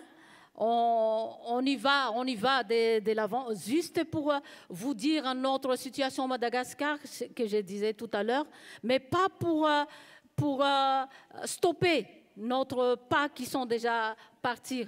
On va partir et on va arriver. Merci bien. Thank you. Yes. And Saïd, you've got the last words here today. Thank you. I'll try and keep it short. And I feel like I'm privileged to be in front of an audience that can actually make the change. You have the power to make the change. So I will make 3 points. Number one, education. We've talked about this at length, and I think it's about a differential investment in education, in finding the role models and putting them on pedestals. The second point is access to technology and information to empower women around the world. It is critical, and again, differential investment in women's ability to access technology and information. And the third one is to not let go of the fight. I think we have to keep talking about this. We have to keep this as a key topic. We have to have the vision that the women of the future are going to be the leaders of artificial intelligence, of blockchain, of robotics, and so on. And that's what we have to all believe and keep talking about. So thank you. Yeah, thank you very much for this really engaging digital discussion, and thank you also for your patience.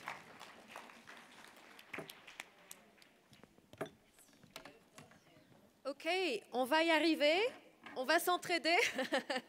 Thank you so much. While you leave the stage, it's time for a break. But before you go, we won't be back in this room all together. So please hear me out for 60 seconds. So we talked about embracing digital skills, widening understanding of security and defense, ending sexism, and many other topics.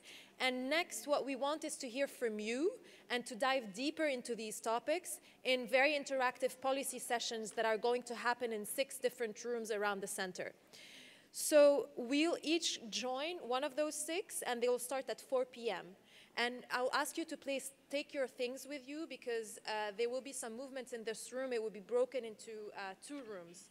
So the topics are, so you know where you're going next, and then I have an announcement about dinner, so hear me out.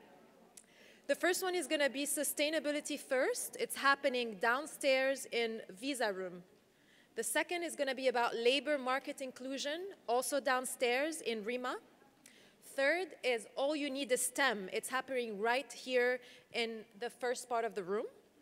Rape as a weapon of war, downstairs in RIMA. Motherhood Without Border, please stay here. It's going to be in the end of this room. And A Woman's Place is in Politics on the 5th floor, for which you have to take the elevator. Okay? Now, for dinner, it's going to happen at 7:30. It's walking distance from here, but if you would like to go to your hotels and come back, the buses will be leaving here at 6:10 for your hotels, and then leaving your hotels to the Art Center at 7:15. We have a great program for you tonight. Thanks so much for your attention, and looking forward to being with you at the policy sessions. Thank you.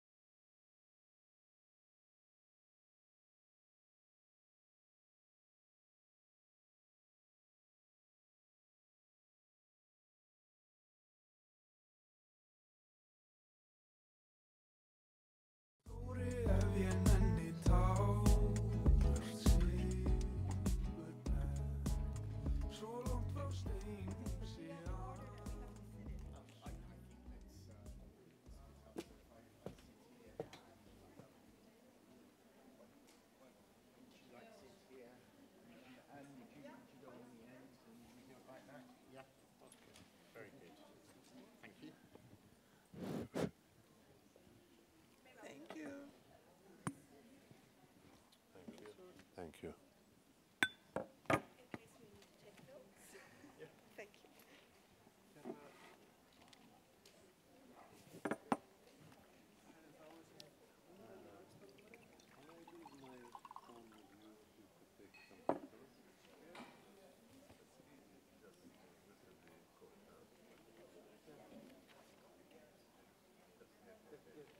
Just before you start, because I'm leaving.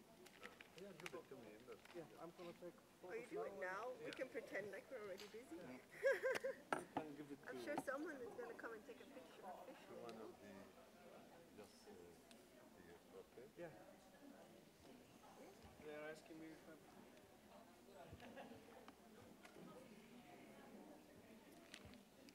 Ross, pretend you're doing something.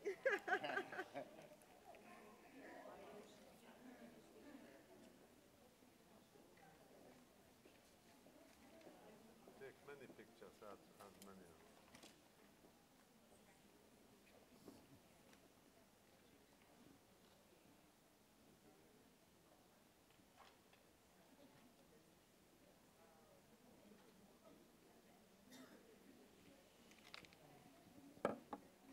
Thank you.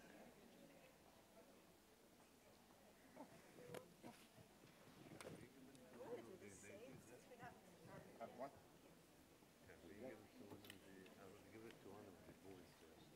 Yeah, on the front, they'll do it for you on the front table.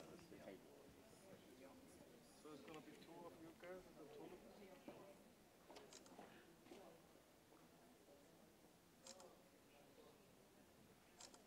How professional are you? I'm not. Do you mind? I'll quickly sit here. Oh, While we're at all four of you?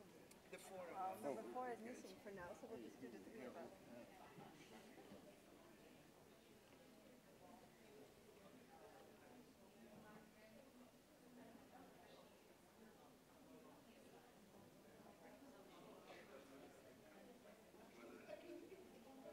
So I always do one very strange when people ask me this, because that will be the first photo they see. That's fine. It's for on our Twitter.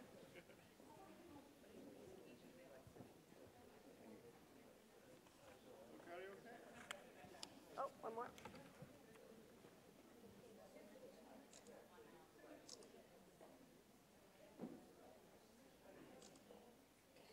Okay. Thank you. Thanks a million. Yeah, you're welcome. Okay.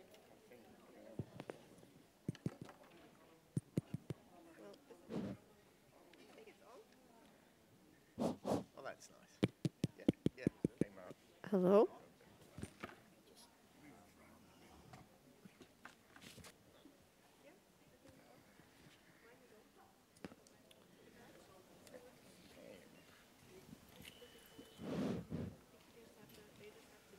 Switched on?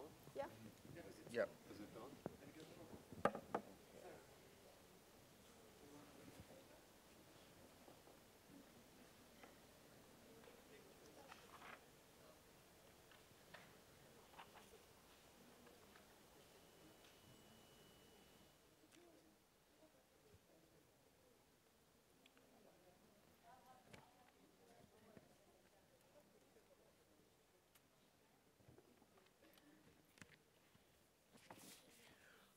Well, ladies and gentlemen, good afternoon, and I think it's time that we'll start now. So a very warm welcome to everyone to this parallel session, All You Need is STEM. I'll give some introductory comments in a moment, but before I do, I'd like first to introduce our panelists this afternoon. So directly on my right is Maria Liberia Peters, who was speaking earlier today, And she is, of course, Prime Minister of the Netherlands Antilles, and that was from 84 to 86, and a second term from 88 to 94. So very warm welcome to you. We also have from Bahrain, Mazin Juma, I hope I've pronounced that correctly, Mazin, thank you, who is president of the Royal University for Women. And last but not least, on my far right, we have Anne Capoon, who is a Member of Parliament in Belgium. And we're also very honored to have Anne as the Women in Parliament Ambassador for WPL for Belgium. So welcome to you as well, Anne.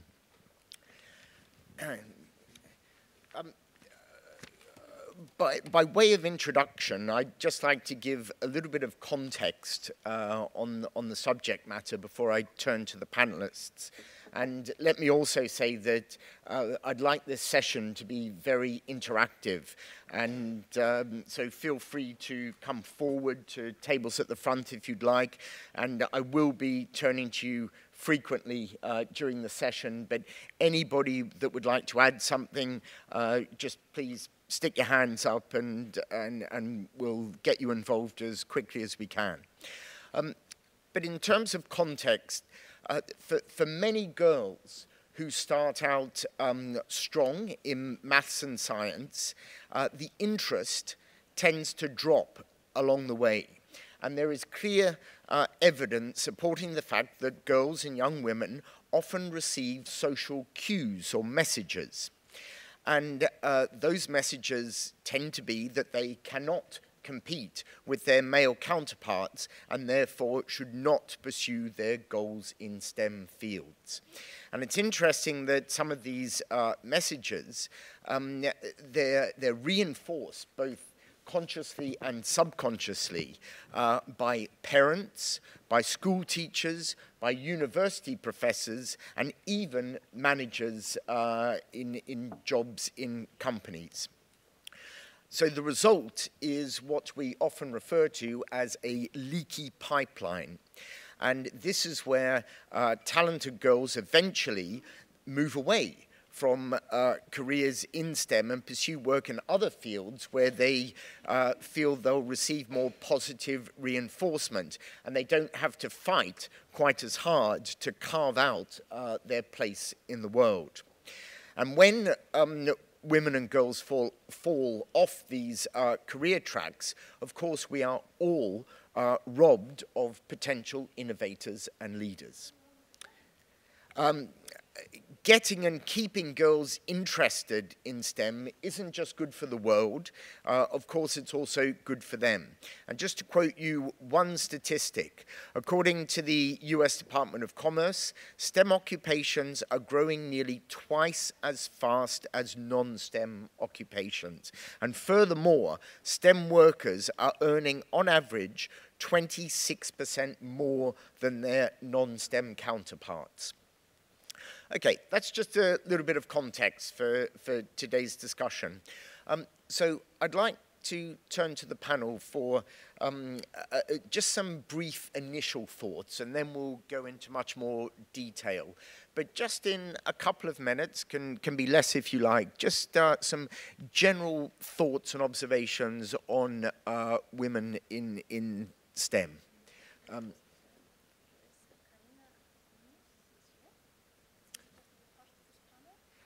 Yes, she is. I do apologize. We were told that you wouldn't be part of the panel, but I'm delighted you're here, and please come up and join us on stage. We'll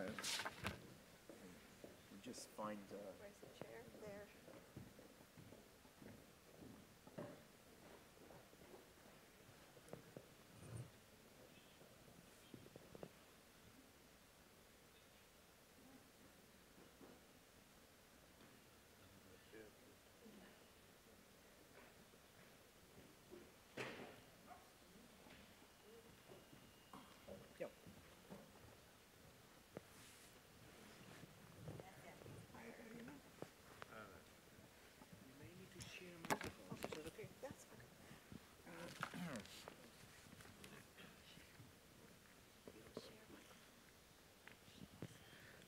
So welcome to Karina Ortega Munoz, who is a member of the National Assembly in Ecuador, and delighted that you are finally able to join us. So I was just asking the panelists to briefly give us just a couple of minutes general observations about women in STEM before we go into more detail. Please.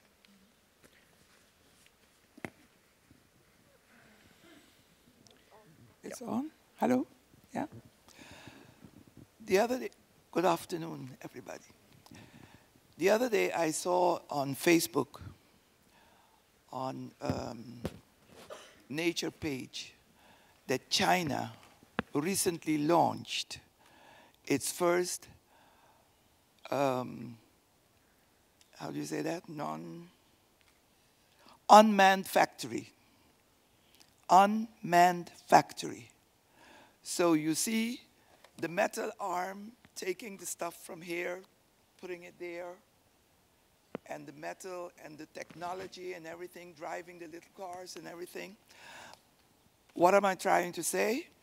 That means to say that in all countries of the world, we have to start preparing for, as they call it, the fourth industrial revolution. Because this will bring about that certain traditional jobs, we are seeing it already, because tellers in banks are losing jobs. Everything is going digital. The computer is taking over. So it is the first responsibility, I would say, within the government of the Ministry of Education, in close collaboration with the Ministry of Social Affairs and Labor, to adopt the policies of government as far as preparation and training of our youngsters for the future. For those who are already in the workforce, it is also the responsibility, together with the private sector, to, let's say, introduce certain possibilities of training for entrepreneur, etc. So when people lose their jobs, they can find certain niches for work. We have to create in our countries a consciousness in government, in private sector, in the NGOs, that things are changing in the world, and each one of us have to do our part. This as an introduction. Thank you, Maria, and I know we'll come back to the role of the private sector later in the discussion. Mazin. Indeed, this is a very important theme, the STEM. I think from the statistics which I will just give, it shows how important to launch such a theme in such a big conference like this. According to I got this information, this is statistics from Nobel Prize winners in the last, up to 2015. In the chemistry, 165 male got the Nobel Prize winners against 5 females only. In medicine, 11 against 196. In physics, 2 against 197 male. In mathematics, this is the STEM is science, technology, engineering, and mathematics, 1 against 55. This shows how dangerous the status of women in terms of reaching the top list of inventors or something that really could serve the humanities. Another frightening percentage is the increasing number of researchers in the world. Taken into consideration in 2000, in the beginning of this millennium, there were 1.9 million researchers all over the world, and this is according to the United Nations Institute of Statistics. And in 2014-15, it reaches to 6.9 millions. So it's almost 3.5 or 350 100% increase in the number of researchers. Still, the females percentage is only 1/3. 1/3 out of this big number, or this number, whether it's big or small. Only 1/3 comparing to the population, which we know it is 52% against 48 in general. So really, women are not doing well in this line of workforce, not doing well in the, and there are many reasons. I think the moderator started with saying, is it the family? Is it the environment? Is it the school? Is it the teachers? Is it the lack of role models? Is it the companies? It's all together, I think. They are all responsible, and it's about high time that we start working towards getting this percentage corrected as soon as possible. Otherwise, we are really losing some good brains that are dropping out of this. In general, as we are going into the statistics, we see that the humanities, the percentage of humanities courses or specialization represent, and social and business represent 65% of the overall percent, against only 30% towards STEM, and maybe 8% towards the other, 7 to 8%. This is again a very dangerous, really, ratios needs to be corrected, and we will carry on as we go along. Thank you. Yeah, thanks, Mazin, for that. And the statistics certainly speak for themselves, and we'll try and understand a little more why the stats are so bad during the discussion. Anne, please. Thank you. I'd like to kind of pick up where the previous speaker left off, and that is a question that I get asked a lot. Why STEM? Why should girls go into STEM? And I think it's like the same question as when you ask, like, why should there be feminism? I mean, I think the question should be, why shouldn't you be in STEM as a girl or as a woman?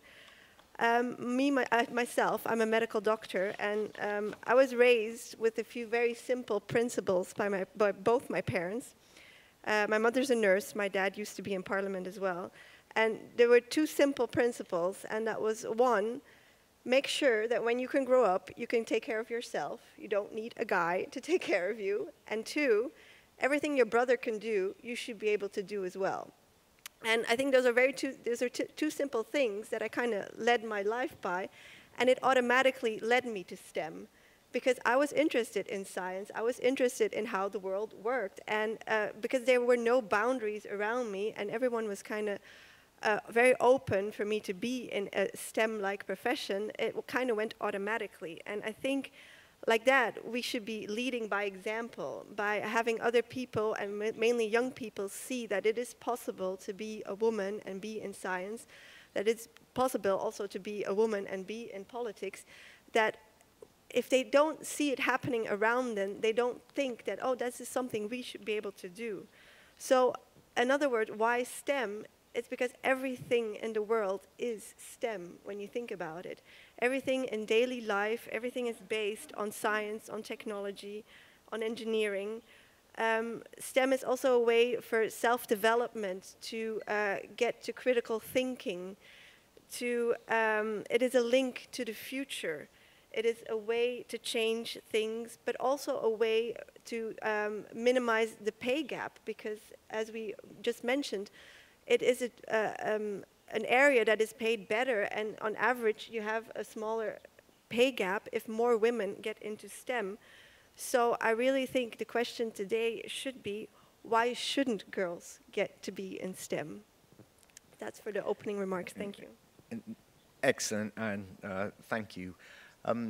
Karina, your initial thoughts and observations, please. Como lo anunciaron ahora, vengo de Ecuador, un país pequeñito de América del Sur, pero que en Latinoamérica ha avanzado mucho en la equidad de género. No tenemos los niveles de equidad como lo tienen la mayoría de los países en otros continentes, pero sin embargo somos el país que en Latinoamérica ha crecido más.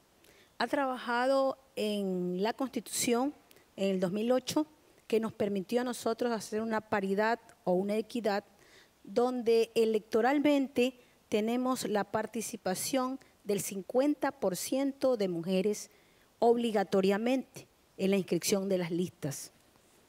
Y luego esto se ha venido extendiendo hacia el trabajo en cada una de las funciones del Estado ecuatoriano.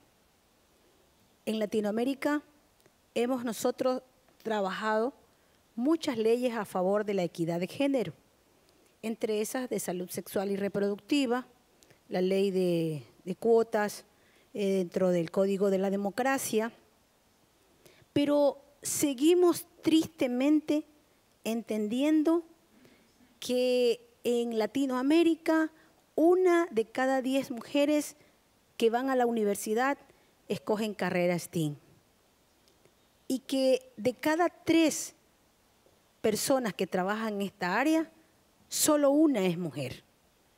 Y esto con mucha dificultad, y creemos que se da por muchos factores que lo hemos conversado en el día de hoy, que no solamente puede ser la no constancia o el no acercamiento a las redes sociales o a la informática, sino simplemente porque todavía tenemos estructuras mentales que no nos apoyan en nuestro desarrollo. Por ejemplo, las responsabilidades que tenemos en el hogar, las responsabilidades que tenemos dentro de los hijos, dentro de la familia, y consideramos que son factores que aún no podemos nosotros erradicar.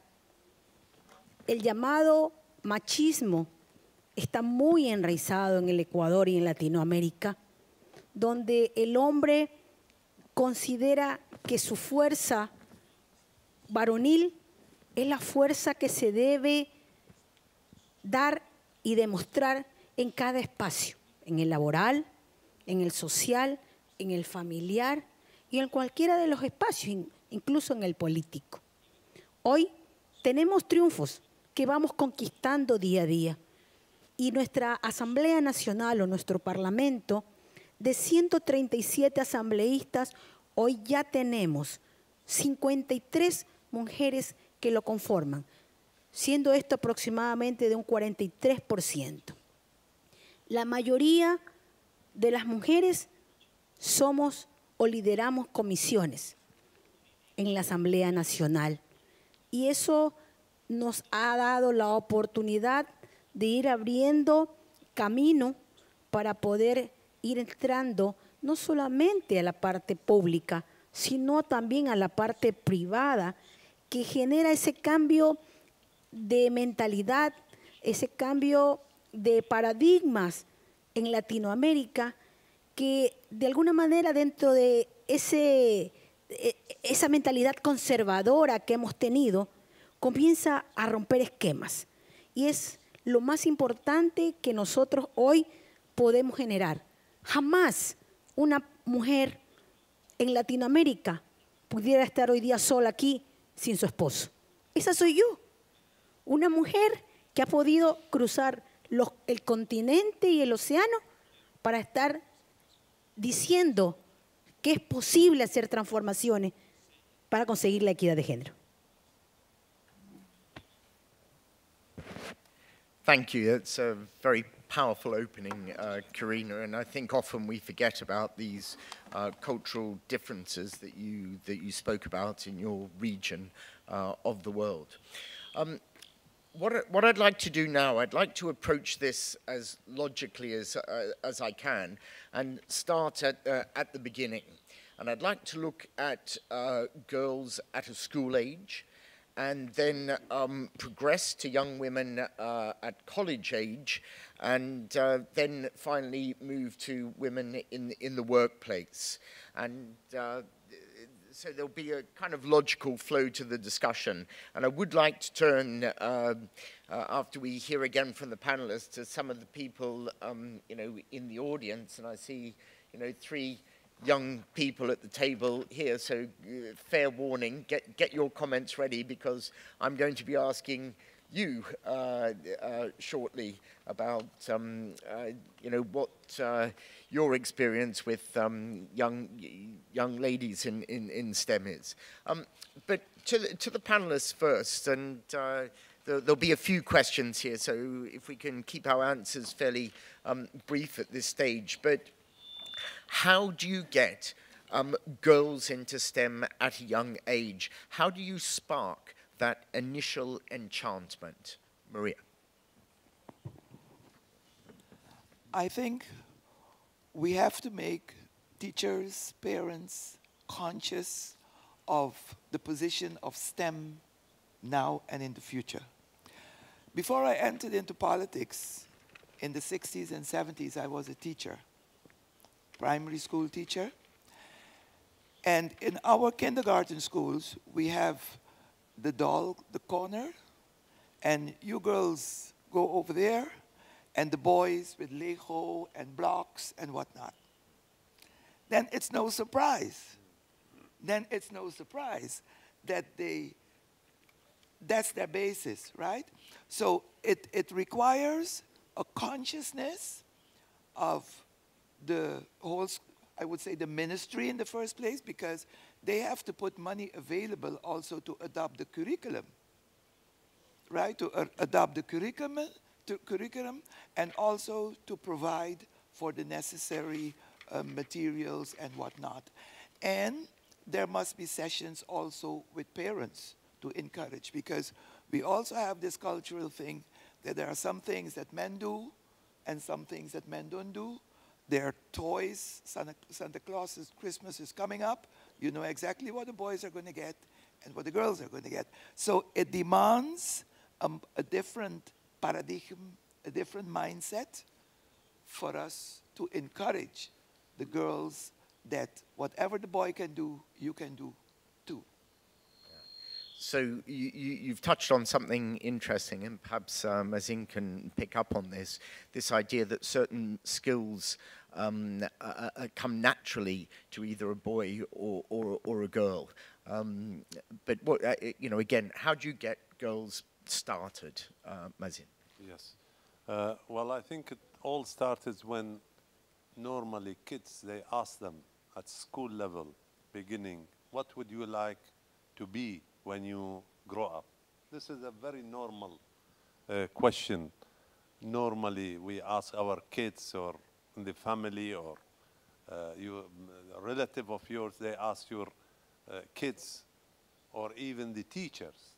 Here, it's very important where we should prepare them to really reply positively towards STEM. Normally, they would like to say, I would like to be a teacher, because his role model is his teacher, or like to be a pilot because his father is a pilot or something, or politician because the father is a politician or one of the relatives is very effective.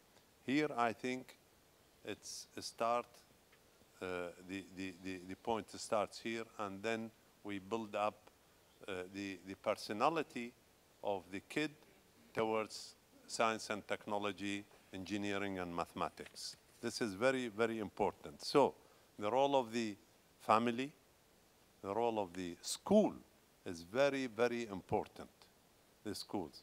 And nowadays, school is no longer really just an ordinary school. Schools has with laboratories we have in Bahrain, for example, in our own, whether it's a governmental school or private school. Actually, governmental schools are by far better than private schools, very well equipped with, at all levels, with laboratories that encourage the students to go and enroll according to their interest.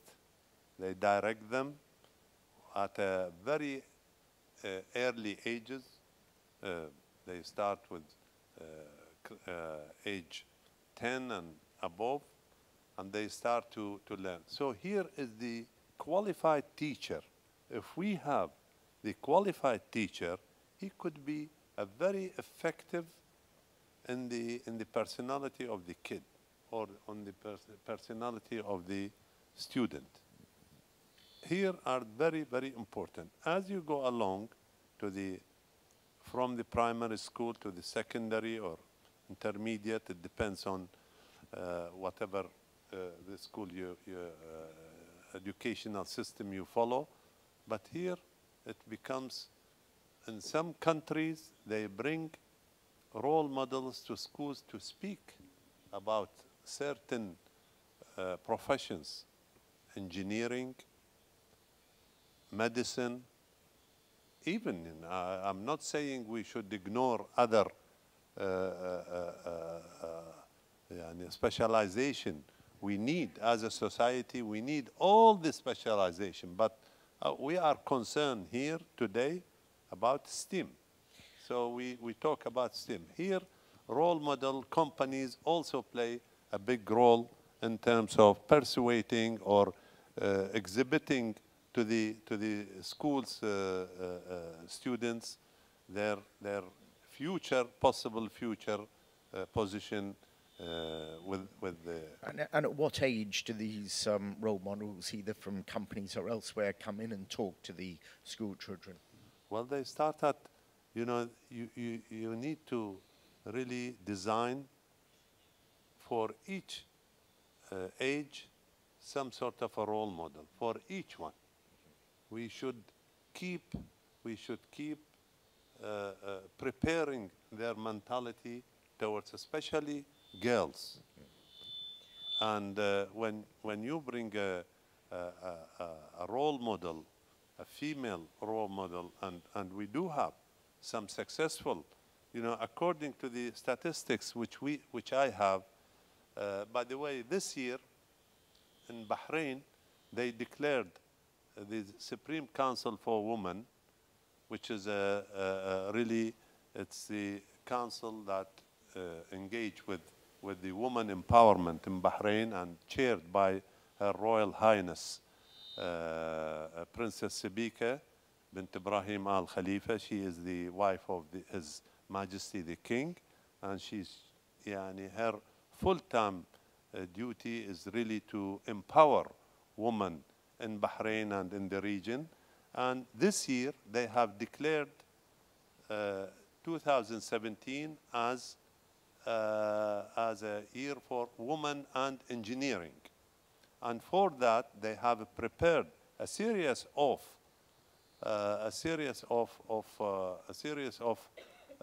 workshops, conferences, debates. Only last week we had a debate similar to this. It's like a rehearsal, really, to what we are doing now. It's a rehearsal to what we are doing. It's on the national level. they brought all the parties concerned and discussed this. How do we improve the percentage of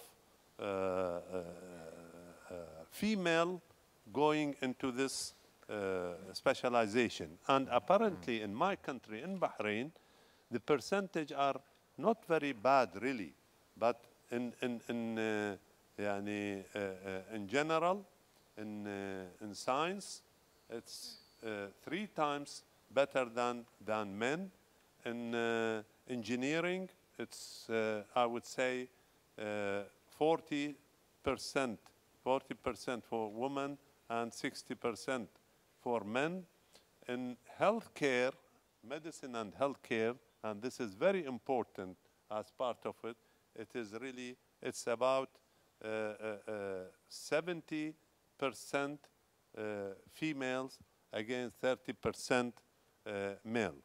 Now, so the political leadership in Bahrain really made it a priority. Yes, indeed. So this is I think, the role of here when there is a political will.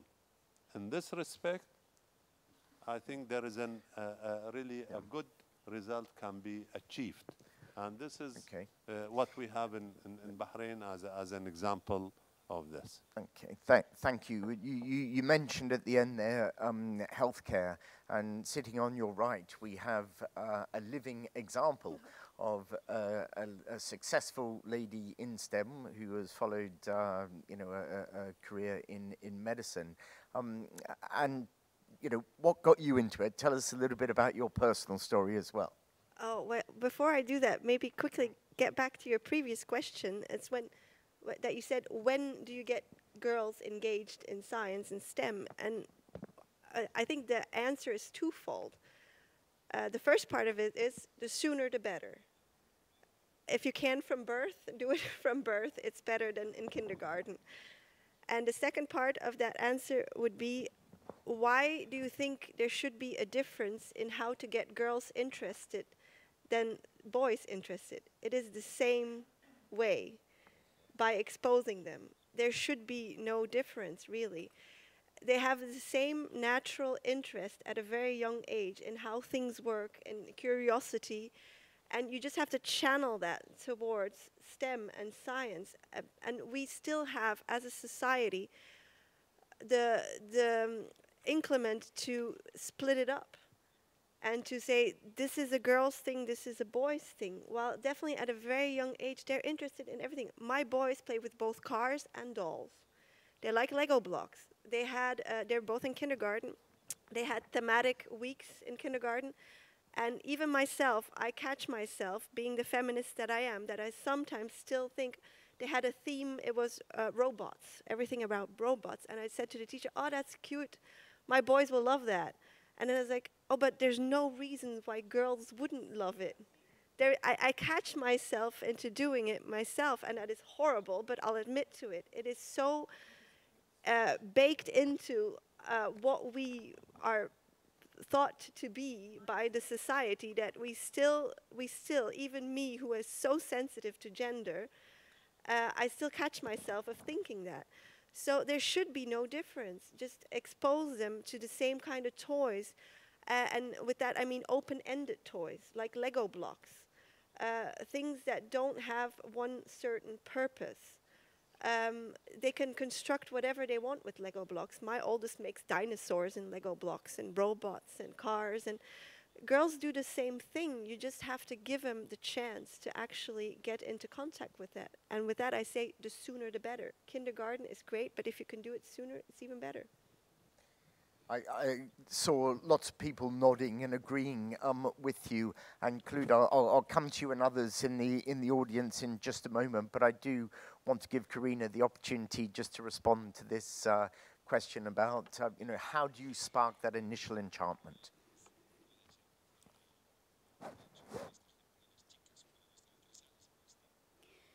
Bueno, yo quiero coincidir con las dos mujeres que me acompañan en el panel en los temas importantes que debemos de cambiar los paradigmas, romper paradigmas.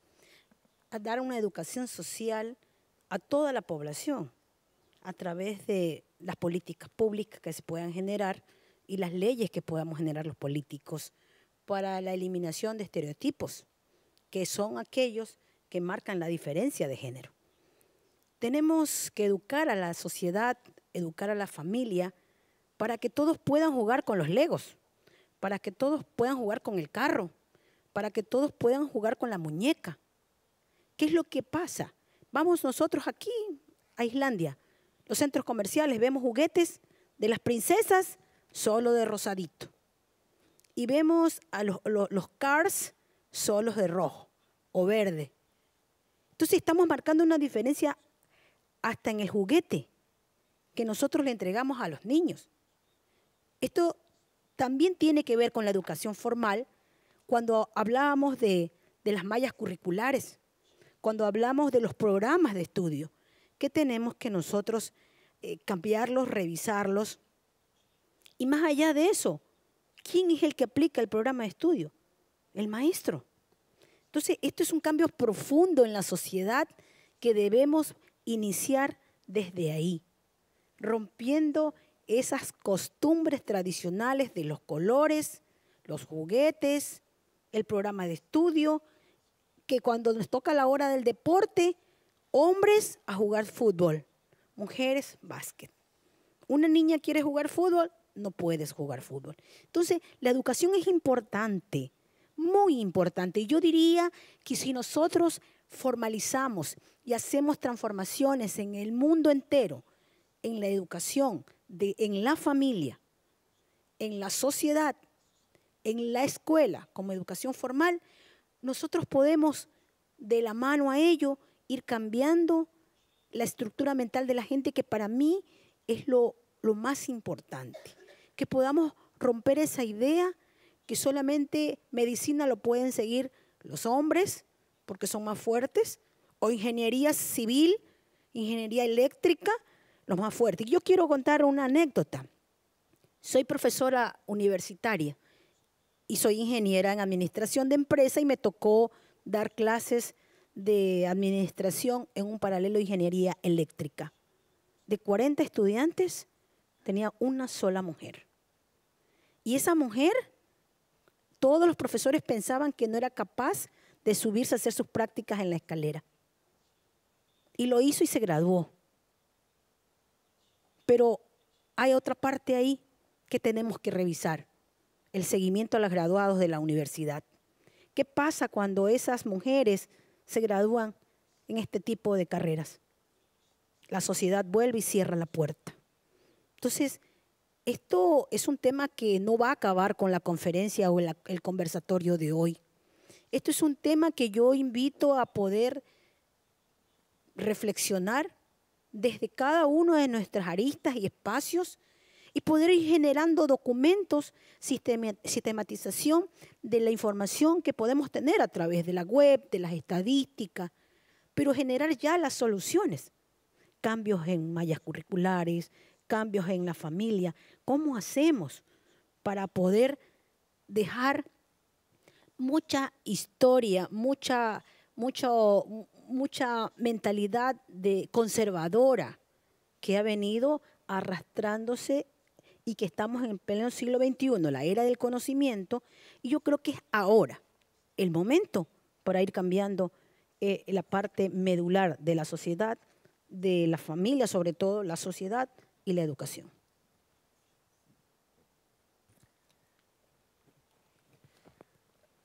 Lots of food for thought there. We're going to turn to the audience now, and particularly on this early stage of a girl's life. Khulud, let me pass you a microphone. I think that's probably the easiest way to do it. So my question has 3 parts. I'm going to sit up here because I don't have shoes. First of all, because we come from different parts of the world, right? So I come from Lebanon, and we have different cultures and different understandings of things. I believe that scientific professions they require more time from women. Yeah? So I believe that probably it's the decision of the political decision. They have to take strategies as to give women or the ability to be comfortable with her life. For like maternal and paternal leave, you know, the man has to help her. So this has to be a political decision so that she can have time. This is one thing. The other thing, if I want to discuss the issue in a scientific or let's discuss it from our perspective. Yeah. There are some toys that you're talking about, probably. If we think about it, you know, as the doctor was saying, do we want to change? I'm talking now objectively, you know, I'm thinking. For example, there are some issues that changes the personality of a person if we think about it from psychological perspective, yeah? Yes, we want change. Yes, if a man or a woman, they want a profession that they want, they can do whatever, you know, to their capability. But do we want to change the boy from being a boy?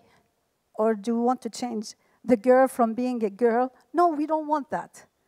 There are some strategies or ways that we do in our life that you build in that person. Yeah? So if you direct them in a different way, they might be lost. Don't you think so? I mean, if we want to think about it from scientific perspective, this is what I'm saying. But for example, if she wants to become a scientific person, she wants to go into engineering, into science, into being a doctor, anything, it's her choice. But if we teach them in a way to play probably too macho toys, don't you think that affects their personality? Yeah? Yeah, I'd like to answer to that. I'm just thinking about it, you know, I'm just thinking about it. I'll try and give you an answer. I lived in a family of 7 boys, you know, and I played Taekwondo, and I became the champion of Lebanon in Taekwondo. Everybody was scared that I will become one of the boys. I didn't. I'm really a very feminine person. Yeah. Yeah, but they were all the time scared that I will become one of these, you know, to become a boy, like one of the boys. I'm just thinking about it in a scientific way. Thank you. Well, I think you just gave the answer to your own question. Because you said so yourself, you are who you are. You had only male role models around you, and you are who you are. You didn't change who you are. I am not saying that boys have to become more feminine and girls have to become more boy-like.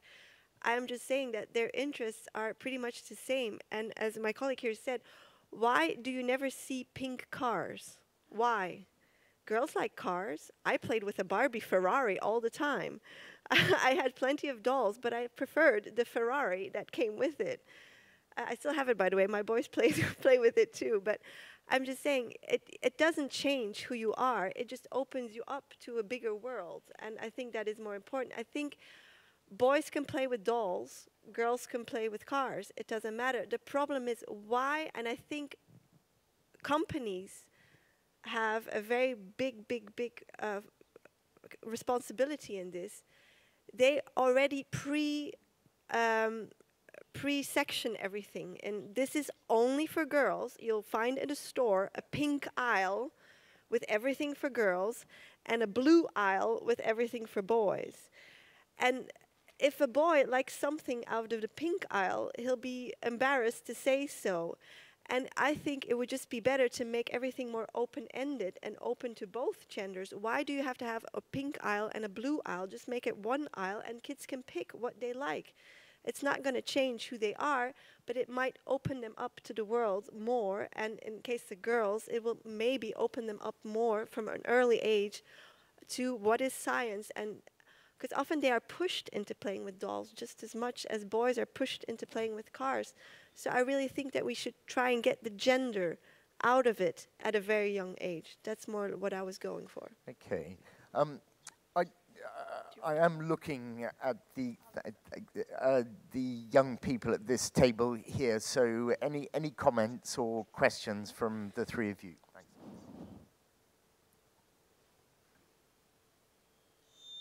Or share an experience with us, perhaps. What did you like? What did you play with when you were young, for example?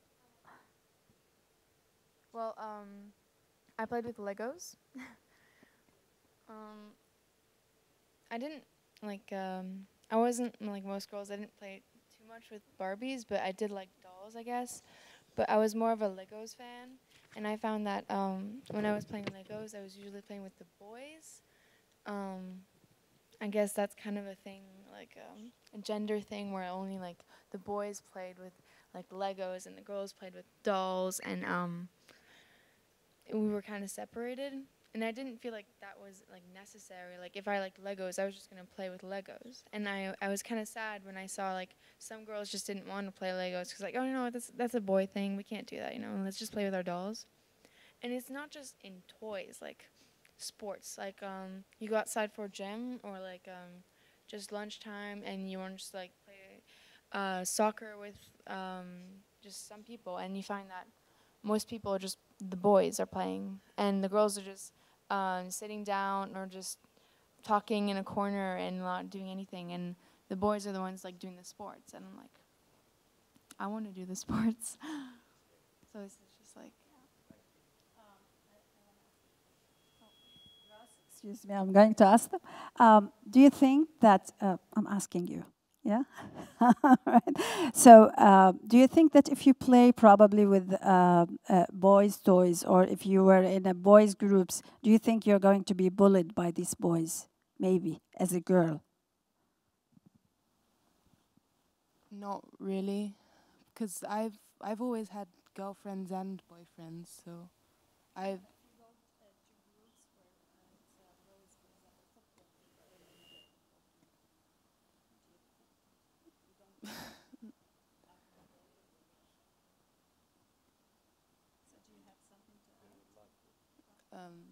Not really. Okay, we've got a couple of other questions or comments. Lady there and the lady at the back as well. Please, so let's have those quickly, and then I will come back to the panel. Yes. Yeah. Hello, I'm Jill Furness. I'm a parliamentarian in the UK. I was on the Women's and Equality Select Committee, and we did a study that's on the internet if you want to get it, about sexual harassment in schools. And it is actually quite a shocking piece of work. We took evidence from young women, young people, teachers, and a whole range of things. And the amount of sexual harassment that occurs in primary school is quite outrageous, and it is something that we as parliamentarians, particularly from the women, are trying to stop, trying to stop that. And it does strike me sometimes women don't go into the male type things because they don't always want to be in the same class as them, because they quite often get the most serious sexual harassment from them. But apart from that, which is something we're trying to put right, what I will say is my daughter's an infant school teacher, and what's got to stop happening in schools is saying, well, the boys line up here and the girls line up there. Why not say, why don't people with brown eyes queue up here and the blue-eyed ones queue here? Don't say there's a girls' cloakroom and a boys' cloakroom. It's a children's cloakroom, because we have got ingrained in us this thing that is quite difficult for us to get out of, about, as the lady over there said, about, my boys would enjoy that. And it is in here, and it's more us adults that have got to learn lessons from this, not the girls. The time comes when girls don't have to be empowered, because they already are, will be the day that we've succeeded. Thank you.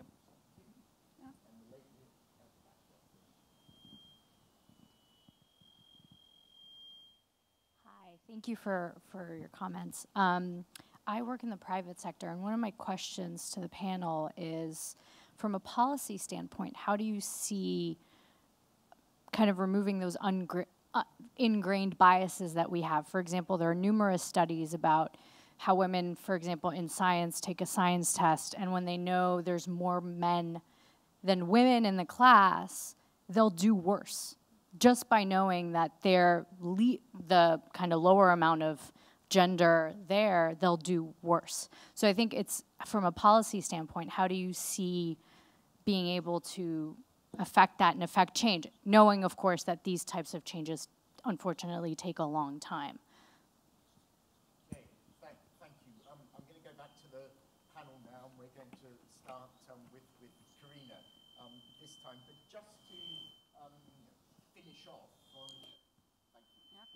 But just to finish off on, to finish off the girls at a young age, perhaps you can all also touch on if someone starts very strongly at school in a STEM subject, what are the reasons that they leave STEM subjects and drop along the and drop off the radar along the way? Perhaps you can touch on that as well. Karina, please. Bueno, aquí se han comentado importantes temas. Por ejemplo, la compañera decía sobre 7 hermanos. Ella jugaba a deporte de hombres y hoy es una hermosa mujer con todas sus características que nadie lo puede dudar. Eso es un aprendizaje que nos queda a todos para poder nosotros entender que no es necesario jugar solo el juego de mujer ni el juego de hombre, que no hay que dividir las actividades en el género, porque eso no tiene nada que ver. Lo importante son los principios que se deben de dar, y diciendo lo que la compañera habla del acoso sexual, quiero comentarles que en Latinoamérica, y uno de los países es mi país, Ecuador, que hoy día tiene 2 índices que nos han alarmado en sus cifras. El femicidio que se ha cometido y también el abuso sexual a niños, niñas y adolescentes en las instituciones educativas de nuestro país. Por lo que tenemos hoy 2 importantes comisiones que estamos trabajando y que uno de los puntos a los que hemos llegado es que la familia ha tomado otros roles y la escuela también se ha quedado en la historia y no ha cambiado de roles. Antes los maestros éramos, y lo digo porque soy maestra, éramos complementarios.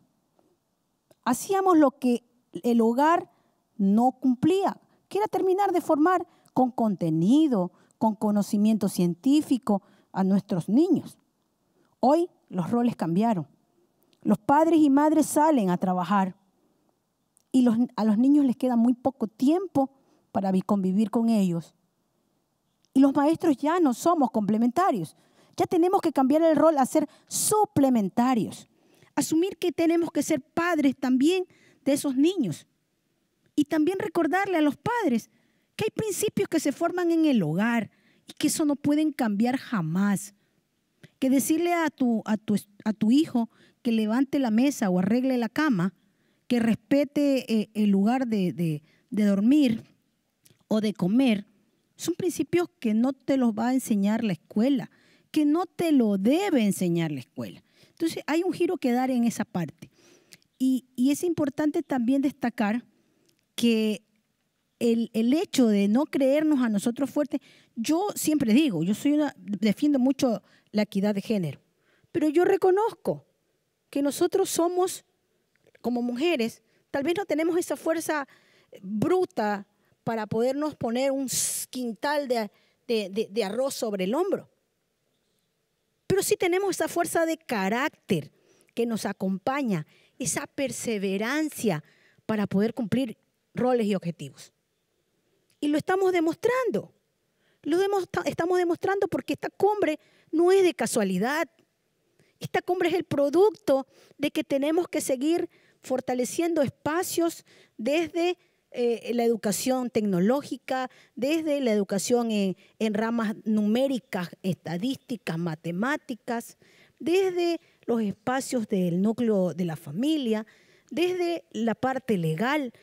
Tenemos que ir comenzando a pensar que hay que generar posibles soluciones en el marco de la parte legal que nos compete a quienes somos parlamentarios o asambleístas en mi país, que podemos generar posibilidades legales para hacer transformaciones profundas transformaciones profundas que nos lleven a poder equilibrar lo que tiene que ver la familia, la educación y el trabajo.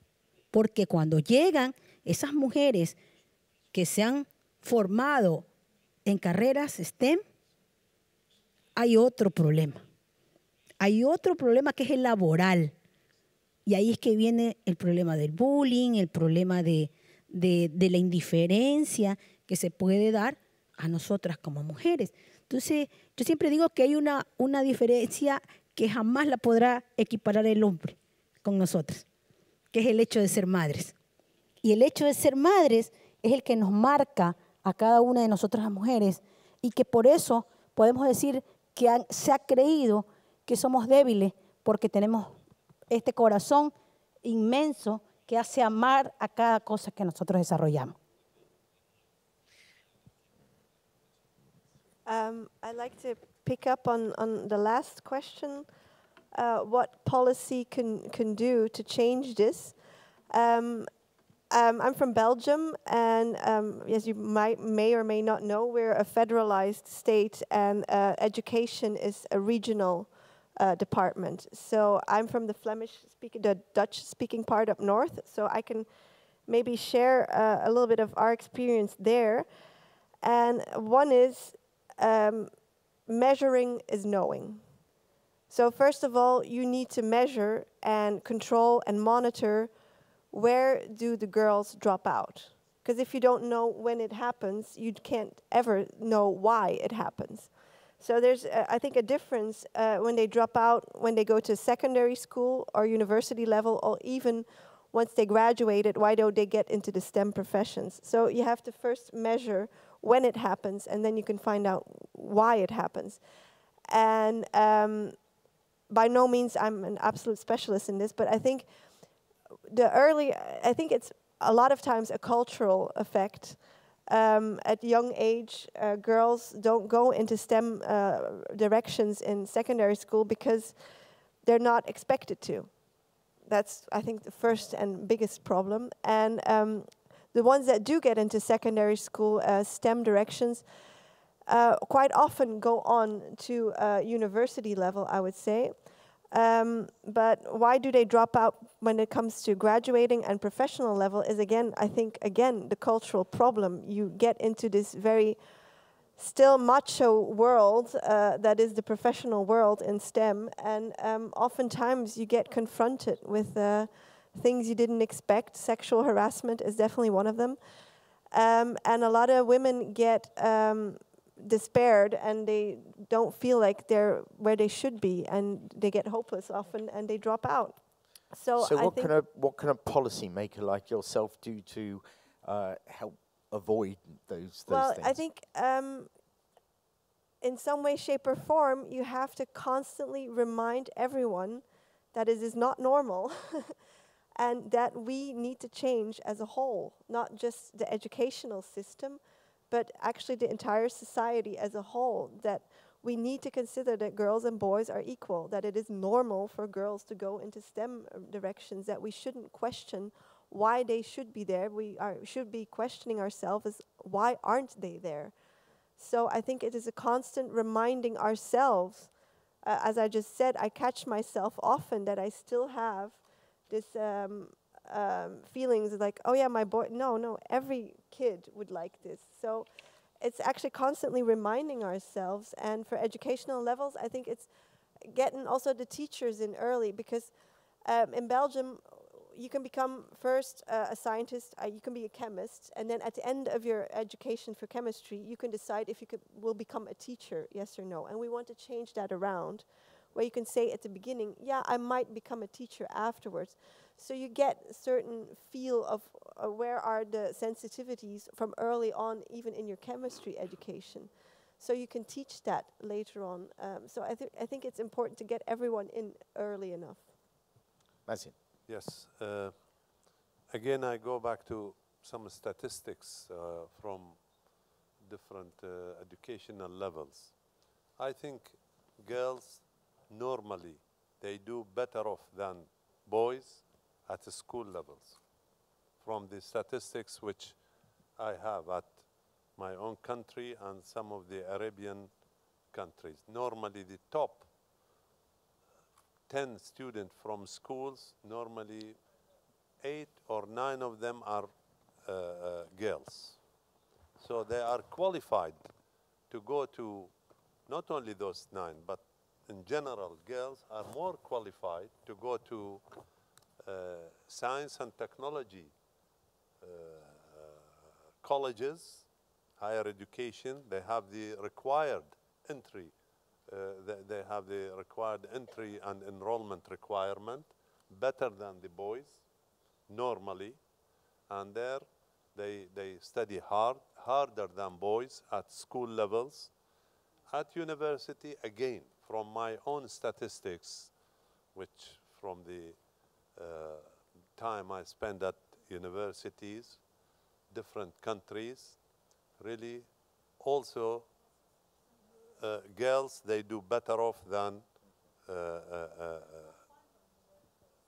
yeah, they do better off even at the College of Engineering, College of Medicine. The top students are normally girls, okay?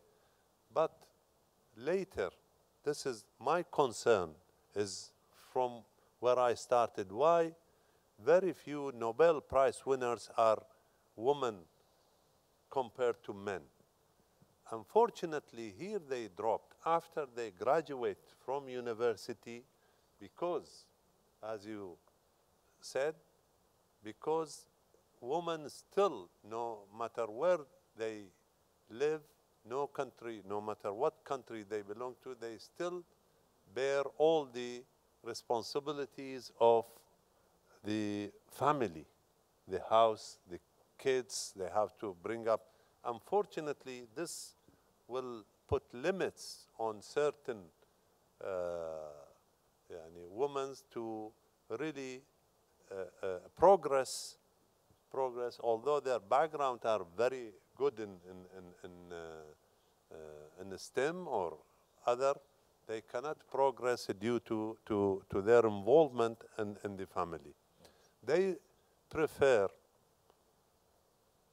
and those models, unfortunately, and this is, it happened, I know, a relative of mine, she was very good at schools. She came on top of the students. She went to the College of Medicine. She did very well. And after graduation, she worked and she had in mind to continue, but she got married. She started to have a family and again started to really stopped her from, her husband was also a doctor. He became a very famous surgeon, but she could not. She stopped at a bachelor, as a practitioner only. She could not continue like her husband because she had 4 kids. She had to look after them. This is the nature, unfortunately. Although no matter, as you said, 26% of the STEM graduates, they are better off in payment.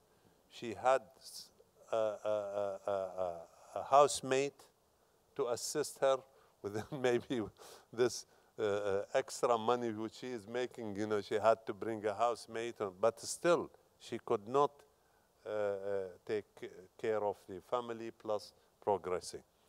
It's very important that I think we let and study and make all the possible why they not carry on for PhD holders or in STEM. I'm not saying in other specialization. Other specialization, it's they have no problem. They find jobs as a teacher, which not long working hours, or in banks, and not very high responsibilities, not very, some jobs they don't need very really highly involved. It's back to Anne's original point of identifying where the problem is and analyzing it and fixing it. Maria, lots to comment on. Yeah, I would like to stress from our experience in Curaçao, I would like to stress on the connection workforce STEM, because we are dealing with a rather high percentage of unemployment, 16%. And so the schools cannot keep producing students with certain diploma where there are no jobs, you know, in the administrative sector, etc., etc. So that's why I say we have to make the whole population conscious of the importance of the STEM subjects, for instance, right? I must say that a former minister who is a fiscal lawyer, he managed to mobilize some consultant agencies and accountant bureaus to finance a program in the primary schools, and they named the program Every Child Counts. And it's, in Dutch we say dubbelzinnig, two meanings. Every child counts, so every child can count, but every child, none left out. So it has two meanings. Every child counts. And these are young accountants, fiscal lawyers going into the primary schools.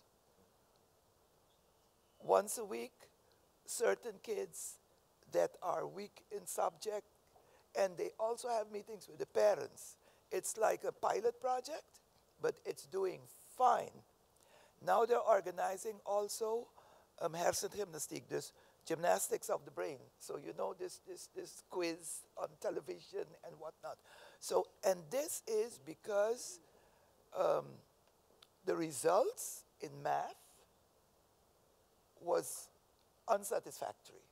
So they're trying with the private sector, because this program has also been financed by these accountant agencies, et cetera, et cetera. So they're trying with the private sector to help to lift the level. And why? So that practically for technology, for science, for everything, math is the basics. If you ask me, of the four, math. I was in contact also with our development bank in Curaçao that gives loans, you know, for small business. And something very interesting. They told me at the development bank that when a petition, 20 to 30% of the women that come with a project and it is turned down, or they have some, you know, remarks and whatever, 20 to 30% of the women come back. They go, they do whatever they are recommended to do, and they come back.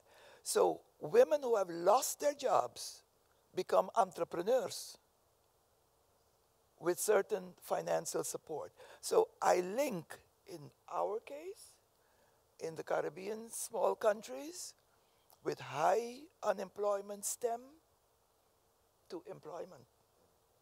We are not that far yet for the Nobel because we are still in the phase of survival. And particularly the independent countries in the Caribbean region, they have huge debts with the IMF and whatnot, and budgetary problems, etc. So it is more a survival that now everybody's realizing, hey, we have to do something for certain subjects, for instance, math, entrepreneur, learn them, support them to support themselves,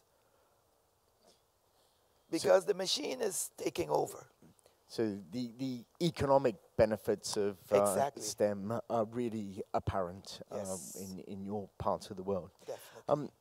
I'd like to thank you for those comments. I'd like to move on now and talk about STEM in tertiary education, universities. And I'd like to ask, in general, how do you create an environment that, a college environment that supports women in STEM. And, you know, for example, how do you send an inclusive message about who makes a good science or engineering student? And when you answer, I'd also like you to take into consideration the role of faculty.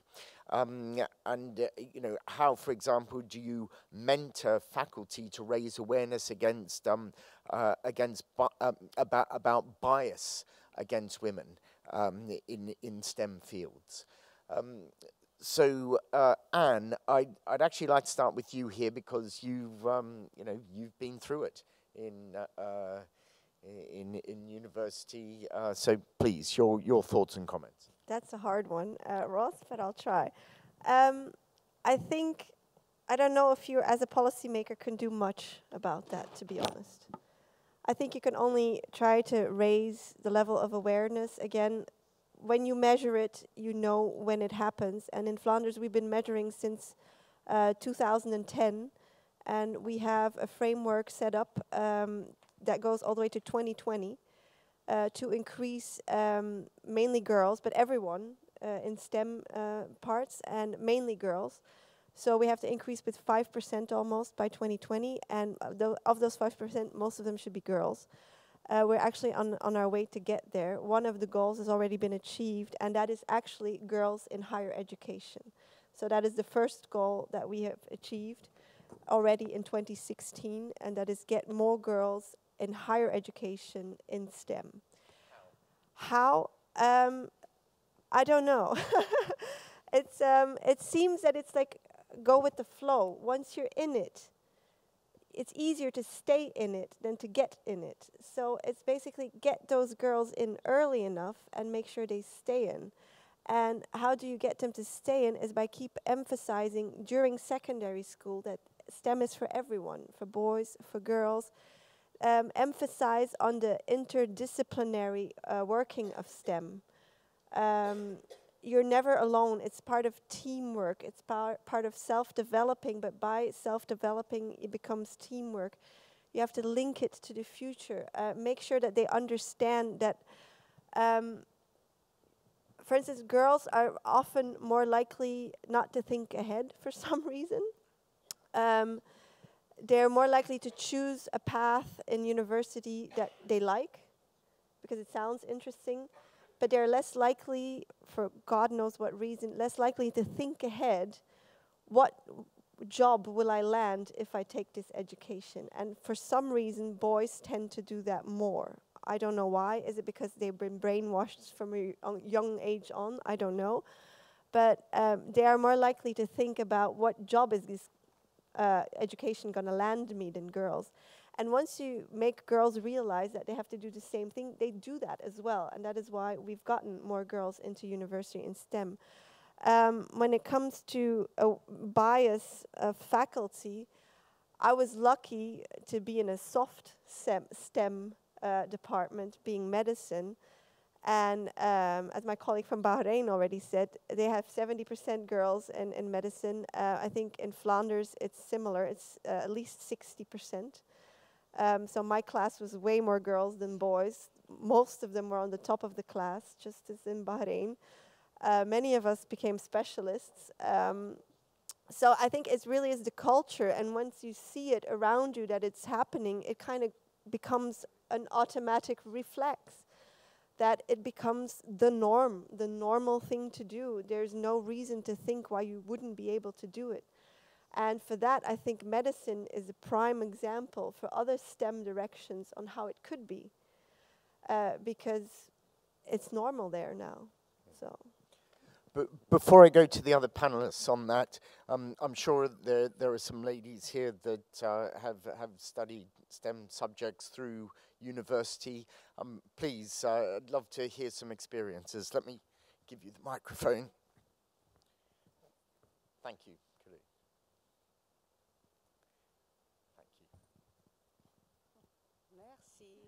Merci. Je vais parler en français. D'accord. Donc, je suis membre de parlement à Madagascar, Plus exactement, je suis sénateur et je suis médecin aussi. Et c'est par là que je voudrais donner mes avis sur ce qui a été dit tout à l'heure.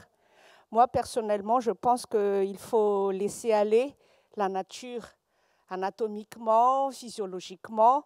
Les hommes, les garçons et les filles sont différents. Ça a été dit tout à l'heure que les garçons ont plus de force que les filles.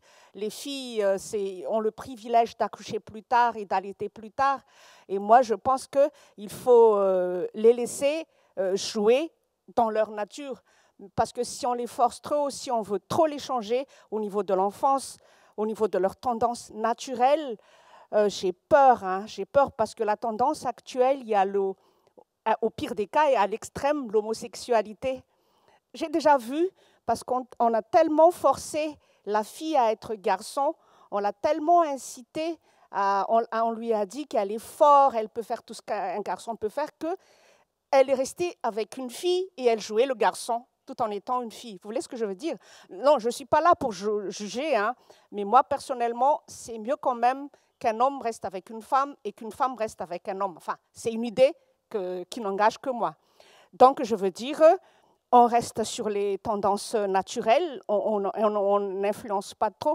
Par contre, par rapport au STEM, parce que c'est là notre sujet, on pourrait, comme a dit docteur, sensibiliser les jeunes au niveau du collège ou du lycée ou même au niveau primaire, en disant par exemple que tiens, si tu fais telle matière, tu iras plus loin ou peut-être pas, tu iras plus, on ne dira pas ça, on peut leur dire aussi que voilà, il n'y en a pas beaucoup et si tu fais ça, tu auras tel prix. On joue au niveau de sensibilisation et en même temps aussi motivation. On motive. Parce que le problème actuel, c'est que, comme vous avez dit tout à l'heure, il y a tellement très peu de filles dans le STEM. Donc, notre but est d'augmenter le nombre de filles dans le STEM. Donc, pourquoi pas ne pas créer de motivation, par exemple.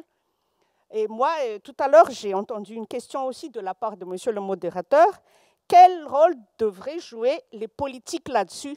Et c'est là que je voudrais donner aussi mon avis en tant que femme politicienne. Je suis présidente d'un parti politique féminin à Madagascar. Donc moi, je pense qu'il faudrait une volonté politique ferme des dirigeants, parce que la plupart des dirigeants dans le monde, c'est des hommes. Je le dis plusieurs fois au président de la République en disant que voilà, vous pouvez changer le monde, vous pouvez mettre l'égalité homme-femme quand vous nommez. Parce que la nomination des hauts postes, des hauts fonctionnaires de l'État revient au président de la République. Je suppose que c'est valable dans tous les pays. Mais ce n'est pas vraiment le cas. Quand il y a 30 ministres, par exemple le cas de la France, M. Macron a nommé 15 ministres femmes et 15 ministres hommes.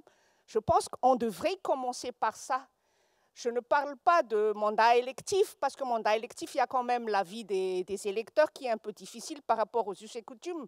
Mais par rapport à la volonté politique, on peut déjà mettre ça, des directeurs généraux au niveau des grands ministères, de secrétaires généraux. Les hauts fonctionnaires de l'État, on peut déjà mettre la parité dessus. Et quand il y a la parité au niveau d'une nation, moi, je pense que ça va de soi les autres. Être membre de gouvernement, être professeur de mathématiques, ça va de soi parce que c'est justement cette différence au niveau du pouvoir qui lèse les femmes et les femmes se mettent de côté automatiquement parce que elles se sentent moins capables que les hommes dans quelques domaines. Merci.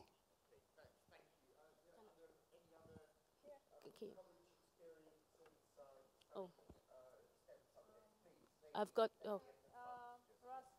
here. Can I? Sorry. Yeah, first. OK. Je vais aussi parler en français. Je suis Madame Zinab Kamara, directrice de cabinet du ministère de l'Enseignement supérieur et de la Recherche scientifique de la République de Guinée. Donc, c'est un domaine qui nous intéresse. Je vous donne quelques chiffres par rapport à la Guinée.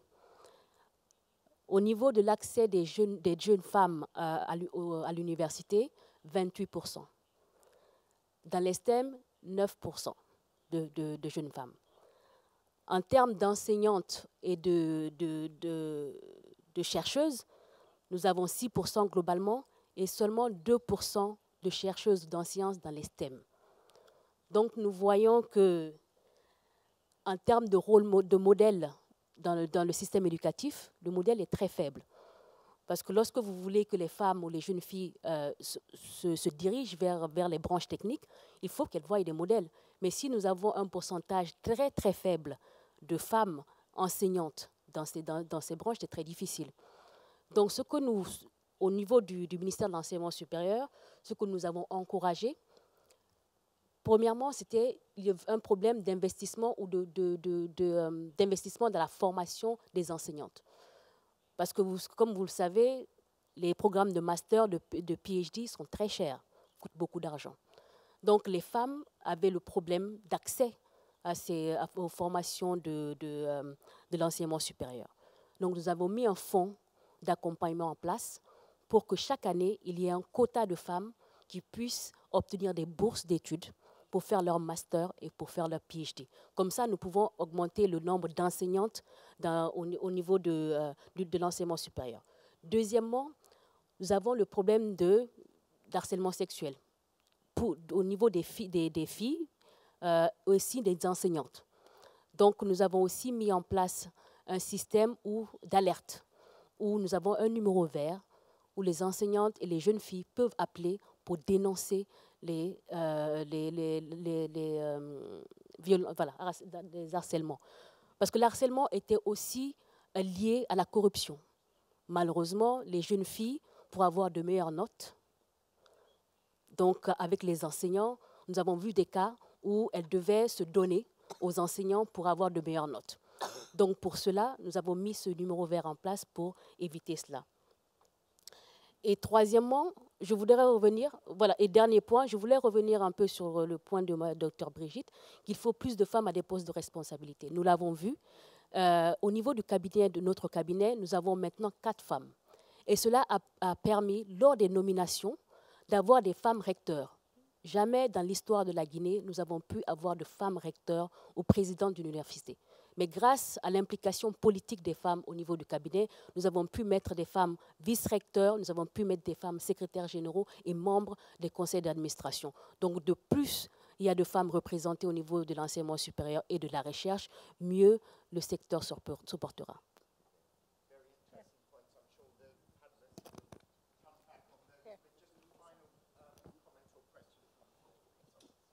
Thank you. My name is Sylvia Kasanga.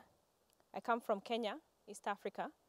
Our experiences there are very interesting. In fact, when I saw this topic and I said I want to contribute to it, I'd have wanted to contribute right from the beginning because you broke it down very well.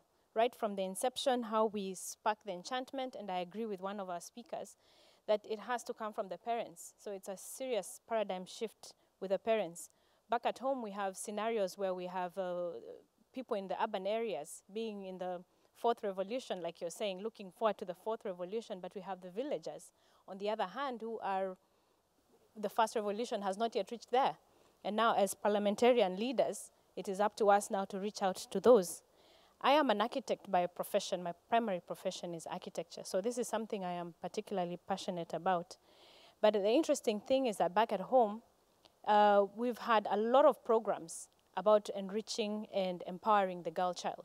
In fact, so much so that on the urban side, you find women being forefront in quite a number of things, entrepreneurship. In the universities, we have a good representation of women in science, and we still have the same issues that I'm happy that have come up, because whereas they're there from the primary, secondary, at university we have smaller numbers, but they're still there, a good number of them, but then they fall out. We don't see them much after that. And that it boils down to the issue of family and cultural issues, which is now where we really need to dwell on. How do we get our women to excel? This is now a serious issue because of the cultural. When we start our families, we're expected to stay at home. For us who have managed to break that ceiling, it's a serious juggling act. And it takes a husband who is extremely supportive, which we don't get much of. So then the question comes, as we are empowering our girls, should we also be doing something about our young men, so as they grow, they can appreciate the role of a woman in STEM and allowing her to be? I do believe, honestly, as I watch my girls growing up, there's something about women and STEM. They are brilliant. I watch my girls doing multiple things at the same time in one day. And because probably I'm an architect, they are obviously going to pick up on it as easily as possible because I expose them. There are those who are not so exposed, and yes, we are trying to reach out to those. But when you don't have a supportive man in the house, it's a serious issue. So I don't know, as we are deliberating, what can we do to help that cultural, thing break away from that so that our women can be allowed to excel even as they are bringing up families? Maybe that is my question to everyone. Thank you. Thank you. That's a really interesting point. Should we also be trying to educate the men better in this process? Karina, you're bursting to come back with lots of comments, so please. Bueno, yo quiero, para ir cerrando este conversatorio, decirles que para mí todas las carreras que podamos seguir en las universidades, nosotras las mujeres, son importantes. Y que a lo mejor hemos tomado el tema de las carreras STEM porque hemos asumido una fobia a los números, no como la posibilidad de que te desarrollen la agilidad mental que te pueda ejercer facilidad en el desarrollo de tus actividades. Y que nosotros, desde la política de cada uno de los gobiernos que estamos hoy presentes o de los estados presentes, debemos de promover leyes a favor y políticas públicas a favor del ingreso de mujeres a las universidades en este tipo de carreras. Pero tenemos que darle a ellas la seguridad de que se promuevan estas carreras puede ser a través de becas, que se le ayude a través de becas para promocionar este tipo de carreras y más allá de las becas, una vez que estén dentro de la carrera universitaria, que sus prácticas profesionales sean valoradas tanto en el sector público o privado. Y cuando hablo de valoración, hablo que puede ser en tema económico o también en tema ya de su currículo. Es decir, que puedan a través del Ministerio Rector de la competencia, en este caso en el Ecuador del Ministerio de Trabajo, valorar como su práctica profesional como experiencia laboral. Y también mejorar la calidad de los sueldos, que es una posibilidad que también podemos generar para que haya esa atracción a este tipo de carreras. También pudiera decir hoy que de pronto que estas carreras sean mejor pagadas significa que hay una inequidad económica y que de alguna manera, como no tenemos los tiempos en muchos casos, que yo creo que más bien vale un poco de organización, hace de que nosotros no querramos asumir responsabilidades en esas áreas que las consideramos más fuertes, porque tenemos más responsabilidad, tenemos que dar más tiempo y como todos lo hemos concordado hoy día, tenemos otras actividades que a lo mejor es difícil en los hombres. Los hombres salen de su casa a ejercer su carrera STEM y ahí terminó casi su responsabilidad. Y nosotras las mujeres tenemos otras responsabilidades como la familia, como el hogar, la alimentación y sobre todo los hijos. Entonces, son una de las opciones que yo puedo generar de este conversatorio para nosotros poder analizarla y saber hacia dónde nosotros debemos, en base a cada uno de los objetivos que tiene también el país, de cada uno de nosotros y poder nosotros irlas direccionando. Pero definitivamente con la información que tenemos, entendemos que hay que buscar las estrategias que nos inviten a tener más mujeres en este tipo de ciencias y carreras numéricas, que es la debilidad que podemos decir hoy día que tenemos las mujeres dentro de nuestra profesión en cada uno de los espacios. Okay. I will come back to you in a second.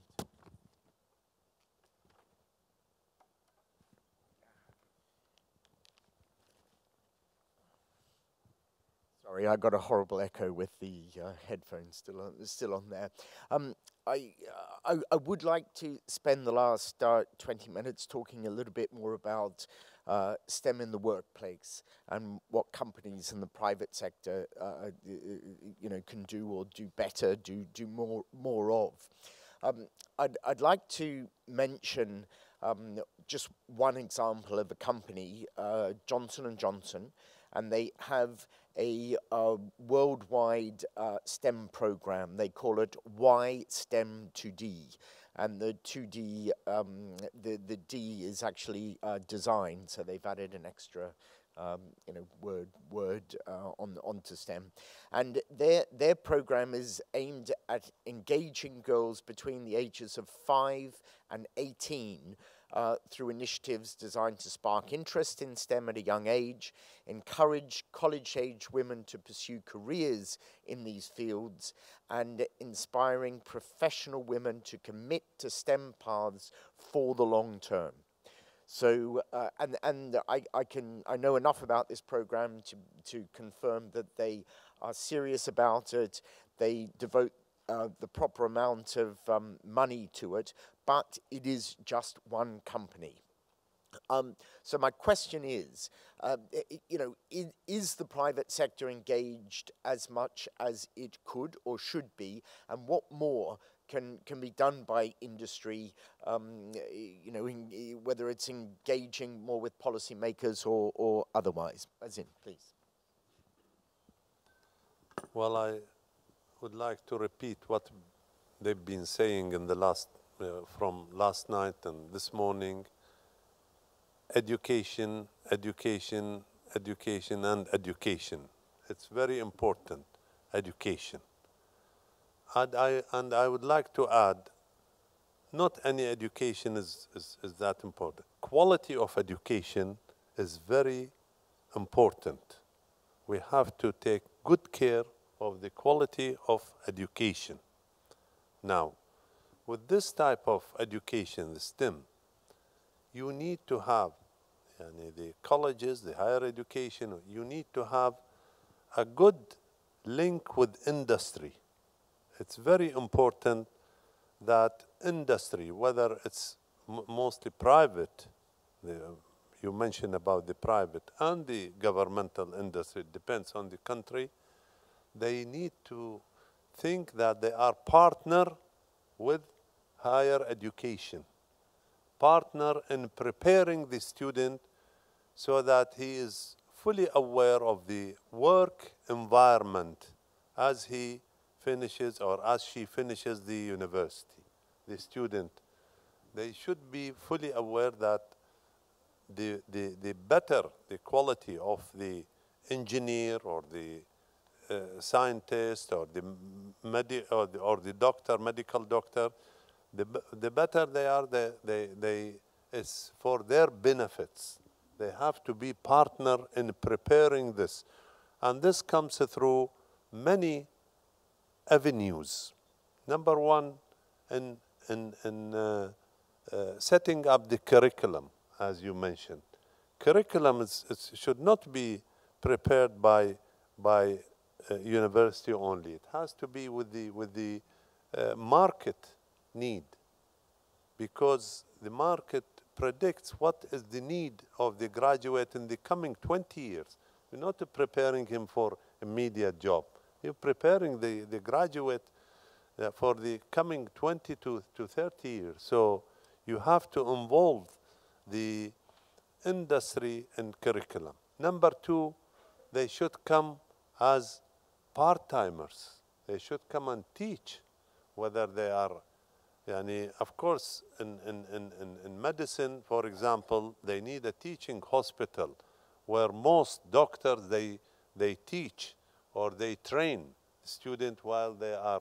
And the same thing with whether in engineering, in science, in this, we need to bring those as part-timers to lecture.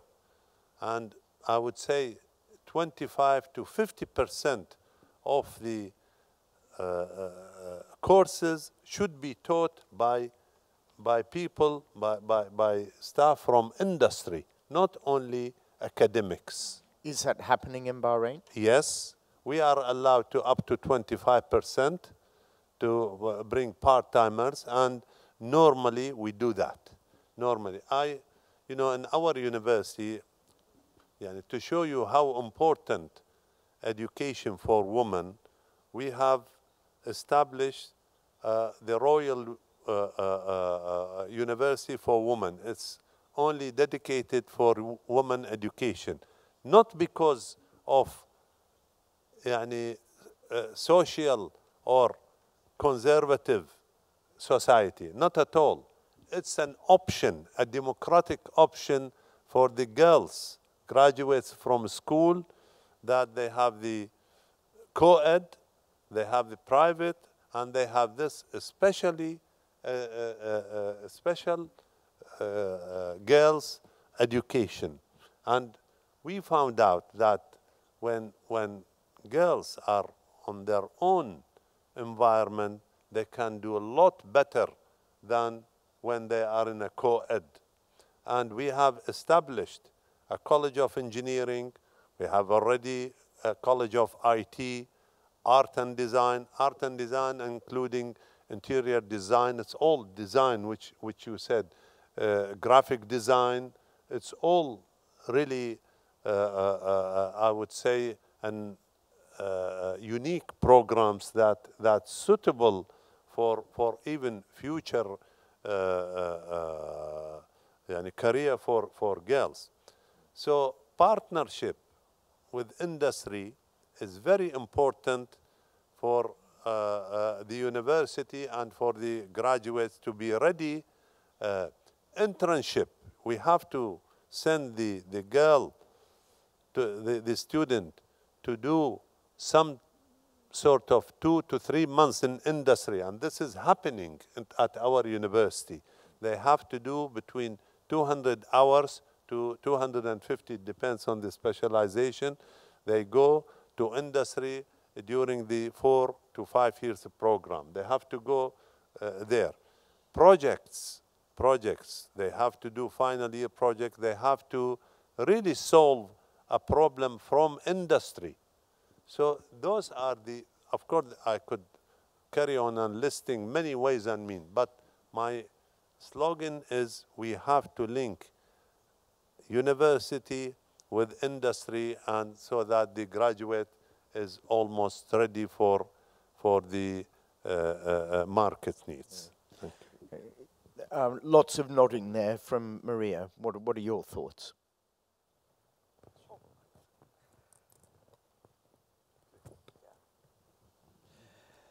Yes, I think that approach is correct.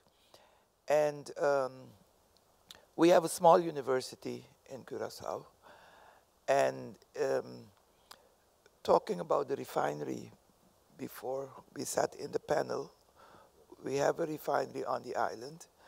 And in the higher functions, there's heads of departments, 4 from the 7 technological departments are women.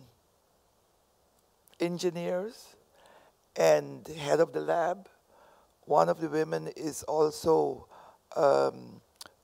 acting director of the refinery. And yes, they give gastcolleges. They also give,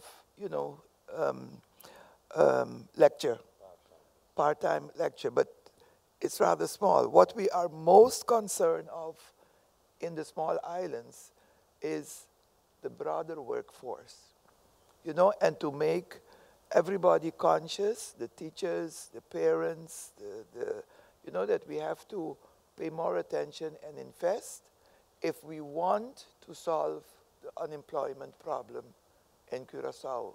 Stop training students that you know in advance that they're going to add to the unemployment rate. Any examples from the floor of good examples of collaboration with industry? Yes, lady in the middle. Thank you, Khulud.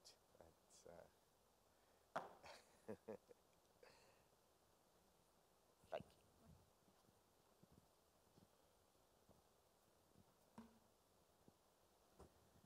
Merci.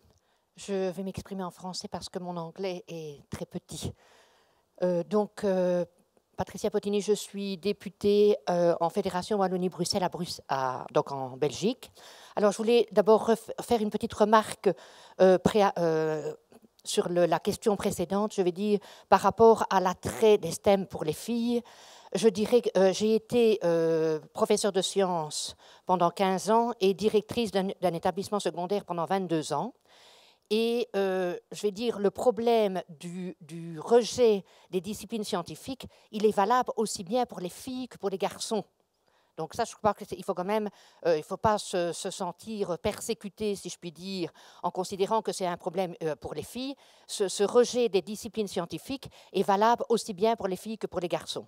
Alors, en ce qui concerne l'enseignement donc au niveau du secondaire dans la région francophone, il y a donc en Belgique francophone un cours qu'on appelle un cours de technologie les 2 premières années du secondaire et qui permet justement d'ouvrir à des horizons différents, aussi bien les filles que les garçons. C'est-à-dire que donc ça permet aux élèves de se déplacer dans des écoles techniques et professionnelles. Et ça, donc, parce que l'objectif de départ était de revaloriser l'enseignement professionnel qualifiant.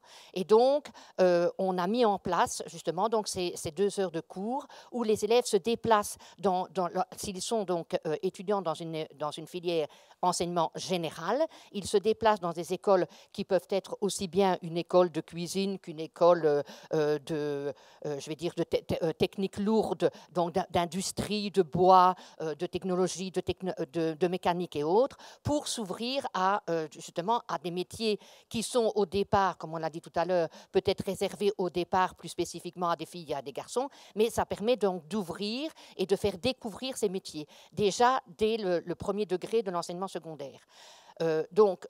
Maintenant, pour terminer par rapport à la question entre le lien entre l'industrie, le supérieur et l'université, je vais dire qu'à ce moment-là, et l'entreprise, il existe, et je pense que c'est notamment, Madame a parlé tout à l'heure de l'éducation, de l'enseignement pour lutter contre le chômage. Il y a une expérience en Suisse sur, je vais dire, les stages des étudiants universitaires dans les entreprises qui fonctionnent très bien. Et donc là, je pense que le lien justement entre les études supérieures et l'entreprise, elle est tout à fait, je vais dire, opportune au niveau de cet enseignement supérieur et elle est réalisée sous la forme de stage. Et donc, je vais dire que par rapport à cette expérience suisse, c'est vraiment, ils ont des chiffres de chômage qui sont vraiment très, très faibles et je vais dire, ils attribuent le succès, si je puis dire, de ça, notamment à ce principe des stages dans l'enseignement supérieur. Voilà.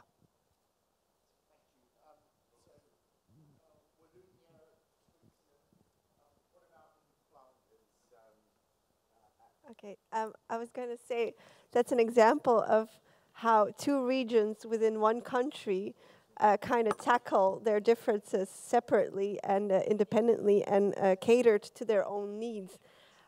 Because what we are seeing in Flanders is that our plan of getting more children in STEM is starting to be successful, and we're seeing the downside of that, and that is we don't have enough teachers. So there are towns where they had to recall 70-year-old people out of retirement for teaching math because they couldn't find a math teacher anymore. So that's obviously the downside of its own success. So what we are right now doing is also trying to make links both with what I would call a public-private cooperation, so get companies involved. We are also trying to make it easier to become a teacher. So if you have a certain amount of experience in the private sector, that it becomes easier to become a teacher, that you don't have to go through 3 years of teaching studies or whatever, but that you can get a similar level by doing 6 months internship, for example. So that it is important that once we get all those kids in STEM, that they get the education that they're chosen for. Also by, I think you can get a lot going by having companies sponsor internships. And the problem is, and I think that's the problem everywhere, is if you want to change something, you have to have the budget to back it up. And I think that these times, budget often is one of the main things that is holding us back to changing everything. So I think that is definitely one of the take-home messages here today is back up what you promised with the budget to do it. Right. Easier said than done in many cases. Karina, I am going to come to you, but I'd like to group it with a final question because we've got under 10 minutes left. So you will have first go at the final question, plus other comments on the previous question. But the final question is really, if there was one policy action, and I know it's difficult to choose, it can either be in schools, at university, in the workplace, one policy action that would make a difference, what would that be? Bueno, yo quiero, ya para ir cerrando, porque ya me dijeron que es la última intervención, quiero contestar algo sobre el sector privado. En el Ecuador nosotros estamos ya con alianzas público-privadas que nos da la oportunidad de poder laborar con ellos y llevar a los objetivos comunes que nos identifican. El ingreso a la universidad hoy día en el Ecuador es en base a pruebas de conocimiento y actitudes y psicométricas que nos llevan a deducir en base a esas pruebas los estudiantes que aspiran las carreras a cuáles de ellas pueden ir. Pero tampoco tenemos ahorita ya masificación de carreras como maestros o como derecho, que han sido dos carreras que de pronto se han masificado, sino es que estamos tratando de enrumbar justamente a los profesionales a que busquen carreras STEM, porque se han hecho políticas públicas dirigidas hacia allá. Y eso no es porque nosotros lo tenemos por casualidad. Son estudios que se han realizado justamente en base a las necesidades y requerimientos tanto de la empresa pública como de la empresa privada. Entonces, en eso estamos caminando, estamos avanzando y yo creo que es un paso firme. Y yo quiero cerrar mi intervención agradeciendo la oportunidad que le han dado al Ecuador para estar justamente acá en esta cumbre, felicitar el trabajo desarrollado y decirles que si de una política yo puedo decir que debemos de realizar desde nosotros como legislativo y en articulación con el Ejecutivo, sería el fortalecimiento educativo en todos sus niveles, desde el nivel primario hasta el nivel universitario. Yo creo que este sería el que pueda erradicar primero la fobia que se tiene hacia los números, hacia la matemática y finalmente, en un resumen de lo que hemos manifestado hoy día, es justamente ir fortaleciendo las mallas curriculares y al personal que forma esta trilogía educativa, como son los maestros, como son los estudiantes y los padres de familia. Okay. Thank you. Anne, your one policy action that would make a difference, please. Well, I would say similar to Karina, but I would even take it a step further. If you would only do one thing and one thing only, I would send parents back to class. And that is, I'll shortly elaborate to it. Everyone kind of goes to birthing class when they're pregnant, and like, what is birth going to be, and how are you going to do this, and what, you know. I would add just one class, and that is teach the parents the importance of a same level for girls and boys, and why STEM is important, and why and why it is important that both boys and girls get interested in early age into everything that has got to do with STEM. So it's back to the very start of our panel when we talked about at that really early age. Mazin, please. Well, it's difficult to really, with one policy, you can boost up the STEM and education. You cannot. But it's all together what's being said. We can put it. But quality of STEM education is very important and needs to be, we need to prepare the budget needed. It's very costly, but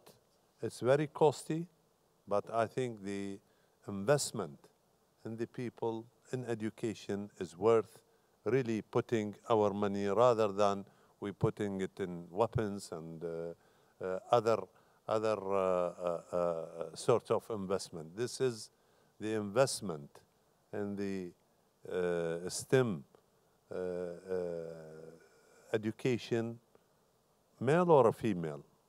I think from what we've been saying, the female are doing well, and with all this will improve it. But investment is very important in this part of education. Yeah, proper investment. I don't think anyone can argue with that. Maria. That's exactly the struggle of the smaller nations, right? Budget. Because collecting tax is not a thing popular to do. Introducing measures to lower or to shift money on the budget is also not very easy. But I think that one important thing that we have to encourage on the islands is the what we had in our time, but it's more or less in the direction of what our friend from Belgium, you know, the contact with the parents. So we used to have, I could remember when I was still a teacher, compulsory, we had to, you know, visit homes and contact with your students' homes and the family, etc. But that was one of the downsides of 1975, International Women's Year, when the woman, because in our culture, the women used to stay home, right? Take care of the home. But now everybody wants to, we want equality, they want to work, etc., etc. So I think that we have to find a way, and that has to be, I must almost say, imposed by government with cooperation with the unions, that parents and teachers work together for the benefit of the students in subjects in STEM. Well, thank you very much, and I turn to you, the you know, audience, and I really do thank you for your comments and participation. It made the whole session a lot richer. But a big thank you also to our 4 panelists. So if we can do that in the normal way, please. Thank you.